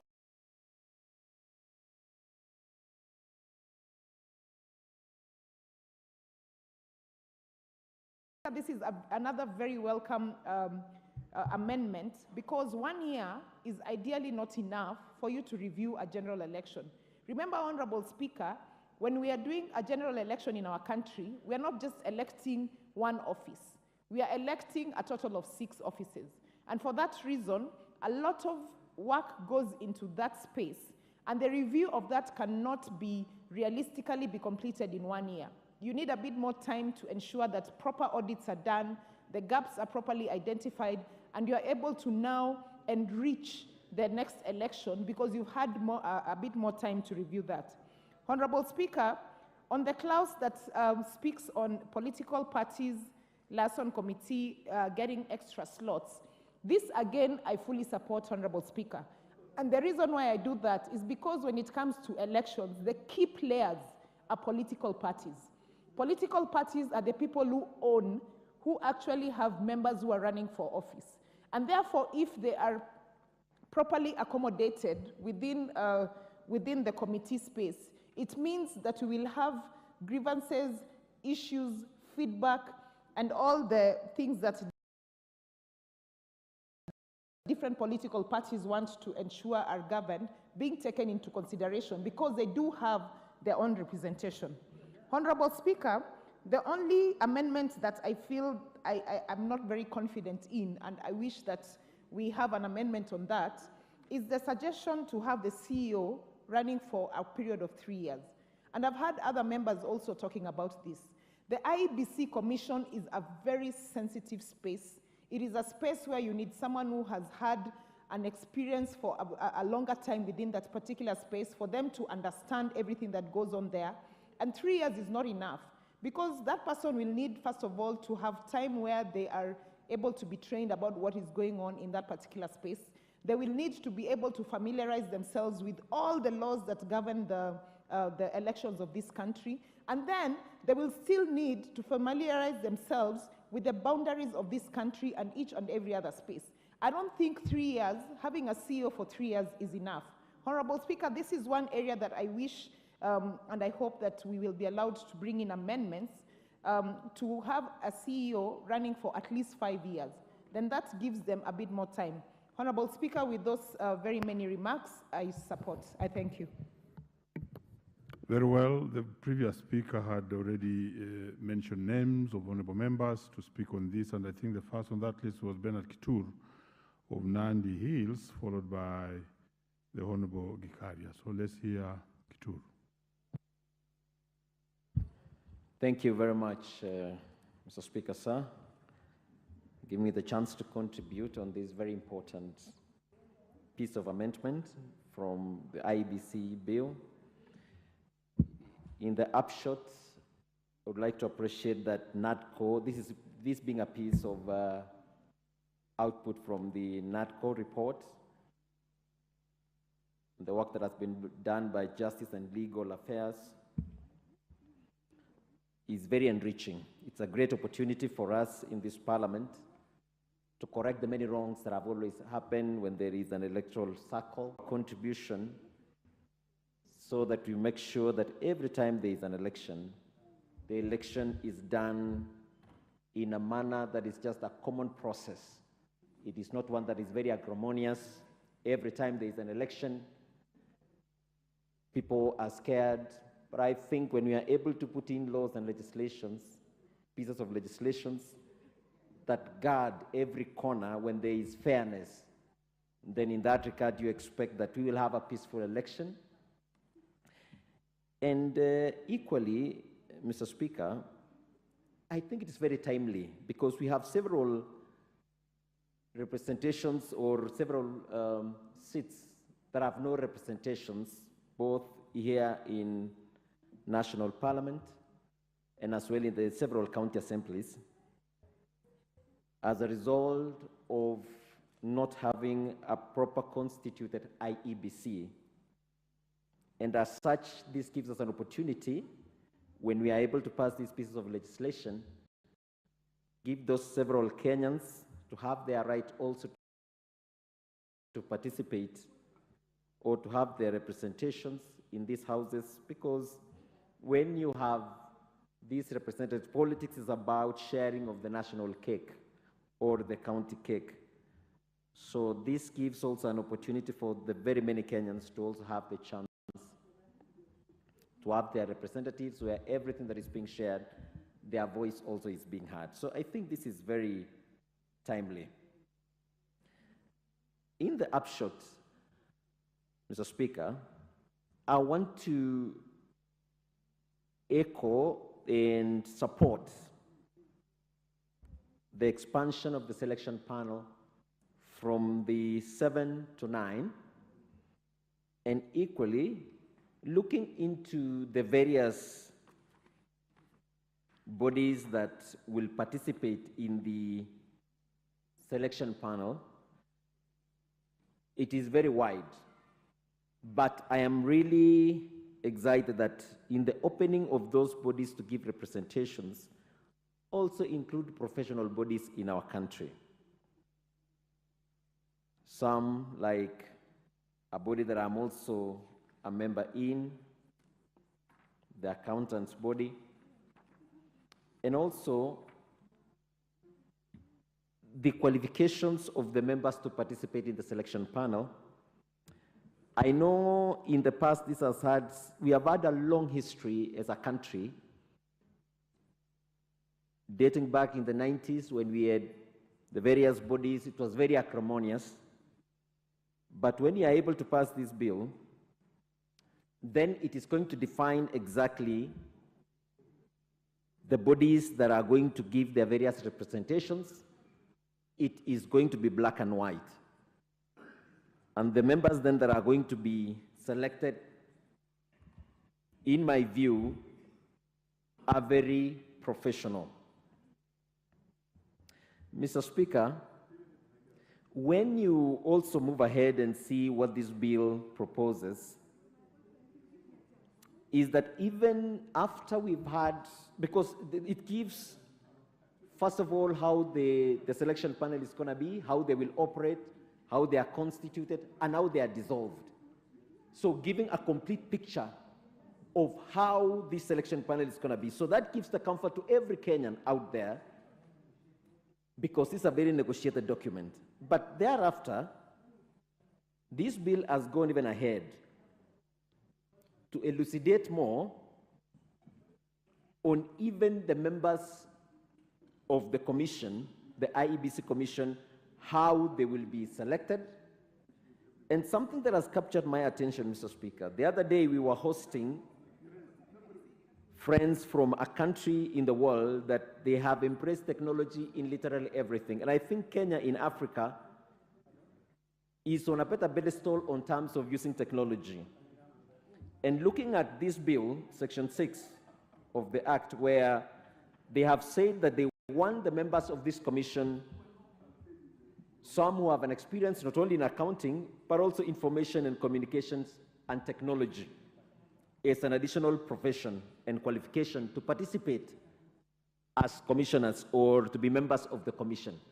This really excites me, because the moment as a country we continue to do the very many things we do in terms of technology, we're now running the 100,000 fiber optic kilometers, we are doing the 25,000 Wi-Fi, and we are able to bring in persons who will be in the IEBC Commission who have a mind about technology, who will be able to drive IEBC into adopting full technology in running our elections.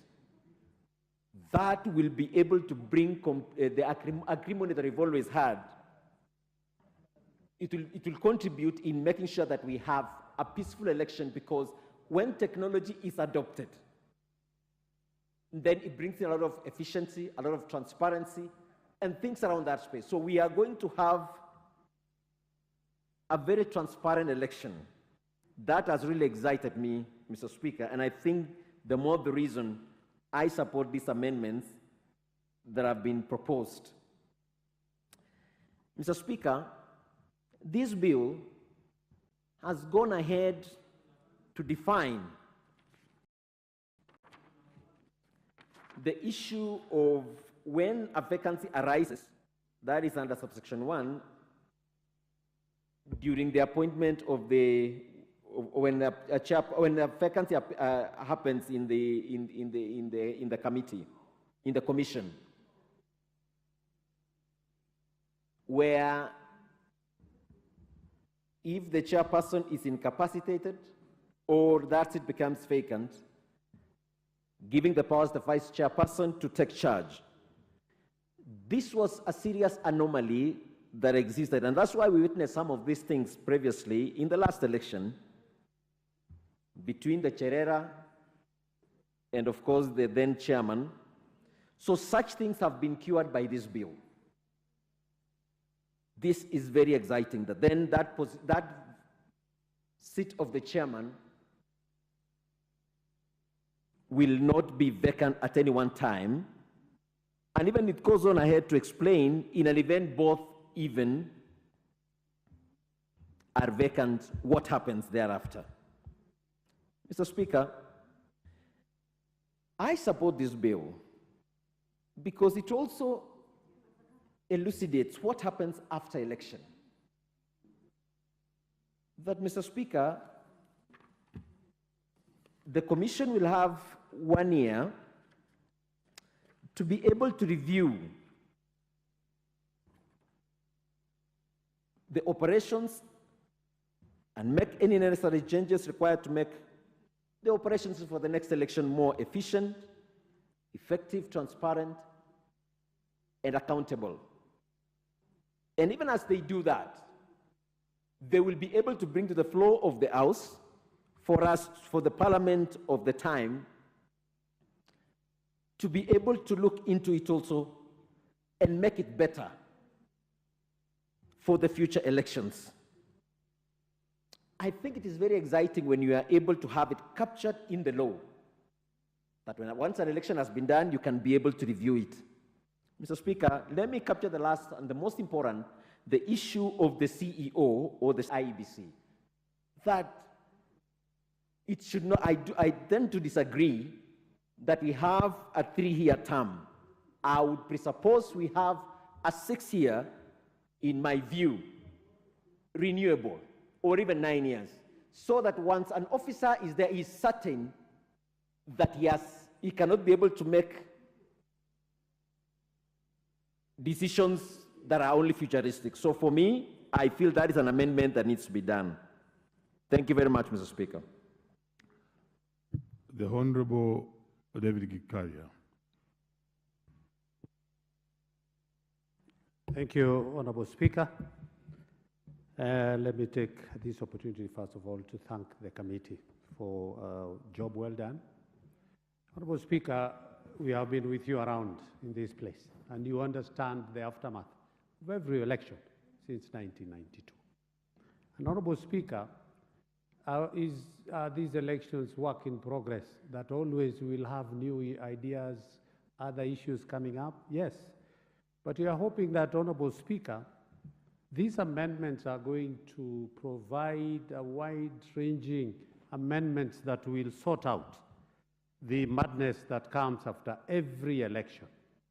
Honorable Speaker, this country has become a political country, and we thank God now there is some quietness that we are elected to work so that we can be able to serve our people within the mandate that has been given to us, and then we allow politics to take its time when that time comes. Honorable Speaker, when you look at, and I am happy because this amendment is as a result or is a birth of a lot of negotiation. Issues started after the election, culminated into demonstration that stopped the whole country. Not forgetting the deaths that also occurred. But it's good because now this is coming out of, it's more of a referendum kind of. Because, Honorable Speaker, people were given opportunity and time. And so many stakeholders were invited before the National Dialogue Committee to give their views. And you know, Honorable Speaker, what culminated out of the National Dialogue Committee? We started with a committee that we were told we had very amateur members, I don't know from which party, and then others refused to go for meetings. Until now, they got the heavyweights, as it was indicated. And of course, we appreciate the effort that has come from the heavyweights, as they were being called. And now we have a bill. But, Honorable Speaker, NADCO did not just talk about IEBC. He spoke about other issues related to electoral justice, related to matters outstanding of constitutional matters, fidelity to political parties.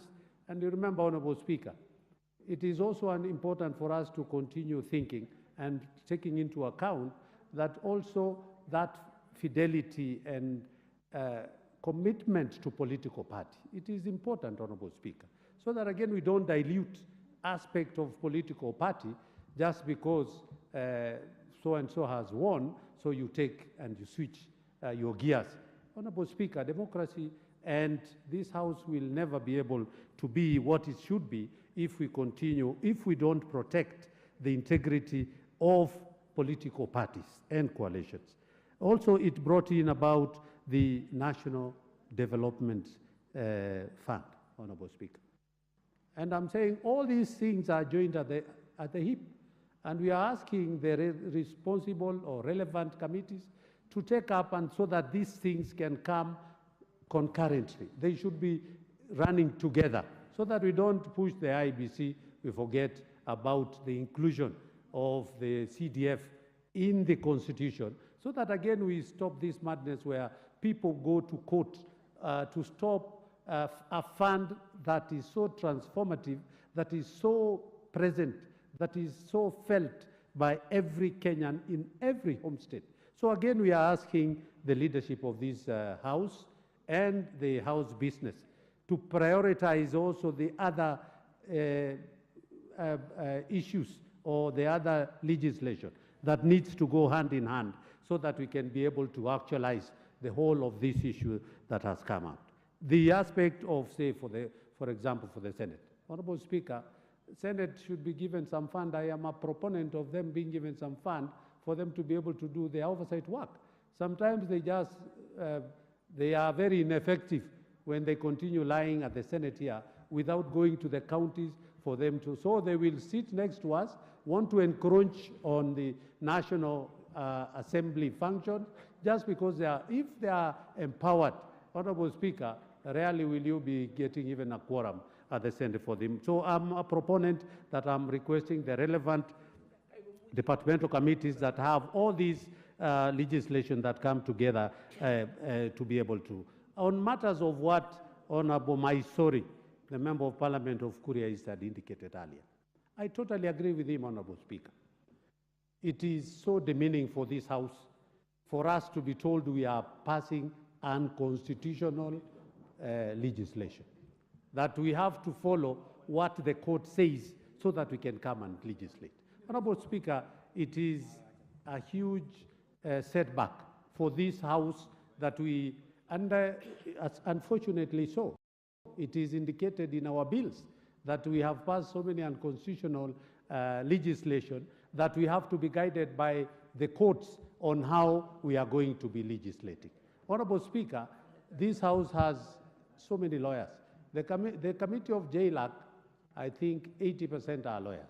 And it is important for this House now for us to critically look to, and not to fall into waves or coercions of us passing unconstitutional matters that once they find their way to the courts, these are.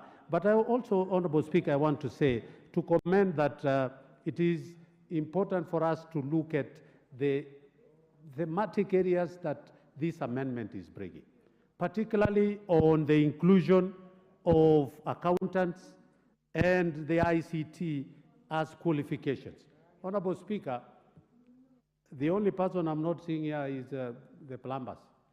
You remember plumbers were being mentioned even in the Supreme Court, that if you go to a room and you are, I don't know, taking the plumber is repairing. So all I just want to say is that the inclusion of professional in some fields that were identified, it is very key in this amendment, and I want to applaud the committee for bringing this amendment for us to be able to. So I want to say, Honorable Speaker, the additions of the selection panel, again, Honorable Speaker, it's an added advantage where we will bring in some more from the 7 number to 9 to accommodate more stakeholders in the aspect of the selection panel that will be picked and be able. So, Honorable Speaker, if I go to now the actual bill, Honorable Speaker, Clause 2 of the bill, Honorable Speaker, seeks to amend the definition of a chairperson. Honorable Speaker, in the last term, I had an opportunity to bring an amendment to the IEBC Act. And Honorable Speaker, my amendment was speaking to the chairperson. And Honorable Speaker, my view that time, and I strongly still believe it should be the same, and maybe I will be bringing some amendment, is that when you say a chairperson has the qualification of a Supreme Court judge, then it only means one thing, that that person must be a judge, must have that background of the law issue. But the question I ask myself, elections, are they of legal issue or they are projects? And we need managers of projects, successful managers of administrators, projects management, who can be able to, because we have had chairs who have been lawyers, and since all that time, there are issues. So is it we should, as a country, interrogate whether it is only lawyers who can be able to be chairs, or we can change this and bring managers of projects that they can be able to deliver a project, not because they have some background of legal background. Honorable Speaker, it is important for us to look into that.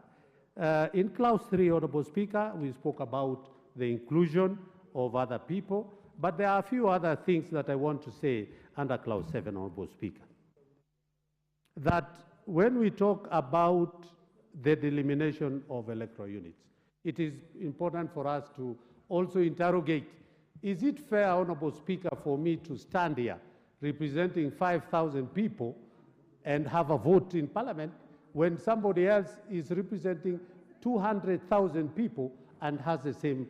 So, Honorable Speaker, the delimitation of boundaries is important, and it doesn't matter the size of that constituency. If the constituency has over 200, it should be given an equivalent representation in this House. So the Honorable Rosa Buyu, if you can't deliver in 10 minutes, honestly. Thank you, Mr. Speaker, for giving me this opportunity. Mr. Speaker, first, before I speak to the amendment, I'd just like to congratulate one honorable member by the name of Honorable Mayaka. Mr. Speaker, I don't know if you had the opportunity to be in the House at that particular time when she was responding to a question, and she actually stood up and said that I was about to say I, but that's not me. She said she has been a victim or she has gone through FGM. The reason why I want to congratulate her is we have so many young girls in many parts of this country who have had to go through FGM, and many of them feel that they've been forced into FGM and they feel like their lives have come to an end. But watching the Honorable Speaker actually get up and say she has gone through that experience. And when you look at her, she's beautiful, she's intelligent, she's got everything to offer. And I think that gives hope to thousands of young Kenyan girls who are going through FGM, that life has not come to an end. There is still a huge opportunity. So I want to thank and congratulate my sister. Back to the amendment, I stand to support this amendment. Why? Because it's the first step or the first opportunity into realizing the negotiated NADCO report. After a fierce battle with what IEBC, or what many people have considered to be the rules created by IEBC, we have a report that was actually politically negotiated. And this is the beginning of realizing that report. Mr. Speaker, I hear many people talking about 3 years is not enough for a CEO. A CEO of IEBC, if he needs more than 3 years to acclimatize himself with the job, then he is not worth being in that position. We have the experience of one CEO sitting in 2 elections, and that CEO began to feel that he was the IEBC. He even began to feel more important than the commissioners themselves. So one thing that makes me support this amendment is that the IEBC CEO will serve for 3 years. And if he's done a good job, he can serve for another 3 years. In effect, he'll only be overseeing one Kenyan general election. And I think that is good for the country. Mr. Speaker, I also like the fact that the selection panel is now expanded. When you expand it, and I had a few of my colleagues say, when you expand it and bring more professional bodies, that means that we are able to judge candidates who are coming to be commissioners or who've applied to be commissioners in different segments. An accountant will see, no, this is quite a tweet. A legal member of the selection panel will say, this has a legal mind. So we have the end result of that will be that the people who will be selected to become commissioners will be all-rounders that different professional sectors have actually given their nod to. Mr. Speaker, I'd also like to say that apart from increasing the number of members of the panel, I'd like to say that I also like the mandatory, the fact that we are asking the commissioners that as soon as we have a general election, don't sit pretty and feel like you've already done your part. It is now mandatory for the commissioners to have a review in the first year after the elections. And that review should not be a secret sitting within their commission, but shared publicly so that we know that they have the opportunity to see what went wrong or what might have gone wrong and how they can actually rectify the mistakes that might have occurred in the last or in the previous election. Mr. Speaker, I think this is fundamental because you cannot say that once you're a commissioner, one election will be like the next. There will be different challenges experienced at different elections. And the reason why they must sit and review is to actually knock off the challenges that they experience and make the next election better. Mr. Speaker, I don't intend to speak for too long, but I want to say that this is an opportunity for Kenyans to fight to have a free election, an election that will not see people feeling like their victory has been stolen, an election that will not make other people feel that we stole your election, utadu. This is an opportunity for us to come up with a body that will be full of integrity, a body that will be governed by steadfast policies to make IEBC a better IEBC than the IEBCs that we've seen. We know that in the previous election, we had 3 commissioners. Mr. Speaker, 3 commissioners deciding on everything. But in this amendment, it now states that for you to have a quorum, you must have at least 5 commissioners. I'm sure that it's more difficult to have 5 commissioners all thinking and leaning on one side. So what we will have is a better balance, a better thought out reasoning from IEBC. Mr. Speaker, I want to thank you for that opportunity. And just remember, that one woman stood out for me today, and that is Honorable Irene Mayaka. Thank you, Mr. Speaker.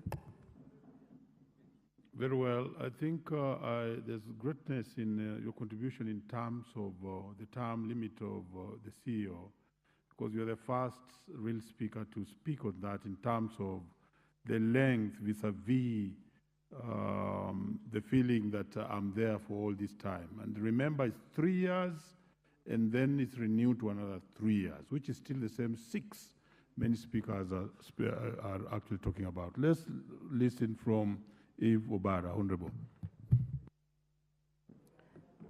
Thank you very much, Mr. Speaker, for allowing me to speak on this matter. First and foremost, let me thank and congratulate the GLAC committee for coming up with a bill, particularly in the backdrop of the NATCOM report and the dispute that we all saw soon after the elections, where many Kenyans lost their lives. May God rest their souls in eternal peace. Mr. Speaker, I'm a bit surprised that my sister Rosa is congratulating Irene Mayaka. I was wondering if she's congratulating her in support of FGM or against FGM, but nevertheless, that has not been the issue. So, Mr. Speaker, I want to thank the GLAC for coming up with amendments to strengthen electoral reforms. First and foremost, Mr. Speaker, is the transparent campaign financing. This has been a problem in this country. And if you recall, there was a time when one of our leaders said that if you are not careful as a country, that this country will be led by wash-wash. Mr. Speaker, guidelines have been introduced and proposed in this bill to ensure accountability, preventing electoral malpractices, and promoting a level playing ground for all candidates during the elections. Two, Mr. Speaker, is what has been mentioned by many of my colleagues, that is inclusive representation. I fully support the provision, Mr. Speaker, because it is crucial to ensure that all demographic groups,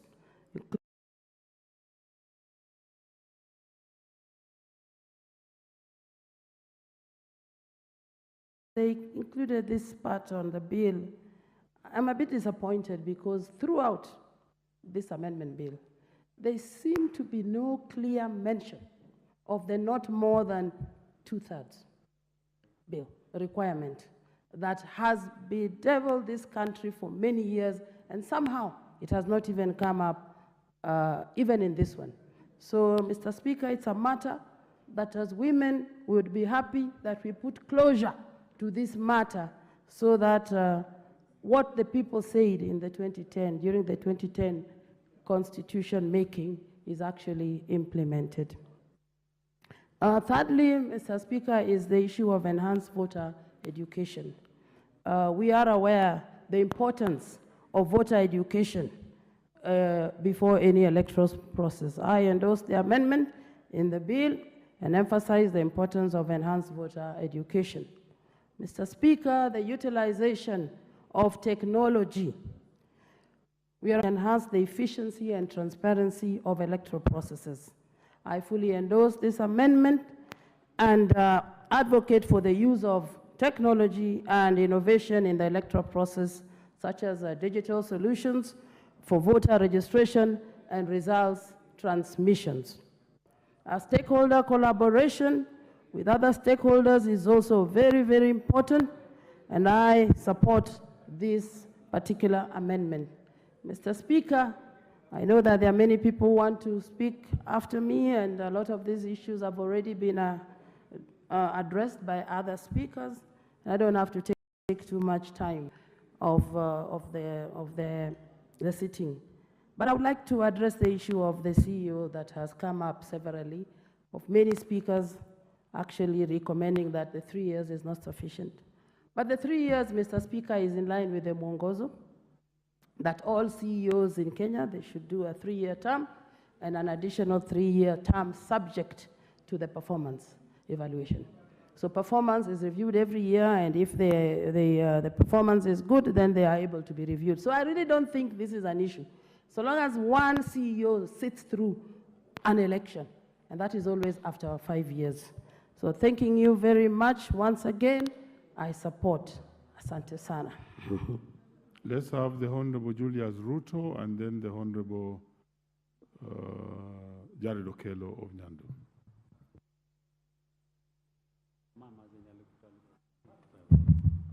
The Honorable Ruto is not in, so. Thank you so much, Mr.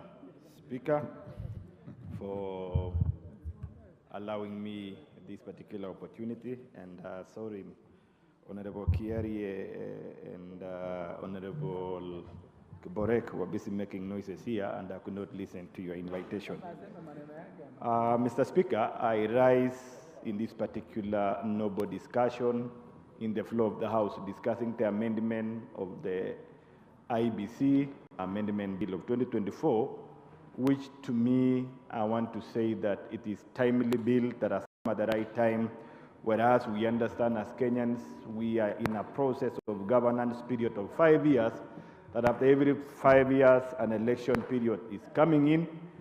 And as we are talking now, we are already 2 years down after election, and we are foreseeing another 3 years coming very soon when there are burning issues that have to be cleared. One of the critical ones is the boundary review. 8 years after an election, or not more than 12 years. And of course, we know this is the end of the 12th year that was provided by the Constitution, and now we are staring at a period of uncertainty as to what is going to happen, especially on those particular constituencies which the law had given what we call protected constituencies, and of course even changes in the population of the inhabitants, the parameters that have been provided in the elimination of the boundaries. And nonetheless to say, I just want to pinpoint issues that this particular amendment has put it more weight to me that I really want to support the issues of aligning the IEBC law with the ruling of the High Court, especially on definition of the chairman and or vice and or commissioner. This one was providing an ambiguity, and that is why in the wisdom of the courts of Kenya found it to be unconstitutional. And I want to appraise the committee of JLAC for finding that this is now the right time to be able to align so that we're able to absorb some questions which were raised during the recent Supreme Court decision of the election, so that in the future elections we cannot again find ourselves in the same quagmire. It is now coming out clear that the chairman is an office, and that office shall oversight election in a given period, and more so the national elections of the presidency, and that it is now a reserve of that particular office holder, of the chairman, him or herself alone, that is going to ensure he presides over the election and end up pronouncing the results of the outcome of that election. So I want to appraise that one, that this particular amendment has captured in. Another issue is on the aspect of selection of commissioners. The issue of professionalizing commission is an issue that is of timely in nature. We all remember in 2022 elections, there has been the issues that came up thereafter of Kifaranga via computer. We realized that all this particular confusion came around because could be the commissioners are challenging and understand the technology where Kenya and all the world is shifting in the election to run the election through technology. So therefore, a requirement on testing or on selection of the commissioners to be able to post a knowledge on ICT is very important because we cannot run away from ICT. The whole world has changed now. We are even improving from ICT to intelligence world, where AI now is applicable in matters to do with running or interacting with the system and the human beings. So who knows, even in future, even the election now, AI will be doing much contribution in an election process so that we're able to achieve the issues of certainty in terms of free, transparent, credible election. So all these technology are meant to provide support so that Kenyans have confidence in the election process. And therefore, commissioners who are supposed to oversee this election should be able to post the knowledge on technology. The other issue is also accounting, because we understand election is not only about conducting election, but it is a process. And process engages on documentation, it engages on tools, strategic materials, how it starts and how it ends. In fact, the end justifies the means.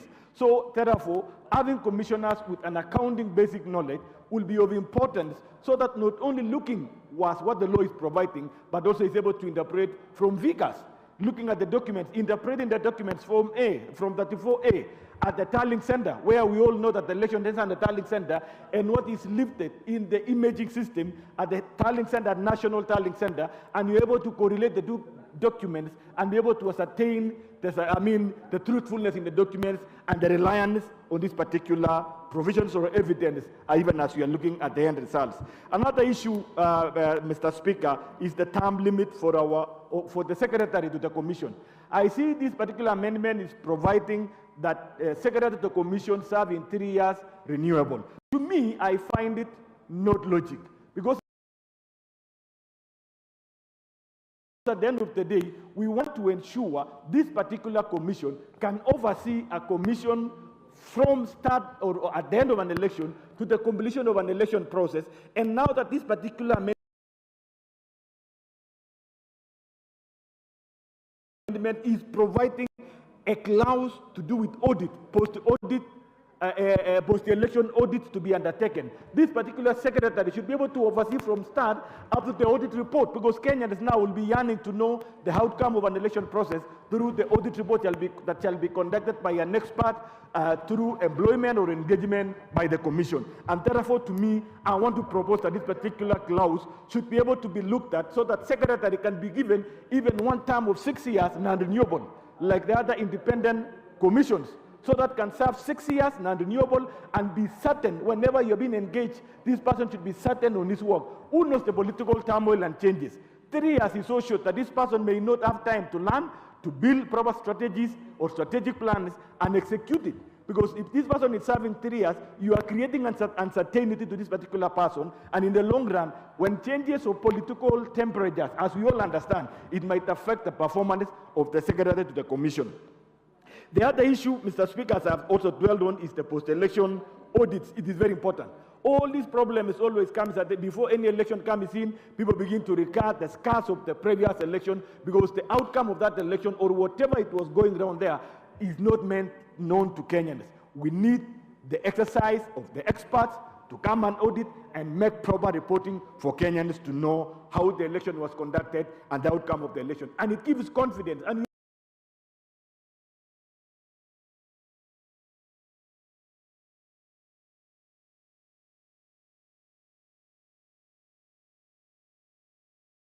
we all understand election is a process. All this is dynamic. Election is a process. Even the way we conduct election is a process. How it was 10 years, how it was 15 years ago is unlike how it is today. The issue, Mr. Speaker, again, I want to focus is on selection panels that is now accommodating additional professional bodies like ISPAC, where I'm proudly member of ISPAC, practicing member number 8440 and practicing member number 1982. Why am I proud of inclusion of such professional bodies? These are bodies who ought to bring out the assurance of all the process to Kenyans through audits and post-audit processes. And you know, as I've said, election is a process. It is not only a conduct of the election. So these particular bodies will be able to test and give us commissioners that are going to assist us manage the election from the non-point of view, understanding critical the issues of documents. You realize always cases in court. Some of these cases, like in the year 2022, the election was taken back, not because there was doubt in the outcome, but rather in the process. So therefore, it is very important for us to ensure that these particular bodies are not only is providing 90 days. I don't understand on a scenario where there is unforeseeable events or activities. As I've said, we all understand there are court cases always, every now and then, there are court cases that arises. The other day, Mr. Speaker was mentioning the rejectionist, the philosophy of rejectionist philosophers in the streets of Nairobi. What happens if these people move to court when this election panel has just been concluded and it interferes with their works? What happens if 90 days ends before? Does it mean we'll keep appointing any selection panels after selection panels whenever such events happen? I want to say that there should be a provision when the unforeseeable events arises, that this particular selection panel shall be protected until and when they conclude their work, and then at that time dissolution can take place. Lastly is the issues of quorum. Again, it is also very important. We realized the other day the issues of Cherera 4, where when they moved out again, I mean, it was portraying a scenario of creating confusion in the country. Now it's clear that we have the selection, I mean, the quorum to conduct the business of the commission. Lastly, is the issues of dissolutions, I mean, the eliminations of the boundaries. It is Jared Okello. I thank you, Honorable Speaker, for finally reaching to me in that catalog. And from the outset, I want to make it clear that I support the report of the Departmental Committee on Justice and Legal Affairs on the consideration of the Independent Electoral Boundaries Commission Bill, National Assembly Bill number 10 of 2024. Honorable Speaker, it is important to underscore that electoral systems are strengthened the world over for posterity. We, as a country, are not gearing towards supporting a particular candidate to be at a vantage position towards the next elections, but we want this country to have systems that will withstand the test of times and at the end of the day have an electoral merchandise that responds to the needs and aspirations of Kenyans in general.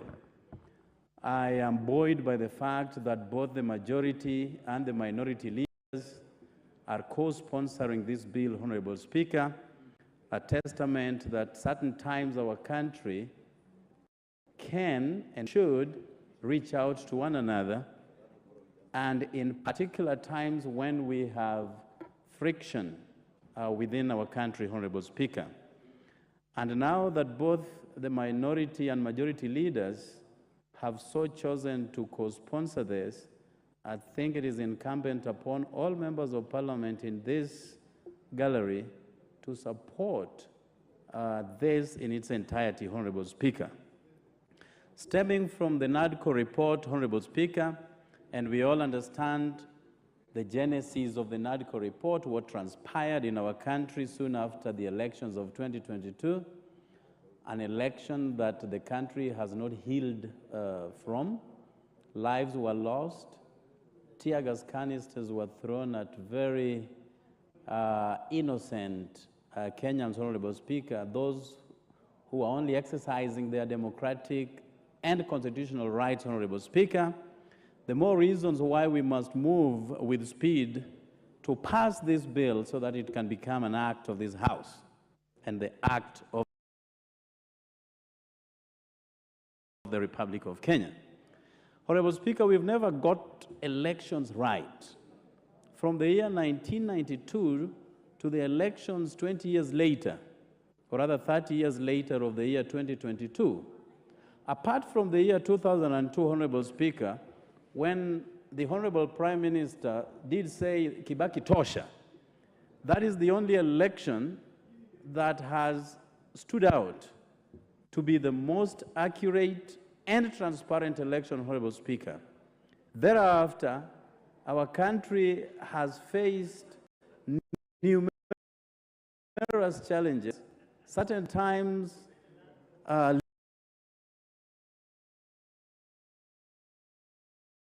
leading to deaths of so many, such as the election of the year 2007, 2008, Honorable Speaker. And the more reasons why we must holistically look at our electoral infrastructure and make amendments in areas where we are called upon to, like that which we see in the NADCO report here, Honorable Speaker. And we shall never tire to reorient our election systems. People complain that there are perennial complainants each and every electoral cycle. Far from it. We must change where need arises. And we are going to do this over and over again until such a time that we are going to attain levels of sufficiency in our elections, Honorable Speaker. We will not run away from it. I'm glad that the proposals here, such as appointing the new selection panel and to do away with the current panel, Honorable Speaker, is a good step in the right direction. When the panel was constituted by William Ruto, we did make necessary noises towards this. And we said an umpire cannot be selected by a participant in an election, Honorable Speaker. Ruto is a player, and he went ahead to concoct an entire team that was going to look at the referee, of course, with the resultant feature of having his own into the system. And therefore, doing away with this panel and incorporating a new panel, Honorable What's Speaker. your point of order, Honorable Gichimu? Point of order, Chair. Is the member in order to discuss the conduct of His Excellency the President in whatever manner without a substantive motion? I think the member should withdraw, and if he has any beef with any decision that the President makes, should be able to bring before the House a substantive motion. Very well, Honorable Jared Okello, and I knew that would be coming. It is as per our own standing orders that you don't use the name of the President and specifically I have to give you the standing order. It's standing order number 87. So you could please withdraw and continue with your always.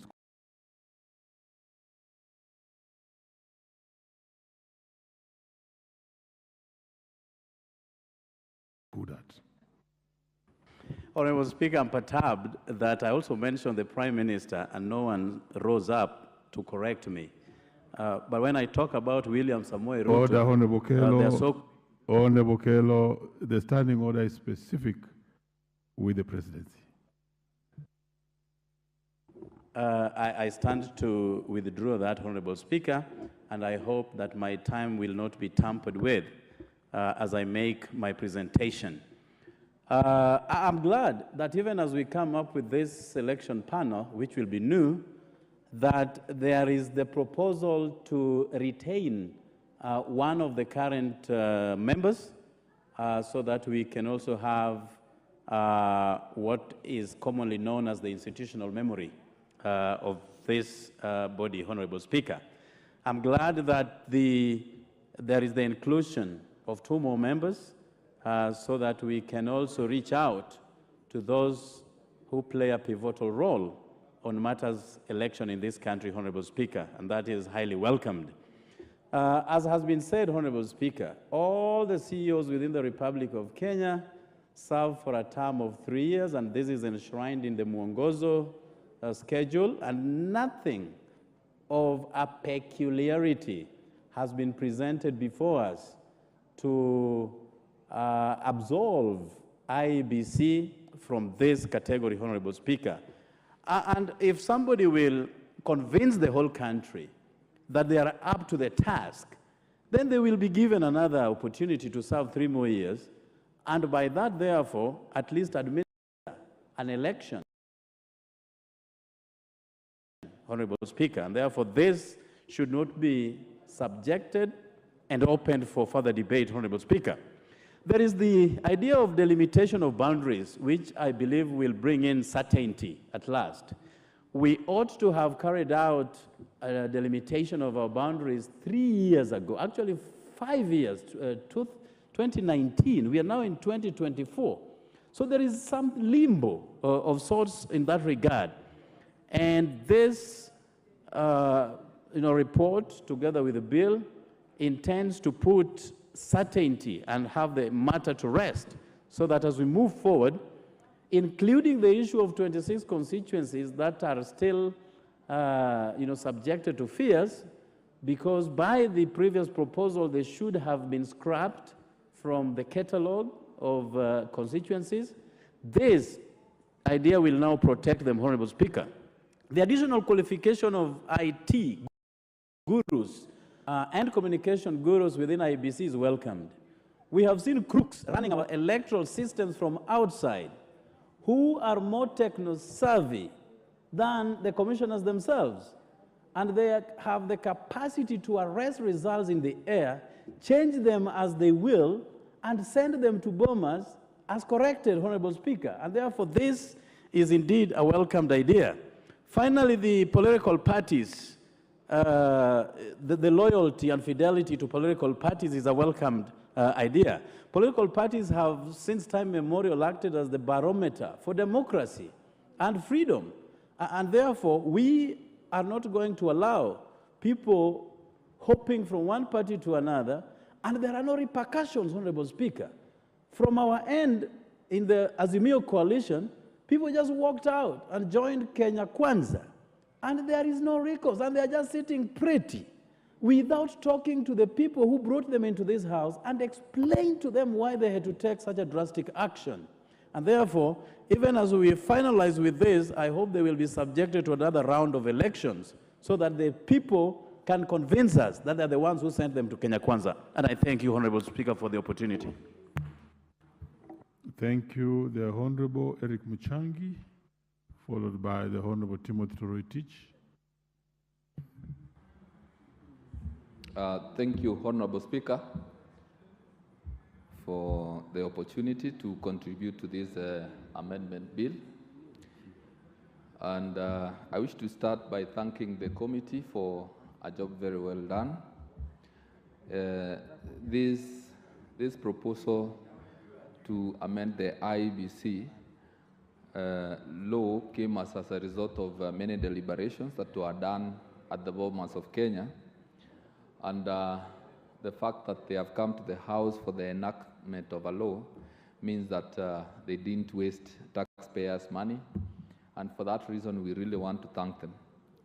Now, the proposed law, Honorable Speaker, seeks to expand the selection panel from 7 to 9. And Honorable Speaker, this is very welcome, as it gives space for the inclusion of other people, interested groups. You note that, Honorable Speaker, our country has very many interest groups, and for us to be more inclusive, expanding this selection panel from 7 to 9 is a welcome idea, so that people can feel accommodated in the body that is going to select the commissioners. Honorable Speaker, for us to avoid the crisis that we are already in, we need to ensure that the people of Kenya have a right to representation.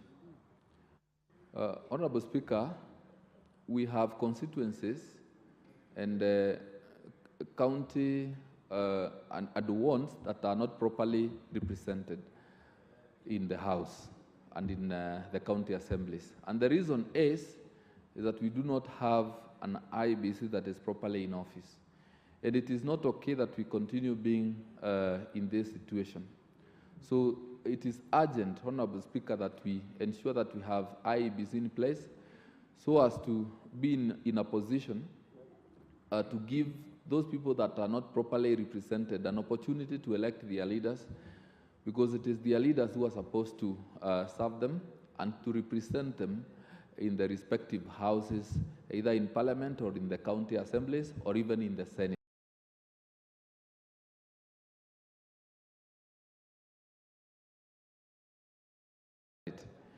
It is not okay, Honorable Speaker, when we are in such a situation.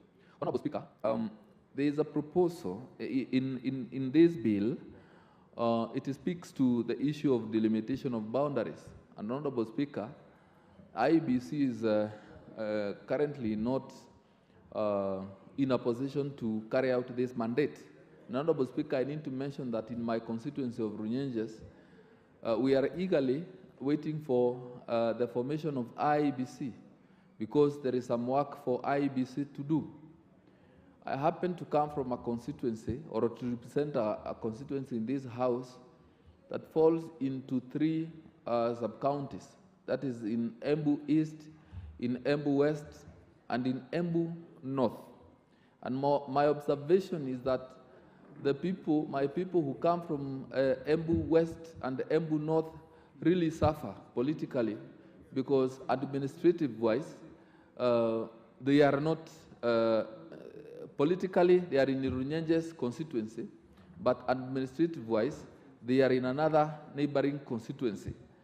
So we believe that there is a job for IEBC to do in my constituency, and that is why it is very urgent to ensure that IEBC is properly constituted so that they can come down to my constituency and help us get probably a new constituency that will ensure that our people are fairly represented. Because Runyenje's constituency right now has hit a population of over 100,000 voters, and we feel that we stand a chance of getting an extra constituency, which means better representation and more resources coming to our constituency and county. Honorable Speaker, on the issue of the Secretary to the Commission, I have reservations about the 3-year renewable ones, because I have interacted with many politicians, Honorable Speaker, including in this House, and while engaging the voters seeking to be re-elected, they always say that one term of 5 years is a time so short to bring significant transformation in their respective areas of representation. So I am shocked that the same people feel that 3 years, renewable ones, is enough time for a CEO to be in charge of a commission that is so important as IEBC. Honorable Speaker, I am of the opinion that this should be extended to up to about 9 years, yeah, so that a person who becomes a CEO of IEBC has adequate time to implement changes if need be, and to be fully in charge of the commission, and to work without any urgency, or rather to feel like their time is coming to an end so soon. The same applies for some people like the Vice Chancellors who serve for a 3-year term, which is renewable once. And Honorable Speaker, from my observation and my interrogation, that time is still not enough. But for the case of IEBC, Honorable Speaker, it is my considered opinion that 3-year term renewable ones is not time adequate enough. Let us extend it to 9 years, probably, so that a person who becomes CEO also can enjoy some enough time to do what he or she is supposed to do. So, Honorable Speaker, with those remarks, I support. The Honorable Timothy Toroitich.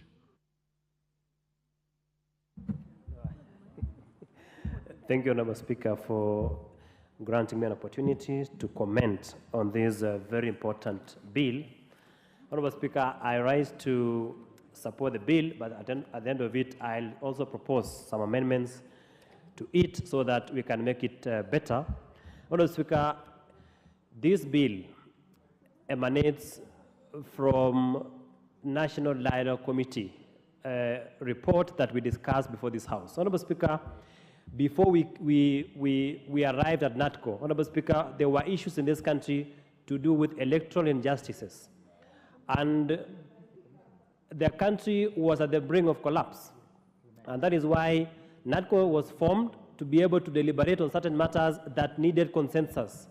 Honorable Speaker, this bill is also here to address issues that have been raised by the High Court, in particular the Katiba Institute case, which declared some sections of IEBC Act as unconstitutional. So, Honorable Speaker, we are here to remedy those are some of those issues that the courts have raised issues with, and so that we can have a stable democracy. Honorable Speaker, it is unfortunate that after every cycle of election in this country, we have certain individuals where we have certain persons who do not accept results.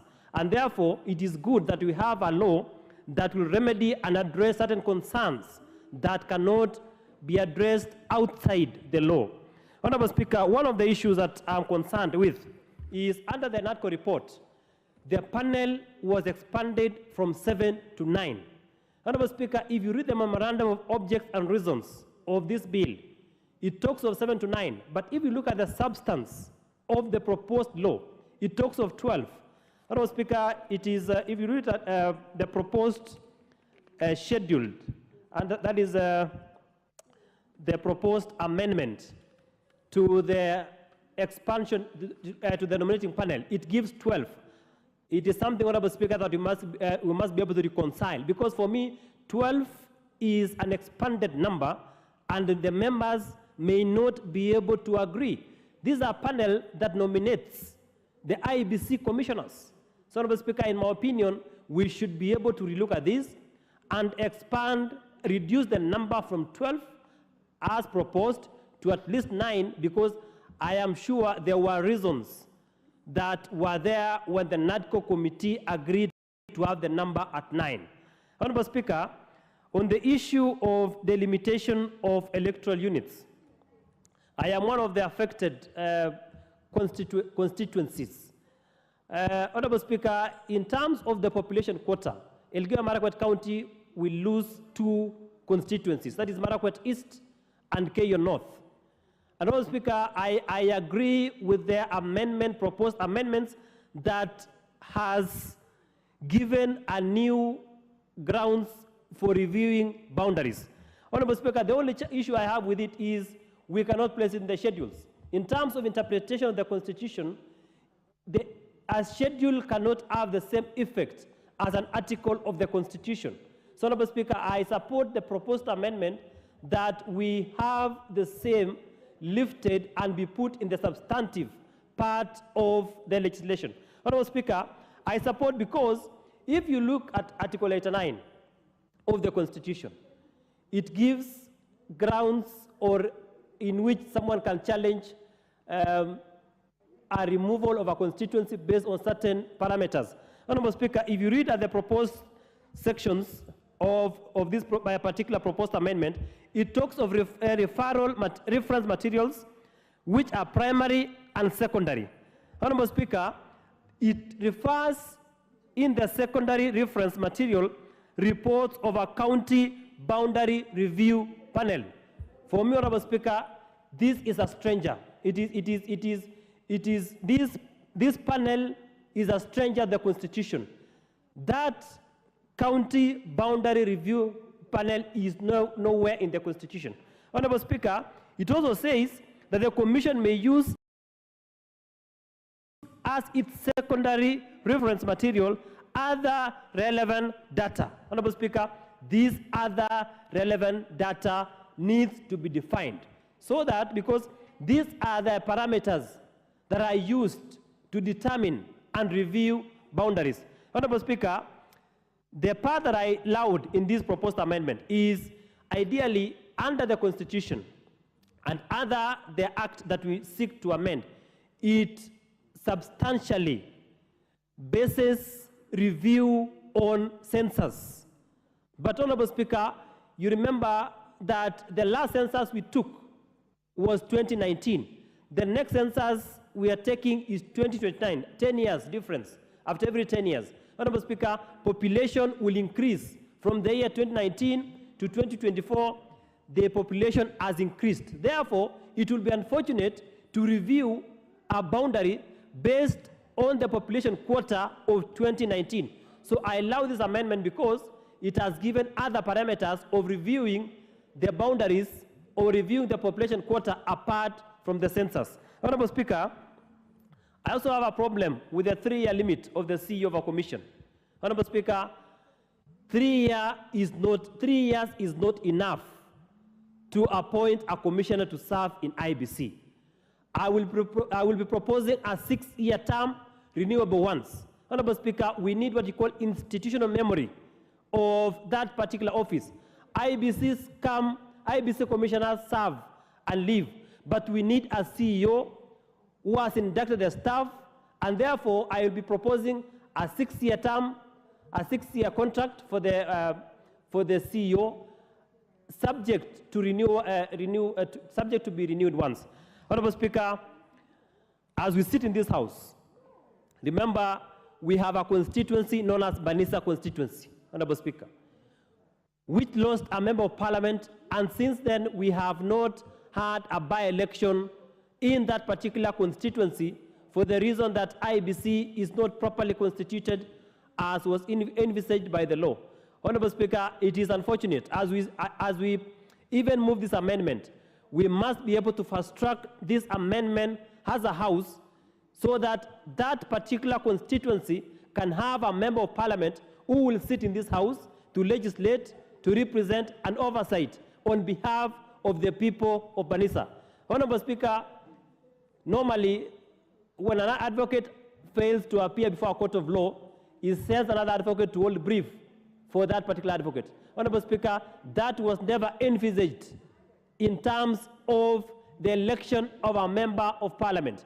So, Honorable Speaker, we need to fast track this particular amendment, agree to the issues, amend where necessary, so that certain constituencies, certain wards that have lost MCAs can be able to go to the ballot and elect their representatives to be in the floor of the county assemblies if it is at the county level, and to elect their member of parliament if it is at the national level.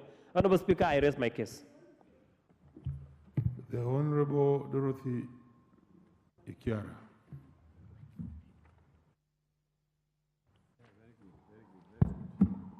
Thank you, Honorable Speaker. Honorable Speaker, I too rise to support this very important bill, National Assembly Bill number 10 of 2024. And I want to thank the JIRA Committee for coming up with very clear, straightforward amendments which will help this country cure electoral injustices. Honorable Speaker, electoral systems must be supported and reviewed time after time. I want to say this is a progressive country. It is a country, Honorable Speaker, where we must institute changes, positive changes that will make this country, every time when it goes to an election, Honorable Speaker, the people of this country can be sure and certain that they can go cast their votes, go back home, sit in the comfort of their houses, and wait for the results without any IEBC Act, Cap 7C, to align the Act to the judgment of the High Court in Katiba Institute and 3 others versus the Attorney General.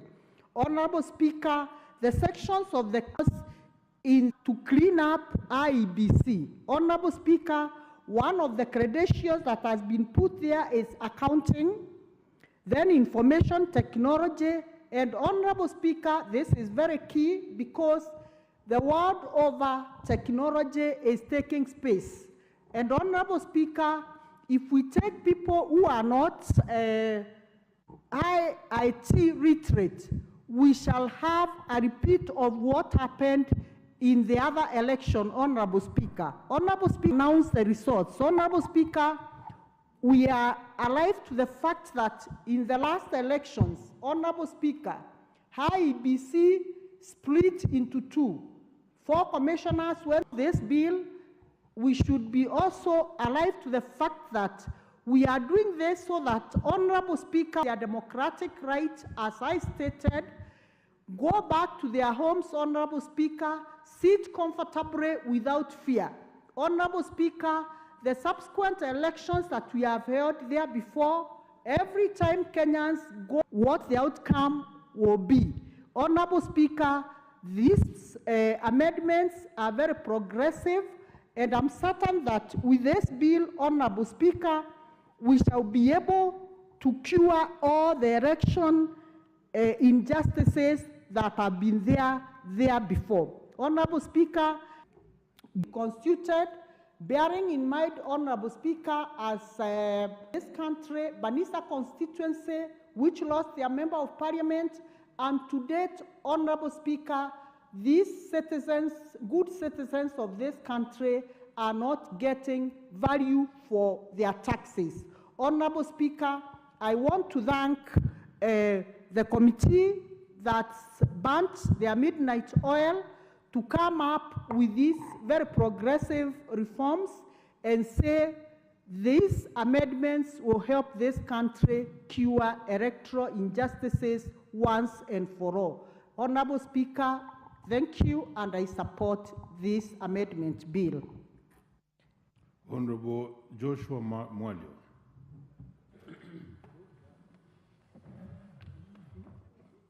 Joshua, order member Joshua Mwalio came much earlier.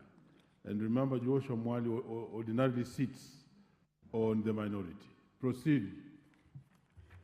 Thank you very much, Mr. Speaker, for giving me this time to be able to put a few words on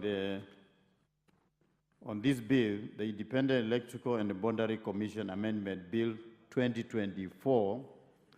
I want to say, Mr. Speaker, that this is a very, very important bill for this country, as it is the commission that made us to be in this house today, because if there was no IEBC, no one would be seated in this house today, because there could not be any election.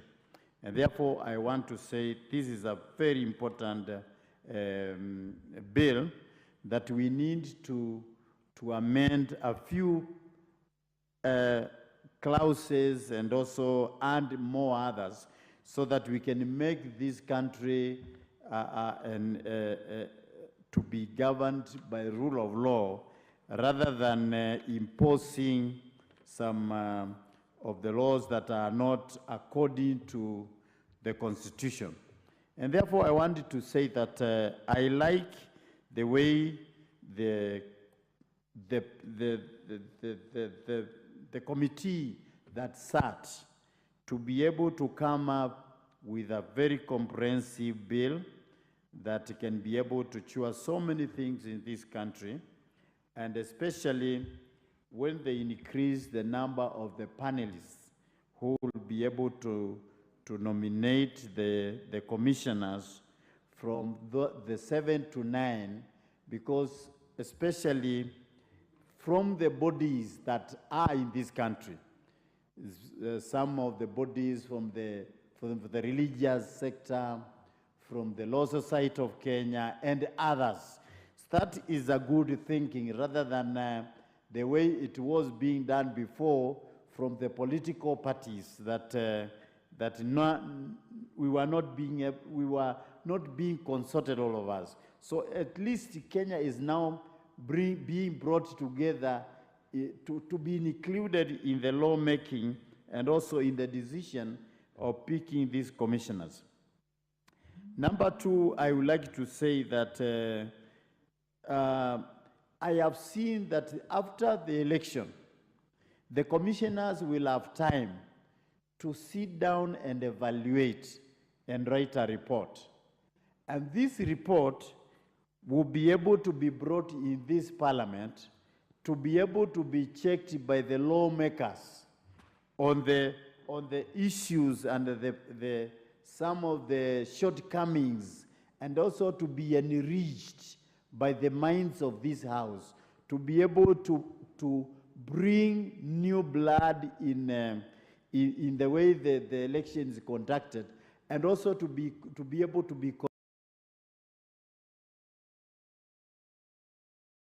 corrected some of the shortcomings that we will have learned in the cycle of election.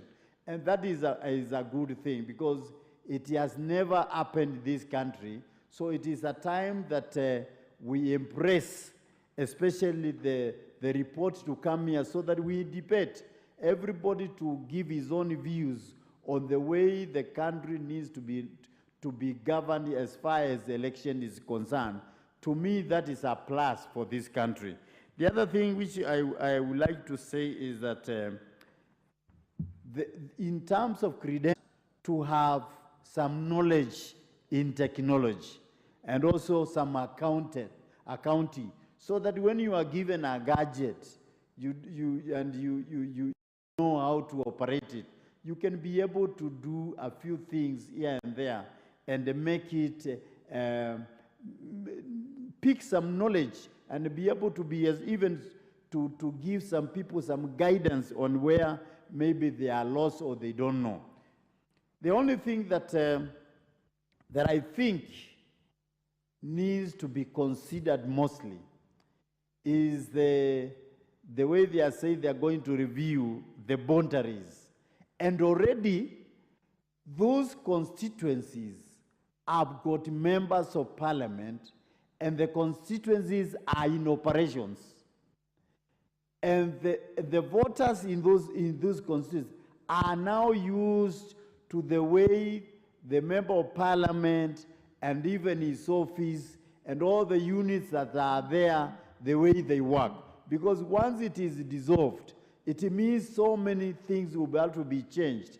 The DCCs will have to go, the ACs will have to be reshuffled, the way the people behave in terms of development, because the CDF, the NGCDF money will not be available again because they have already scrapped the constituents. So I think this needs to be looked properly and something be done so that we retain the same constituencies the way they are, because as one of the members have argued, by the time the next census is done, the number of voters in that constituency or the population will have grown to the desired number by the IEBC.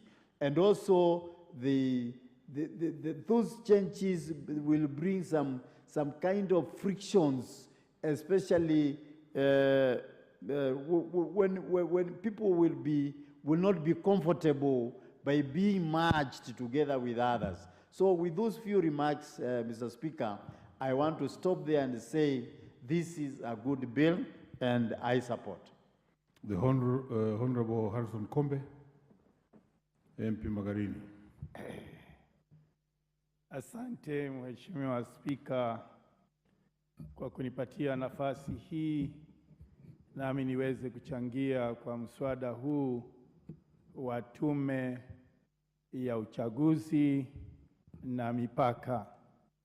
Kwanza nichukue fursa hii niunge mkono na nipongeze kamati iliyohusika kwa kuja na marekebisho ya sheria hii. Kwa hakika, kwanza ningeanza na kuunga mkono muda wa mwenyekiti na wanakamati wengine ama makomishna wengine, muda wa miaka mitatu. Muda wa miaka mitatu ni muda wa kutosha, na kama amefanya kazi nzuri, hakuna sababu ya kutoongezewa muda wa kuendelea. Hivyo basi, hakuna ulazima wa kwamba ni lazima iwe miaka 6, miaka 9. Kunao wengine, na kila uchao twasema vijana ni viongozi wa kesho. Hiyo kesho itafika lini ikiwa tutashikilia tu wazee washikilie nyadhifa ambazo pengine ni wakati wao wa kupumzika na vijana nao wachukue hatamu? Pia vile vile niunge mkono kiwango cha wale ambao wanaweza kupitisha jambo kuwa idadi yake ni 5. Hii itatupatia nafasi na mwafaka ambayo itakuwa inaonyesha dhahiri kwamba yale ambayo wamechagua na wamepitisha ndiyo yale ambayo wananchi wamesimamia.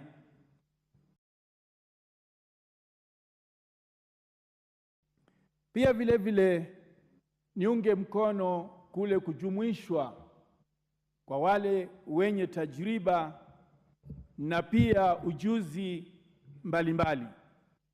Hapa kwa hakika tutakuwa tumepiga hatua, maana katika majadiliano yao mwisho watafikia mahali ambapo watatoa uamuzi ulio wasawa na hautaleta utata wa aina yoyote katika majibu. Pia vile vile kumalizia, nizungumzie swala la maeneo bunge, tukisema kwamba kutakuwa na utata kwa sababu tayari wamezoea hili na lile. Basi ni dhahiri kwamba hakukuwa na haja ya kubadilisha maeneo bunge 212 mpaka kufikia 290. Ikiwa idadi imezidi, ni hakika na kuna haja ya kugawanya maeneo bunge hayo ili huduma ikaweze kuwa karibu na mwananchi. Pia vile vile yale maeneo madogo, ward, ikiwa ward moja iko na wapigaji kura 70,000, hao kuongozwa na MCA mmoja inakuwa shida.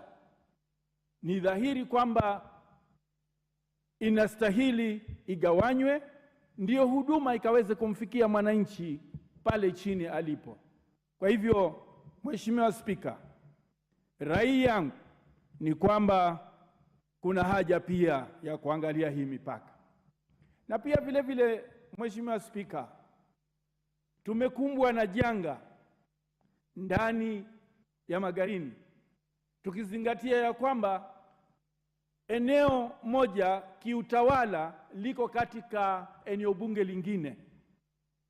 Eneo hilo hilo linakuwa katika wilaya nyingine.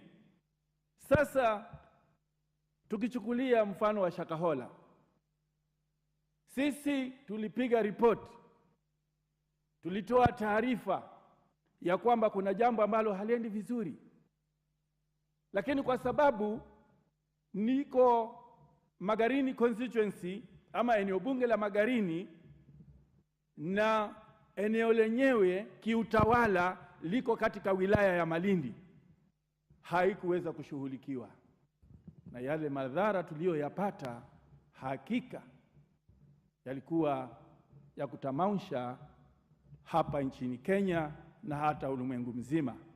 Hivyo basi, ningependekeza wakati wa tume hii ikianza kugawanya maeneo bunge, ihakikishe kabisa maeneo bunge haya hayapatikani katika maeneo ya utawala sehemu nyingine, yote iwe ni upande mmoja.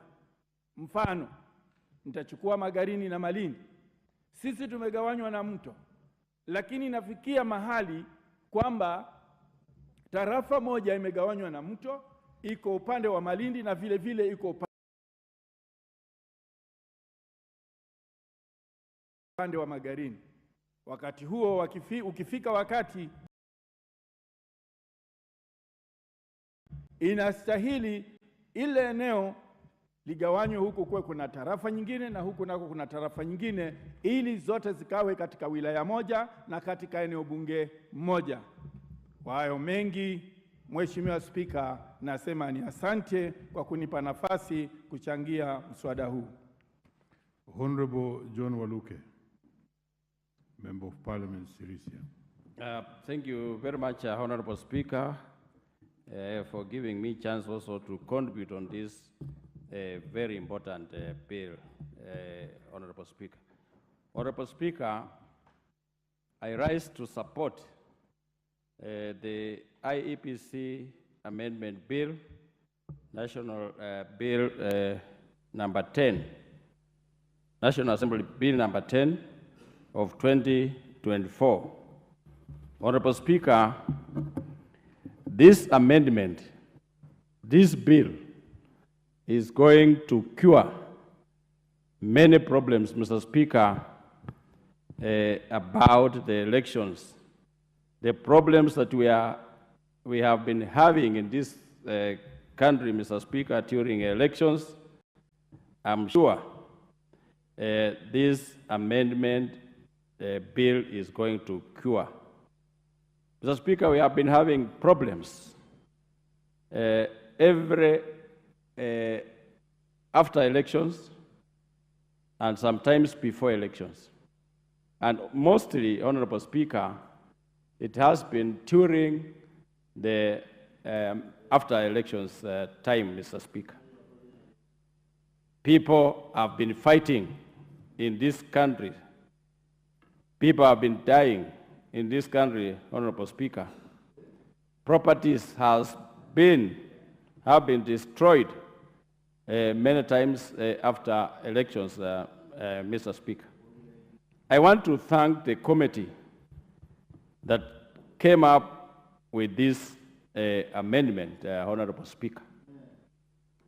Honorable Speaker, sometimes Kenyans, because of fear, they do not vote, like mostly the women. Some areas, they are threatened, Honorable Speaker, and they will fear to be beaten during that time, so they will not go to vote. So, Honorable Speaker, this will help a great deal to make sure that the laws, the electoral laws, are followed.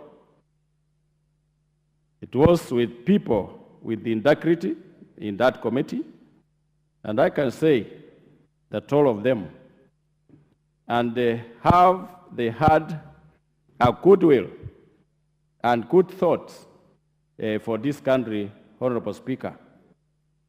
So, as a House, Honorable Speaker, we need to pass the bill. We need to pass these amendments the way they have brought it on the floor of the House, Honorable Speaker, so that we save this country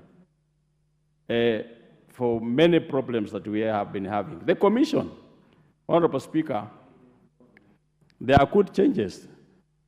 They have changed and improved from 7 to 9 commissioners. Commissioners, people of integrity.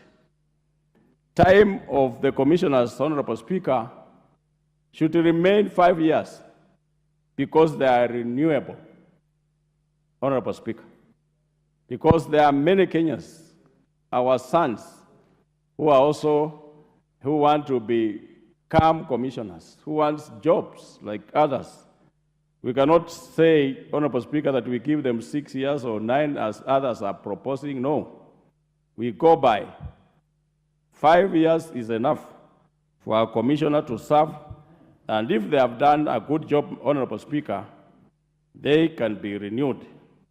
The CEO should also be there for 5 years. This is a job that you cannot just be there forever as a civil servant until you get retired, Honorable Speaker.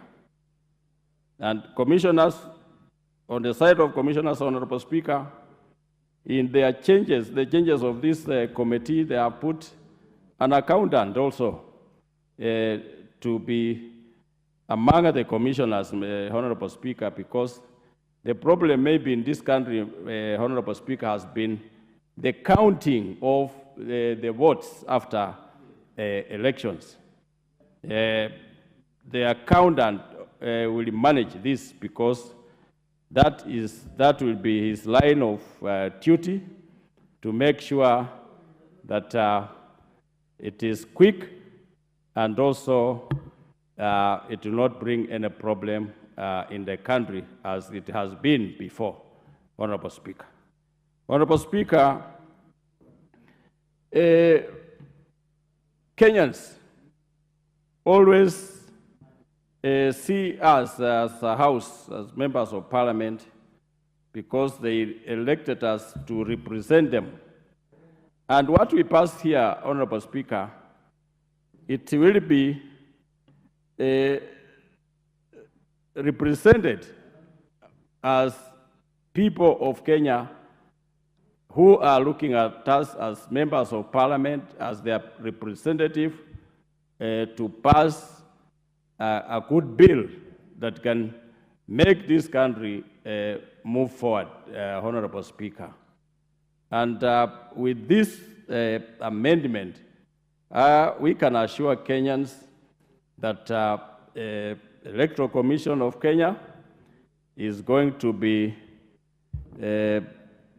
a good commission that Kenyans have been admiring to be.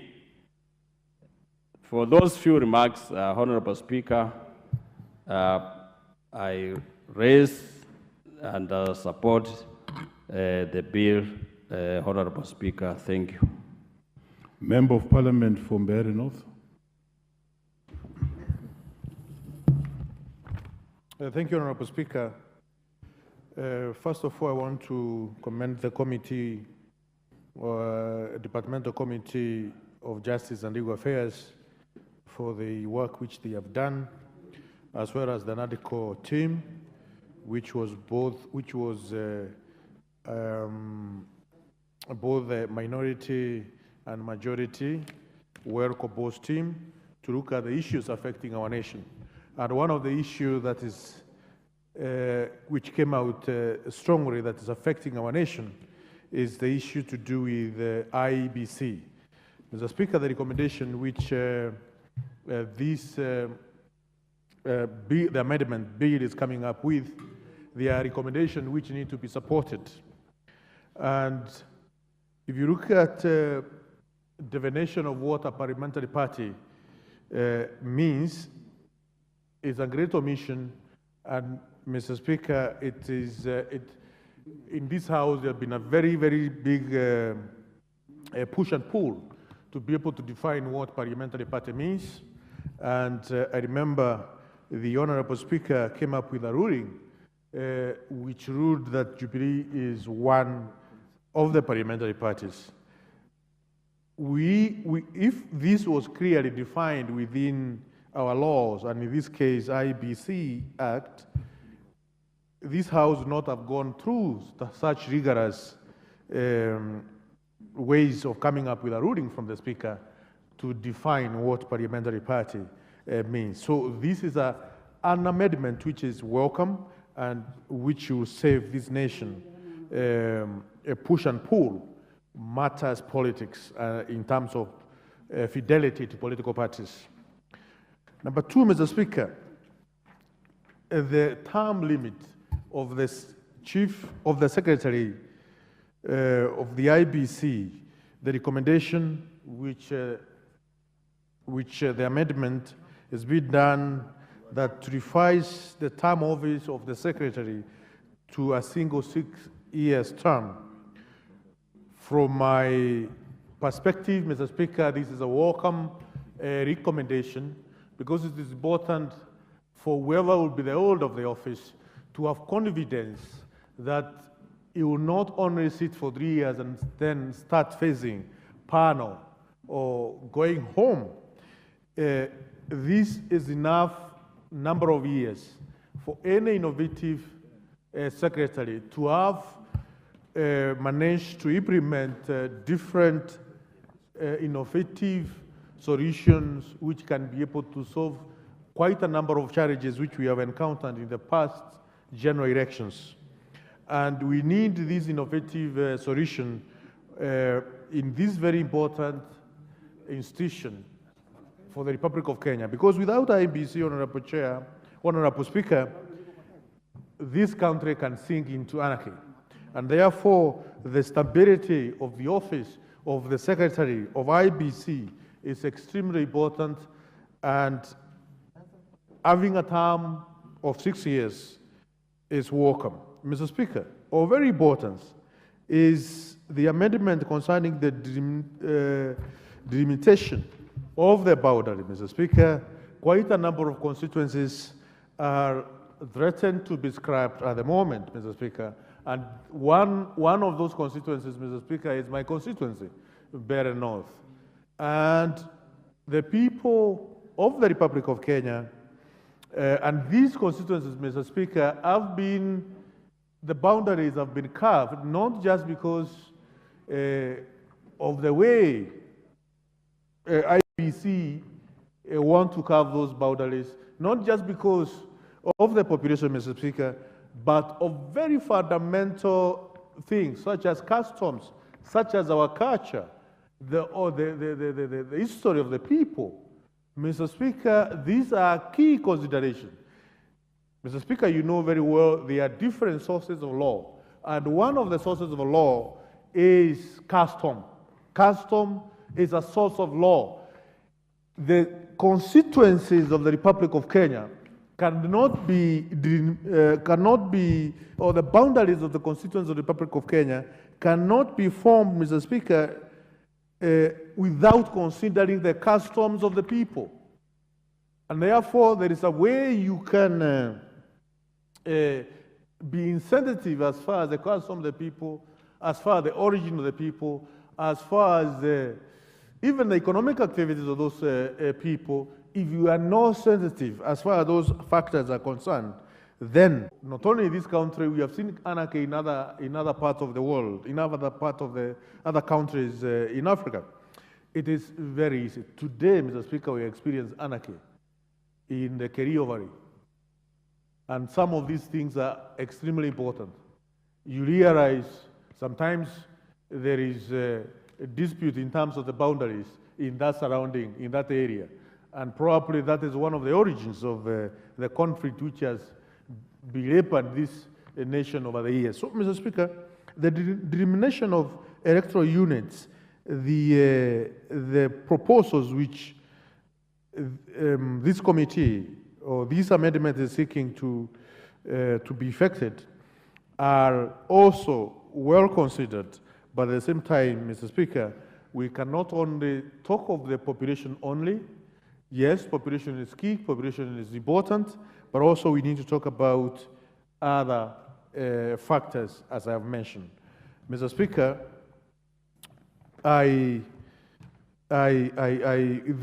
we have experienced this House at the moment. We don't have a member of parliament from Mandera County because we don't have an operational IEBC in place. Therefore, if we move with speed to implement, to ensure some of these amendments are done and there is IEBC is well constituted, then the people of the constituents in Mandera County will get the right for representation in this House. Not only the constituents in Mandera, but also other many wards which they are vacant as it is today. Mr. Speaker, it is also important to note that the secretary, the IEBC as it is at the moment, the staff of IEBC are still incurring expenditure. It will be very important to understand how that expenditure is being incurred, and we don't have commissioners at the moment, Mr. Speaker. I know the budget which will be read in this House in a couple of days from now, or a couple of months from now, there will be an element of the factoring the budget for IEBC. I don't know, Mr. Speaker, how that budget was arrived at when we don't have commissioners. Therefore, there is a possibility of illegality as far as allocation of the budget to IEBC, and those who are committing, because IEBC is an independent body. It is not under any, we can't say it's under any ministry at the moment, but of course it works with, in cooperation with other ministries. But the issue of budgeting processes and the staff at IEBC at the moment, they are likely to have allocated themselves powers which they don't have to submit budget which will be tabled in this House. And I request the members I request the wisdom of you, Mr. Speaker, when we have such a budget coming from IEBC and it has not followed the appropriate legal procedures, that budget not to be considered by the House until we constitute a proper IEBC, which we are going to ensure it is properly constituted through this amendment. Mr. Speaker, I submit and I support. Thank you. The Honorable Simon Kingara, followed by the Honorable Julius Mawale. Thank you, Mr. Speaker, sir, for giving me this opportunity to support this timely amendment bill. Mr. Speaker, sir, everybody here came through a constituted law which is passed through IEBC. that is election.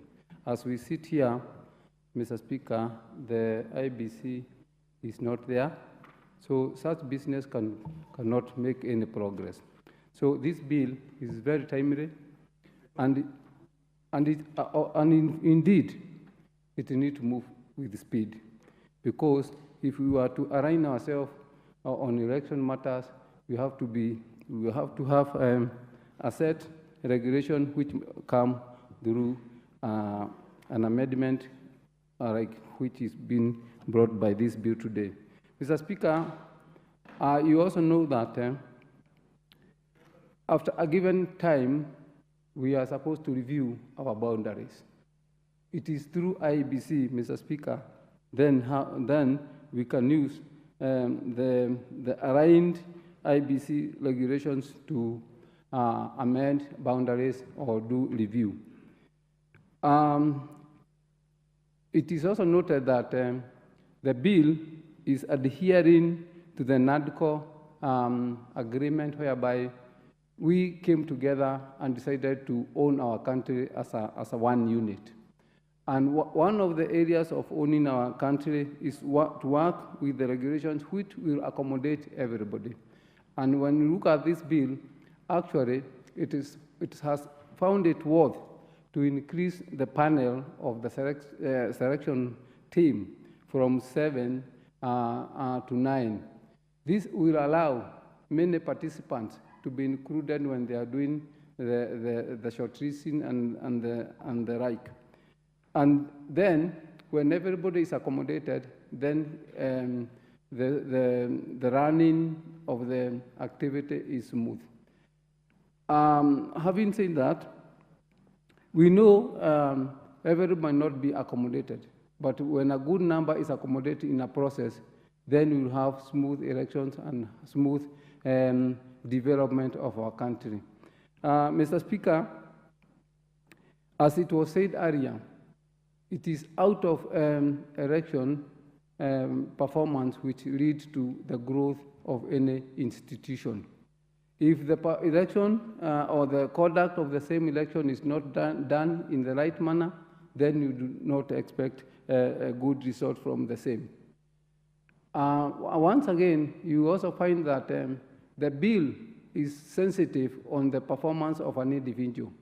And I agree with the amendment of allowing the commissioner to work for 3 years, which is renewable after good performance.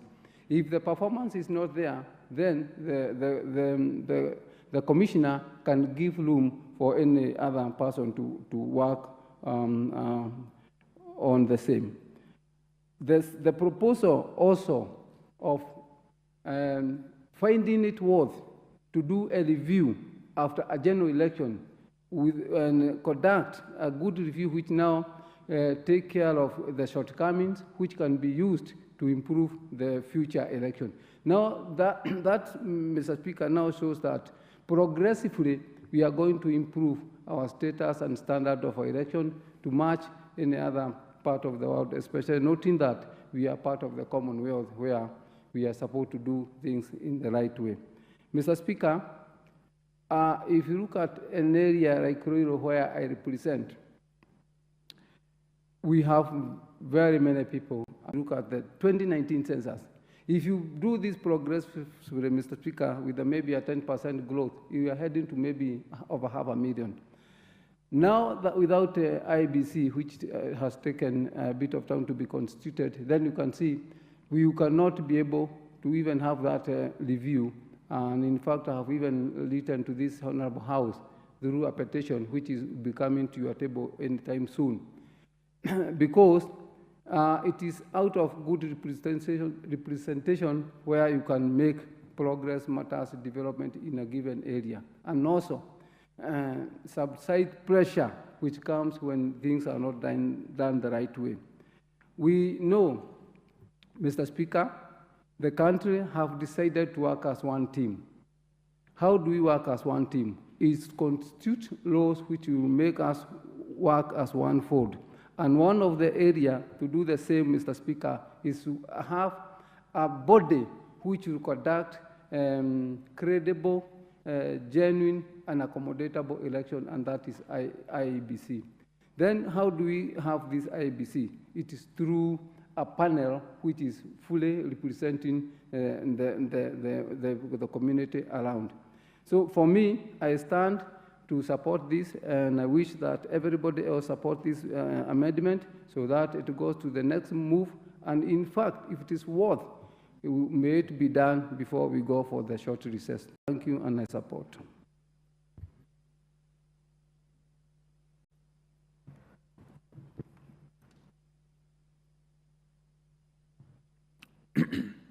Thank you, Mr. Speaker, for giving me this opportunity to contribute this very important bill, the IEBC Amendment Bill 2024. The IEBC Amendment Bill is long overdue. And because of the delay of the IEBC Amendment Bill, hence the delay of the appointment of the IEBC commissioners. I want to give kudos to the NADGO team that was led by Honorable Kalonzo Musyoka and our majority leader, Mheshimiwa Ishungwa, and the JLAC team for the wonderful job they've done in putting this together. We appreciate the fact that, first of all, now, from now henceforth, that the IEBC shall have a secretary, and the secretary shall serve for a 3-year term that is renewable, just like all the CEOs of the sagas.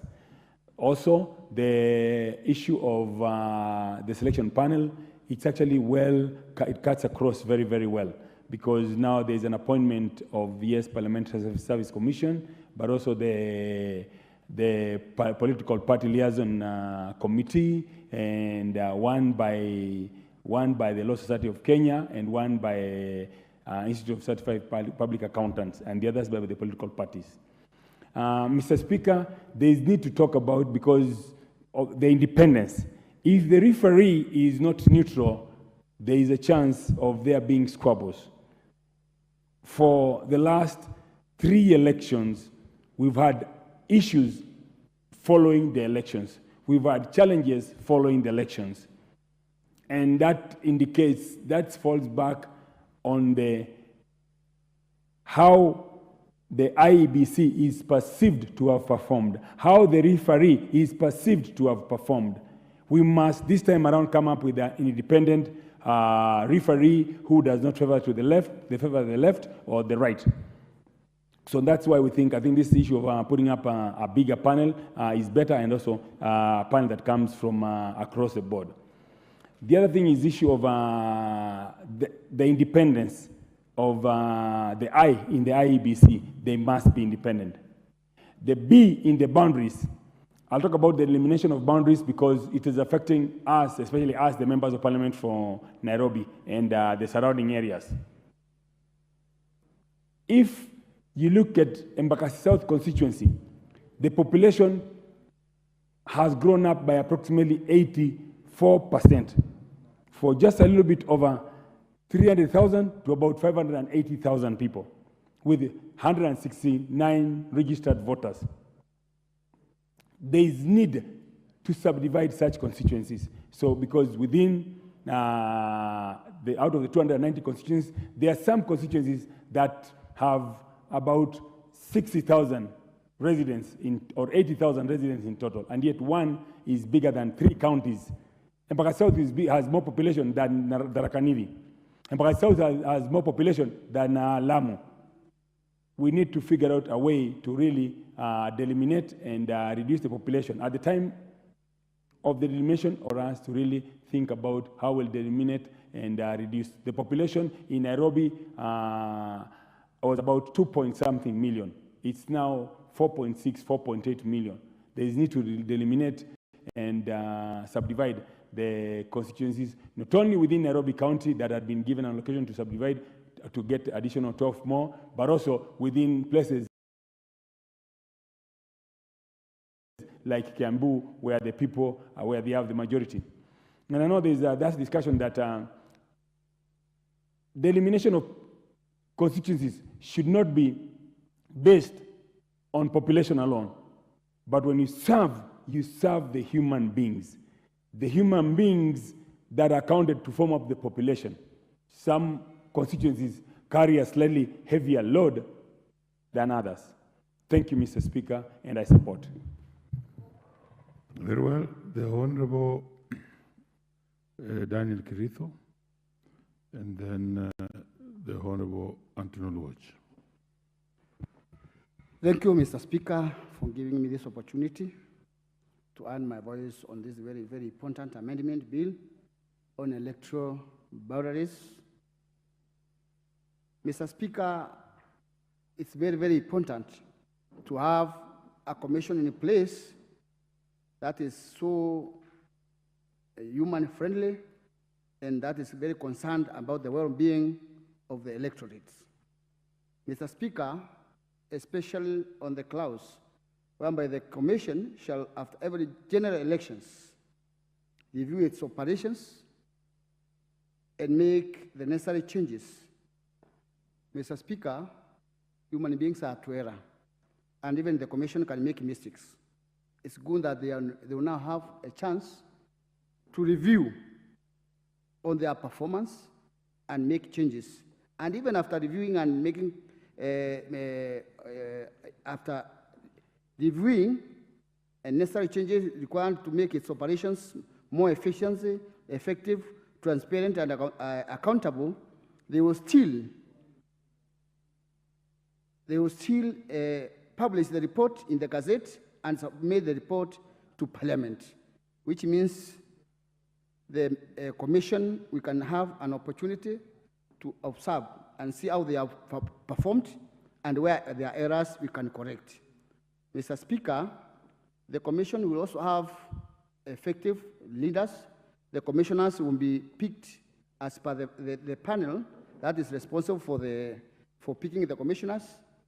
Team of eminent persons picked from different sectors in this country, and we will have a very efficient and effective commission that will handle the affairs of this country in matters election effectively and thoroughly. Mr. Speaker, it is also very important to know that I'm supporting on the area where we will have a secretariat. A secretary will be serving at a given period of time. And in most cases, these changes are they have time framework, whereby you have a duration of time when you've got to serve. So the secretary who will be the CEO will be serving for a given period of 3 years, and will be very careful and serving knowing that a term or his term is limited and can be reviewed according to his or her performance. Mr. Speaker, we have the Commission that will be handling the delimitation of the boundaries. We have a challenge whereby we now have some constituencies, like in my constituency, where as per the 2019 census, we were 250,000. And now we have even increased. It means we are disadvantaged because the border review has not been done on time.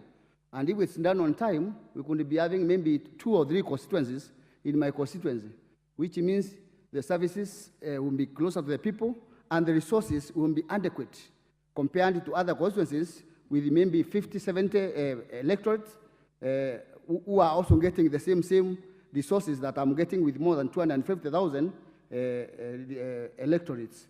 Mr. Speaker, it should be noted that we need the Commission to be in place as early as possible, and I'm requesting that all members support this. When I was talking about the time limit, it's whereby even where there are some people who feel that the delimitation has not been done in their favor, if they go to court, the case will not stay in court forever because they have a limit of only 3 months for a case to be determined as per from the time it was brought to the court. Therefore, I think this, and I believe these amendments are very important, and it's good that we are all supporting them so that we can have this commission in place as early as possible for this country to move forward. And I'm grateful to the team that sat down to draw these amendments, the JLAC team, and we should all support it so that we can have this team in place. Thank you, Mr. Speaker, for this opportunity.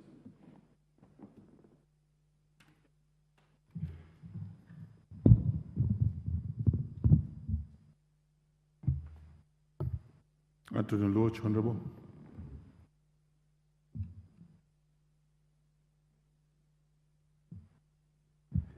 Mr. Speaker, I think he's not ready. I can continue.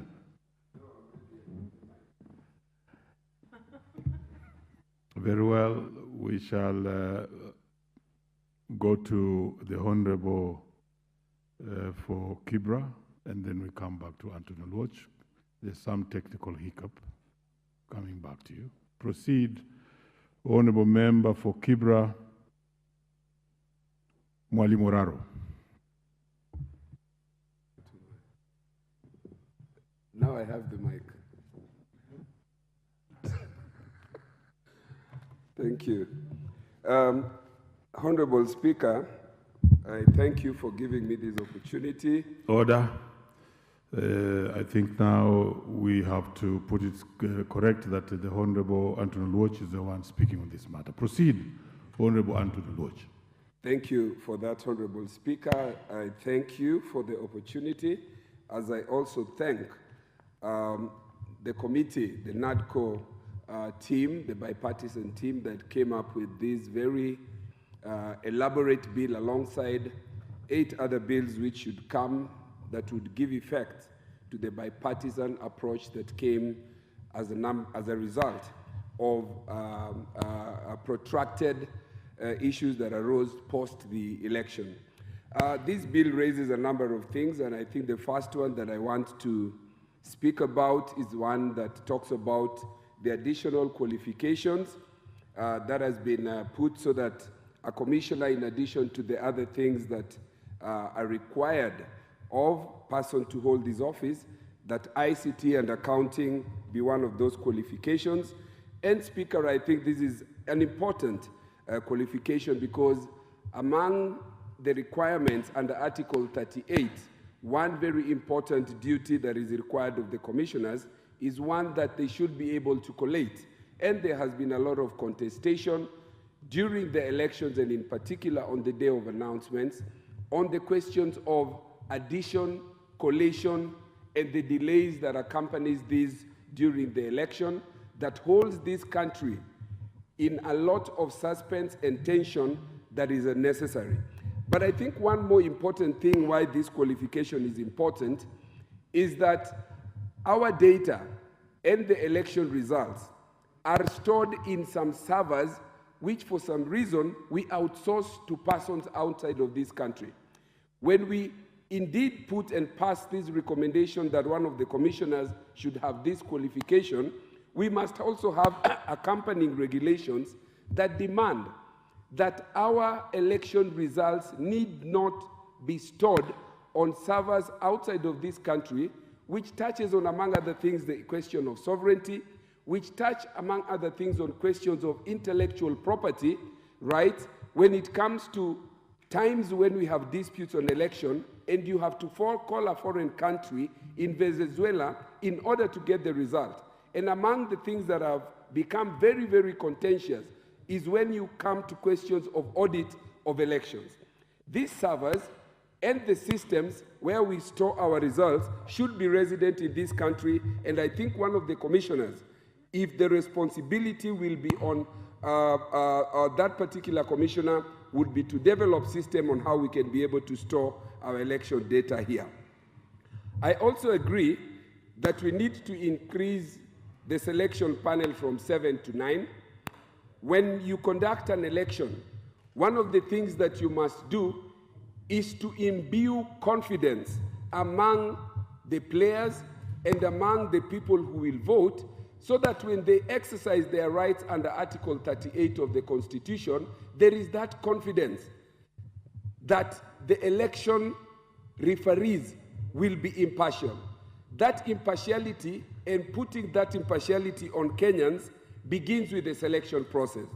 So increasing it from 7 to 9 achieves inclusivity, and I note with satisfaction that among the Parliamentary Service Commission nominees includes a representative of the majority and a representative of the minority. Similarly, there is a representative of the coalition of political parties that form government or that is majority, and also a representative of the party or coalition of parties that forms the minority. There are also other people and other diverse stakeholders that are included, and I think this goes a long way to try and ensure that in the process of recruitment, there is inclusivity and confidence building that the commissioners that will be selected with the widest possible acceptance. The bill also seeks to ensure that IEBC will conduct an internal review equivalent to the audit that many Kenyans were asking post the election. Now this will be a requirement, because one of the things that the IEBC would say that there is no law that demands or requires of them that they carry out an audit. Now there is that requirement. This audit should include, in among other things, an audit of the servers, because one of the questions at the Supreme Court, every election petitioners, would be that we want an audit of the servers. These servers which are extremely opaque, these servers which have been sublet to foreign countries or persons who are in foreign countries and whom we are unable to reach, and who would then say that they have intellectual copyright issues that does not allow them to allow people to get into these servers. I think there will be need for accompanying regulations now that whoever gets these contracts, if they must be foreigners, must cede to the fact that it is the right of the electorate and the people who vote and the people who contract this to them to access these servers and to carry out a review which includes an audit of the results and the elections that are stored in these servers. This bill also seeks to ensure that there is cohesion. Because this has been achieved by the manner in which we try to carry out the selection panel, we have also intended or sought to intend that we deal with the issue of the historical questions of the dispute of the last election, who were subjected to a dishonorable exit. We have recently buried General Ogola, and with the burial belatedly came the exoneration of General Ogola from any ill intent during the election by none other than the President of the Republic of Kenya, of this country, and also by the Minister for Defense. I think, similarly, we need to exonerate and to allow a dignified exit by reviewing the decisions that were made against these four commissioners, so that we have closure and so that the bipartisan spirit within which we approached these talks that gave birth to this amendment bill, we need to allow that as a result of this bill that will be passed, we review and recall that decision that gave this dishonorable exit to these commissioners. There is the question of delimitation. Delimitation under the Constitution was intended to be at least 8 years and not later than 12 years. Unfortunately, because of the circumstances that led to the last general election and the untimely exit of the commissioners and its disbandment, we are approaching the tail end, actually the last month, the 11th hour, 55th minute of the time that the IEBC is required to carry out this delimitation. The question of delimitation has a number of implications. There are constituencies that were saved, at least 30 constituencies that were saved during the last delimitation. What will happen to these constituencies is something that this bill should seek to address, because once it expires, even those members of parliament, and I see a member for Ruiru sitting here, I am not sure that he's one of the constituencies that was saved. If his constituencies was one that was saved, it means that he ceases to be a member of this member of parliament, and that his constituent will cease to enjoy all other services that accompany to this. Allocation of CDF, allocation of any other appropriations that we make in this house as a house. Lastly, On the issue of continual voter registration, there are a number of people who have become 18 or are approaching 18 and need to enjoy the right under 38 of the Constitution, the right to vote, the right to elect a person of their choice. In the 11th Parliament, when I was practicing still then as a lawyer, the Honorable Lopio Wandai was removed from this house allegedly for dishonorable conduct. I went to court and Justice Odunga gave a ruling that the right of the people to representation cannot be taken away. This right, as a result of the lapse that we have allowed, will be taken away when we do not allow IEBC. The Honorable Rero. Thank you, Mr. Speaker, for giving me this chance also to contribute on these amendments of IEBC and the commissioners, election of commissioners. As a country, we have come from far since independence. We must retrace our steps. Long time, we never used to have a serious IEBC or commissioners.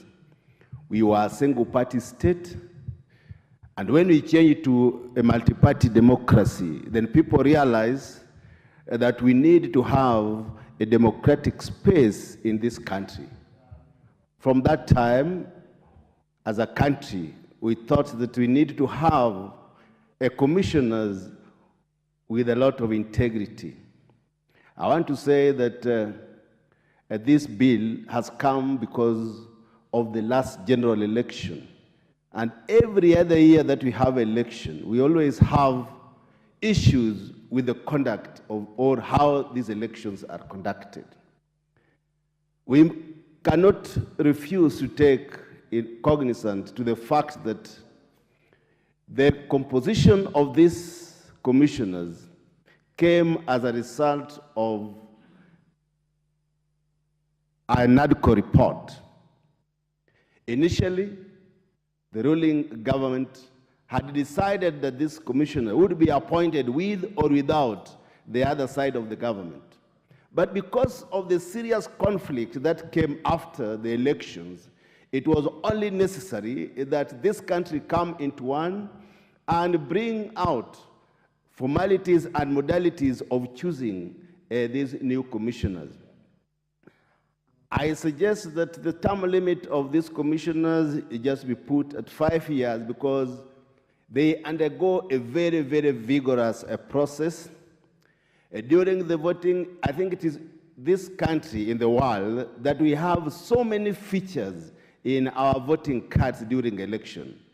We also have our fingerprints in this election. We take this election so seriously that this country put a lot of resources to ensure that our elections are free and fair, which has never been so. And because we are parliamentarians, we are here as a product of the elections. Nobody can come to this august house without going through election, and therefore, it is our singular responsibility to ensure that those who have been nominated to be commissioners carry out themselves with a lot of integrity and patriotism. I am happy that we have allowed these commissioners and the selection panel to be moved from 7 to 9 so that we have a broad-based personalities who can be able to choose high-ranking Kenyans with better credentials to conduct our election in the near future. I am also happy that both sides of parliament, the majority and the minority, have been included to be part and parcel of the selection committee.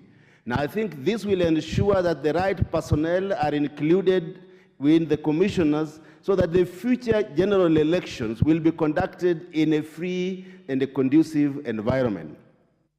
This does not stop me to remind that the commissioners that will be selected should ensure that our elections will be free and fair and also carry out audits immediately after the elections have been done. However, the time for appeal if the elections are not done has always been very, very limited. I remember the last time we are struggling with the documentation to be done within 1 week or so. I think we need to push the time limit for these appeals so that it gives those who want to appeal enough time and the judgment can be done appropriately, not the way it has been priorly. I am happy, again, that this bill includes also about the character and also what the CEO of the Electoral Commission should be. We have had cases that the CEO of this commission has powers more than the commissioners. We need to look at the powers of the CEOs, the powers of the deputy commissioner, and also the chairman of the Electoral Commission, so that we don't have conflicting of interests. We, as a country, we need to move from where we are and gain a more democratic space, so that as we carry out election, as we review the boundaries of our constituencies, we do it in a more and amicable way. Otherwise, Mr. Speaker, I support this bill, and I hope that all my other colleagues will support. Thank you. Very well. The Honorable Naomi Wako.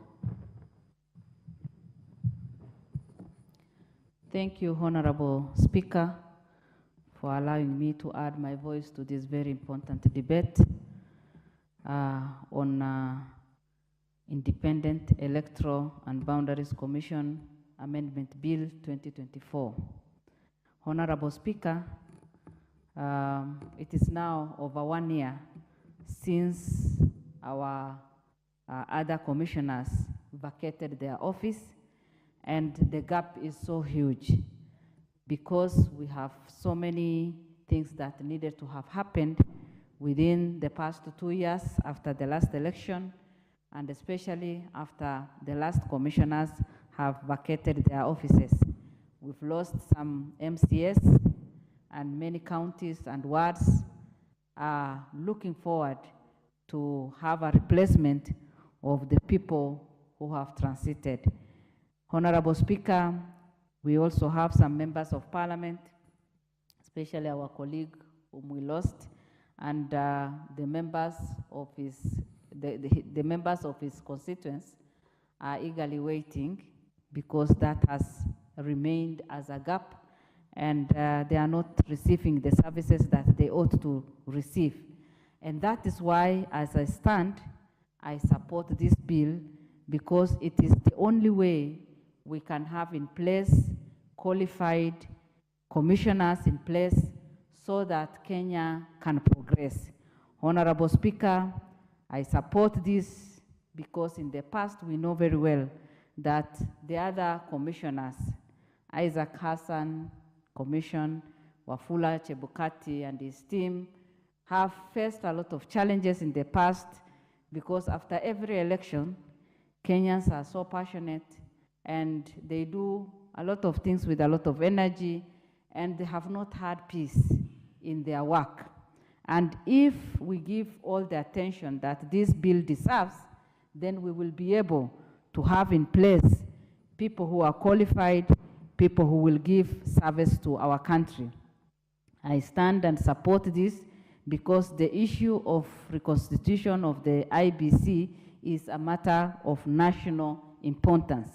And because of the reasons that I mentioned, we know very well that we seriously need our commissioners in place so that the progress and we can progress in different ways.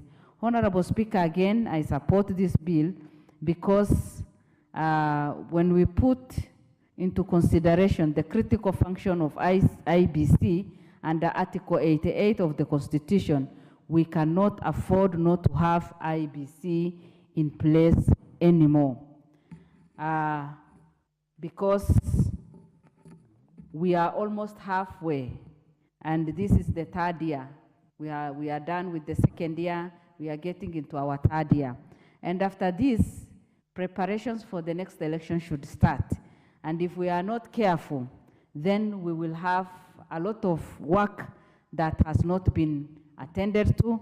Our commissioners will be harassed at the end of the day. And that is why we cannot afford to waste any more time.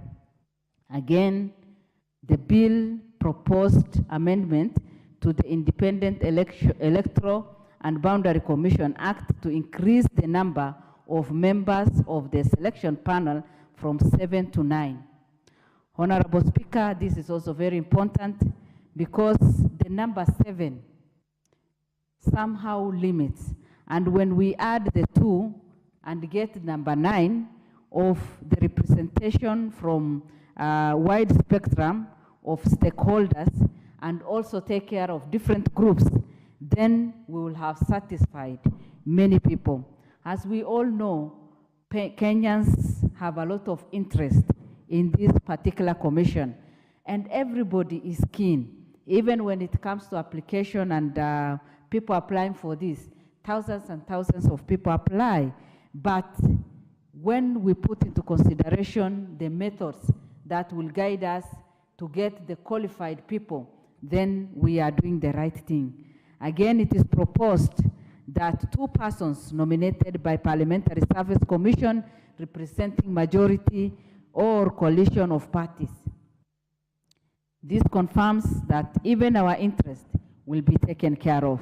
3 persons nominated by political parties, liaison committee, of whom 1 shall be from a party other than parliamentary party or coalition party.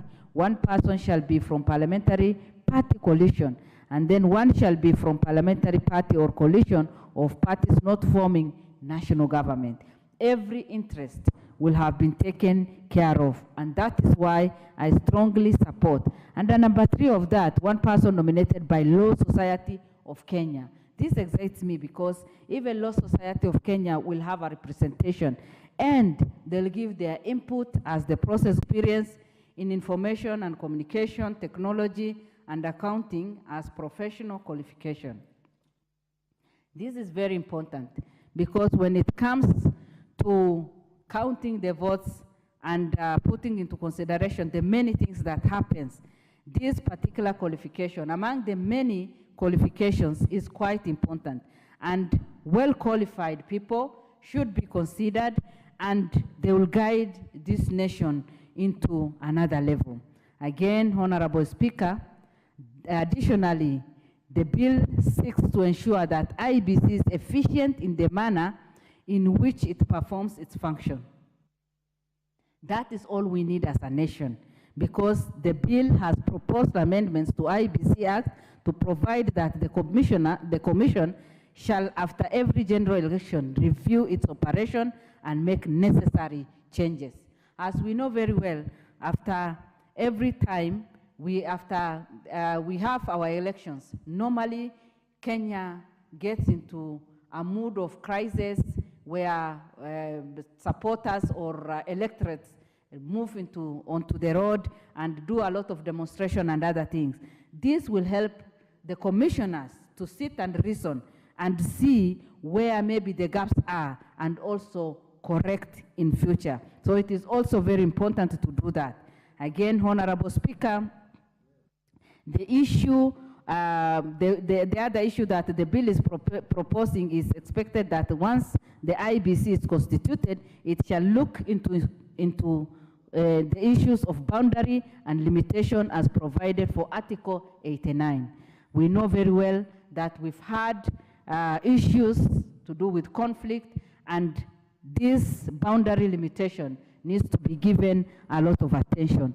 Honorable Speaker, I support the bill, and it is my prayer that soon and very soon the President.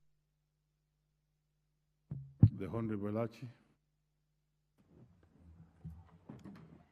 Thank you, Mr. Speaker. Mr. Speaker, I also rise this evening to support this Amendment Act of IEBC, and first to appreciate the history where we have come from, Mr. Speaker, knowing very well that in 2013, when we came into the 11th Parliament, went through a process, after that, find ourselves in that same challenges, where we had to now come in and remove IEBC at that time to constitute again. A process where we went through at Windsor, came here, and saw our team of IEBC leaving office.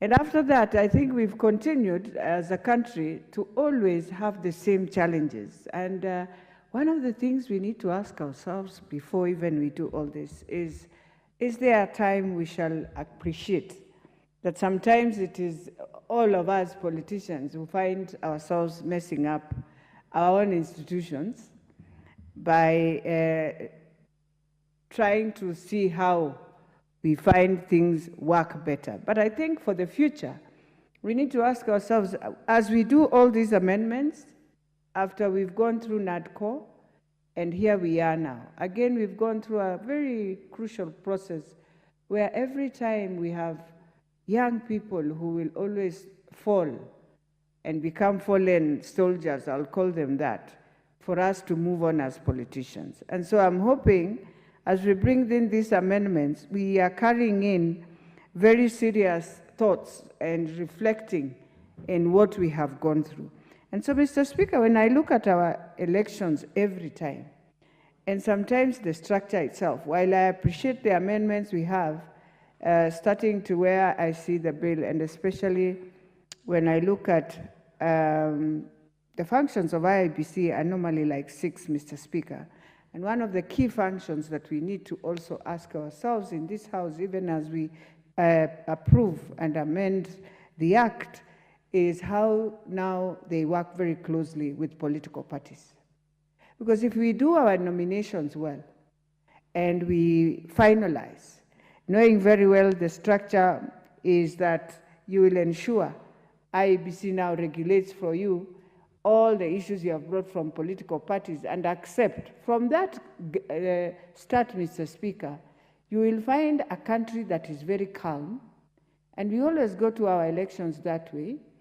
And if you do your nominations without having a lot of conflict, then you proceed to have an election that you will feel, even you yourself, in that election, it is coming out free and fair. And so it is always important for us, Mr. Speaker, to ensure when we are bringing in the process, let us also look at the Political Parties Act so that we achieve all of that we are saying in this Act of IEBC. Because it is our process that comes and find them into a quagmire sometimes. And the other thing, Mr. Speaker, you remember, in 2022, when we were doing our elections, we had so many things. You remember very well we had to do the gubernatorial election of Kakamega and Mombasa on the 23rd with 3 other constituencies. But you see, we have to ask ourselves, what happened to IEBC then for it not to be part of the main process?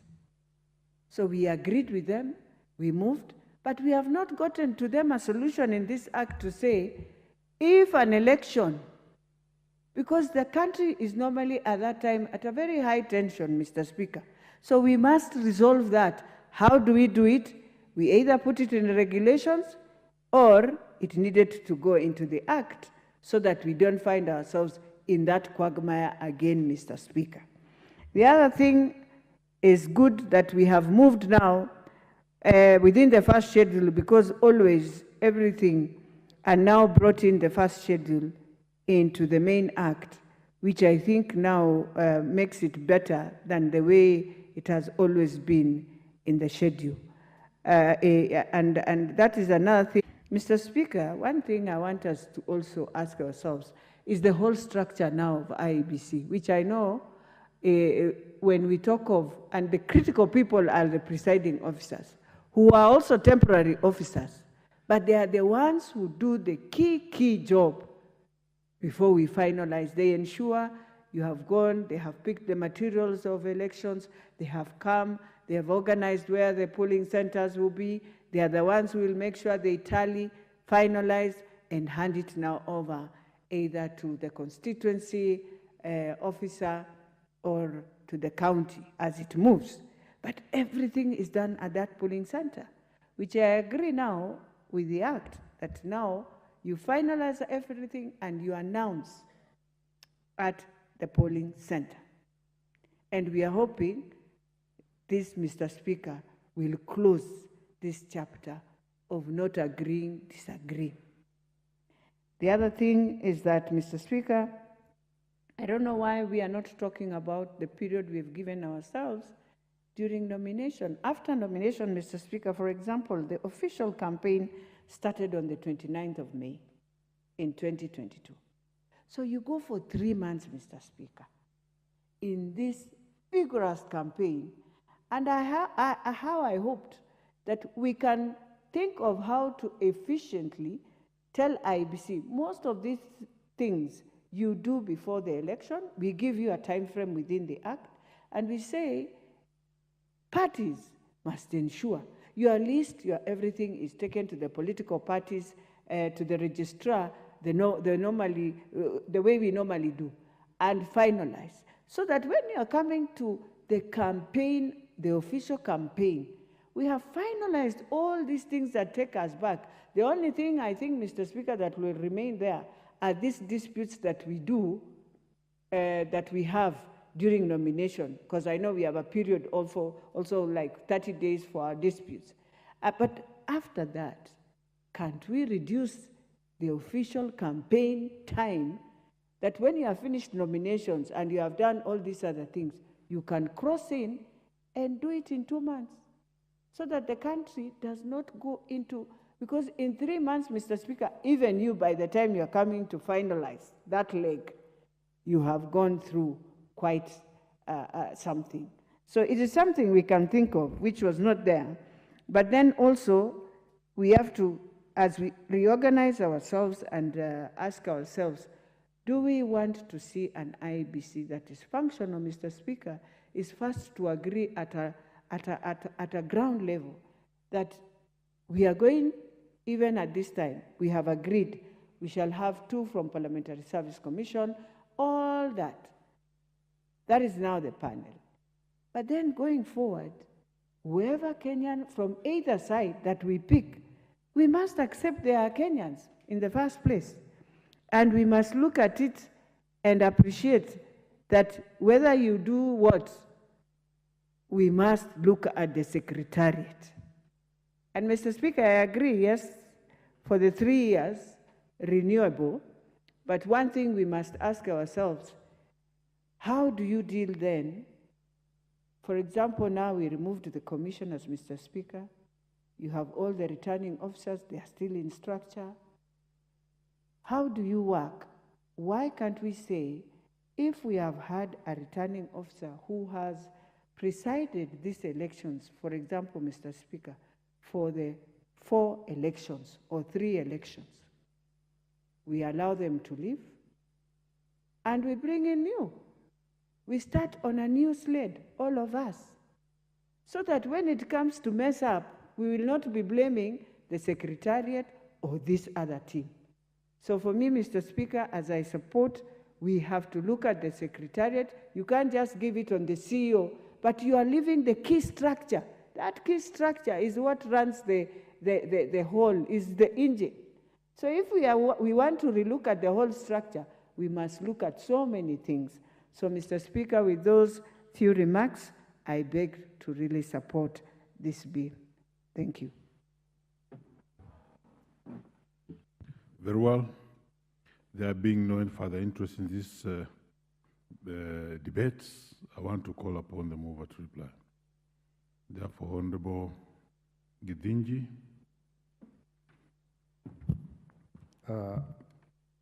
Thank you, Honorable Speaker. And as I rise to reply, I find myself in a very interesting and peculiar situation whereby I wear the shoes of the majority leader and the minority leader to reply in this important bill. And I must confirm I have their blessings to do that. And I associate myself with the sentiments of the members. And let me start by thanking NADCO committee, which was ably represented by members of this parliament, led by the leader of majority and the leader of minority parties. And also thank the Committee of Justice and Legal Affairs for our work well done. Actually, the committee has able to dispense with this bill within the shortest period possible since it was committed before it. And we thank that committee for prioritizing this bill in their agenda. And without belaboring the importance of this bill, it comes at a time when this country finds itself in a situation where there are no commissioners in the IEBC. And this has really affected several parts of this country. Some people have gone unrepresented for a long period of time. We have wards which require elections. We have a constituency called Banisa,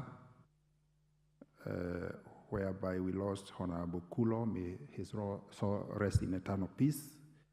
Those citizens require representation, and that can only be done through a by-election, which has to be conducted by IEBC. So this bill is very, very important, timely, and ought to be given the priority that it deserves. Honorable Speaker, I also associate myself with the members, as I also thank them for supporting the clauses that seek to delete unconstitutional sections in the IEBC Act. That is, the clauses, the subsections under Section A of the IEBC Act. There is overwhelming support in the inclusion of qualifications for members of the IEBC, the Commission, to have ICT and also accounts. And we find that ICT is very central when it comes to tallying and even storage of the data of elections.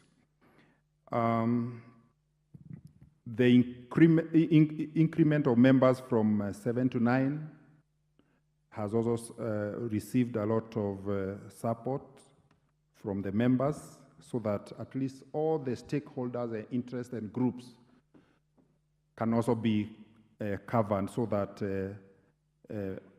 all the parties will feel that the process of election, which starts with the recruitment of the commissioners, is free and fair. And this is done squarely for the interests of the Kenyans who expect that the elections be free, fair, credible, and verifiable.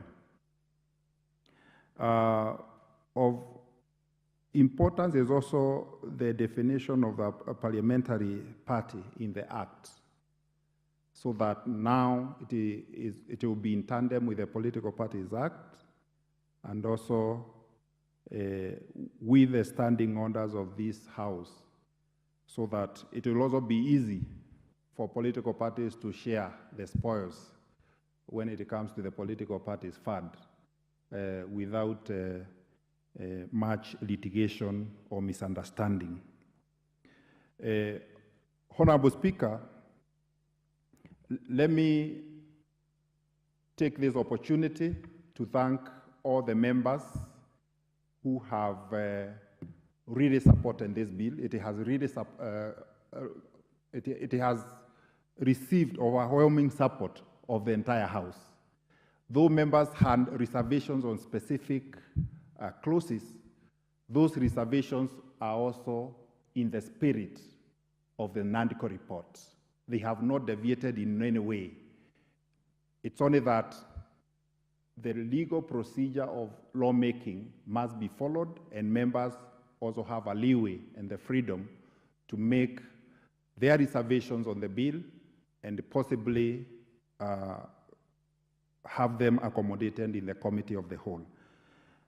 Mr. Speaker, as I finish, because I don't want to repeat what members have said, let me say that this is a very important legislation, and I urge the House Business Committee to prioritize this bill so that we can be able to finish before we go for the forthcoming short recess, and probably the bill can be dispensed with the Parliament and it moves to the next level. Honorable Speaker, I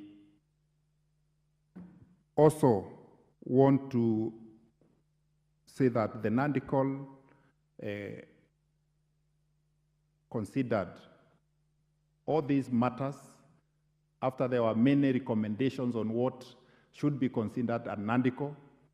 And I'm happy that one of the issues that had been raised by some fronts of the issue of the cost of living was not also part of this, because the cost of living can only be addressed through other interventions, like we are seeing being done by the government, some interventions in terms of subsidies and supporting farmers so that we can be able to produce enough and to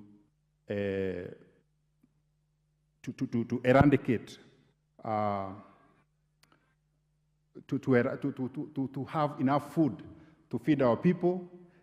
And the matters of economy can only be achieved through interventions, policy intervention by the government, and we applaud and support our President, His Excellency William Ruto, for coming up with some hand and popular decisions that may not look very popular, that have gone a long way to stabilize the economy of this country, which is on the right trajectory. And those are the issues that were out of this, but they are working for this country. So, Honorable Speaker, I finally say that I beg to reply. Thank you, Honorable Speaker. Very well, and thank you, honorable members. I want to thank all the honorable members who have contributed to this and the interest that it earned, and it has been indicated, we shall be calling upon the House Business Committee to prioritize this, because an urgent matter that requires the IEBC in order to fulfill what the Constitution requirements are. Having said that, next order.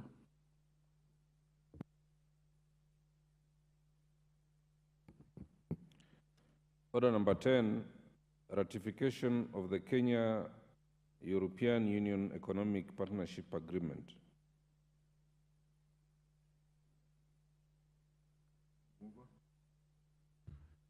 Mover? Very well. The mover not being in the House, that matter is deferred to the next sitting. Next order. Order number 11, motion, consideration of Senate amendments to the Water Amendment Bill, National Assembly Bill number 33 of 2023. Mover. Similarly, the mover is not in the House. That matter is deferred to the next sitting. And maybe, honorable members, going by what has happened to orders number 10 and number 11, and noting that the movers for the rest of the orders listed as numbers 12, 14, 15, 16, 17, 18, 19, 20, 21, and 22 are not in the House. I order that these orders listed as numbers 10, 11, 12, 14, 15, 16, 17, 18, 19, 20, 21, and 22 be deferred to the next sitting, which is tomorrow at 2 p.m. Honorable members, we may rise. Honorable members, and the time being 8:49 p.m., this House stands adjourned until Thursday, 25th April 2024 at 2:30 p.m.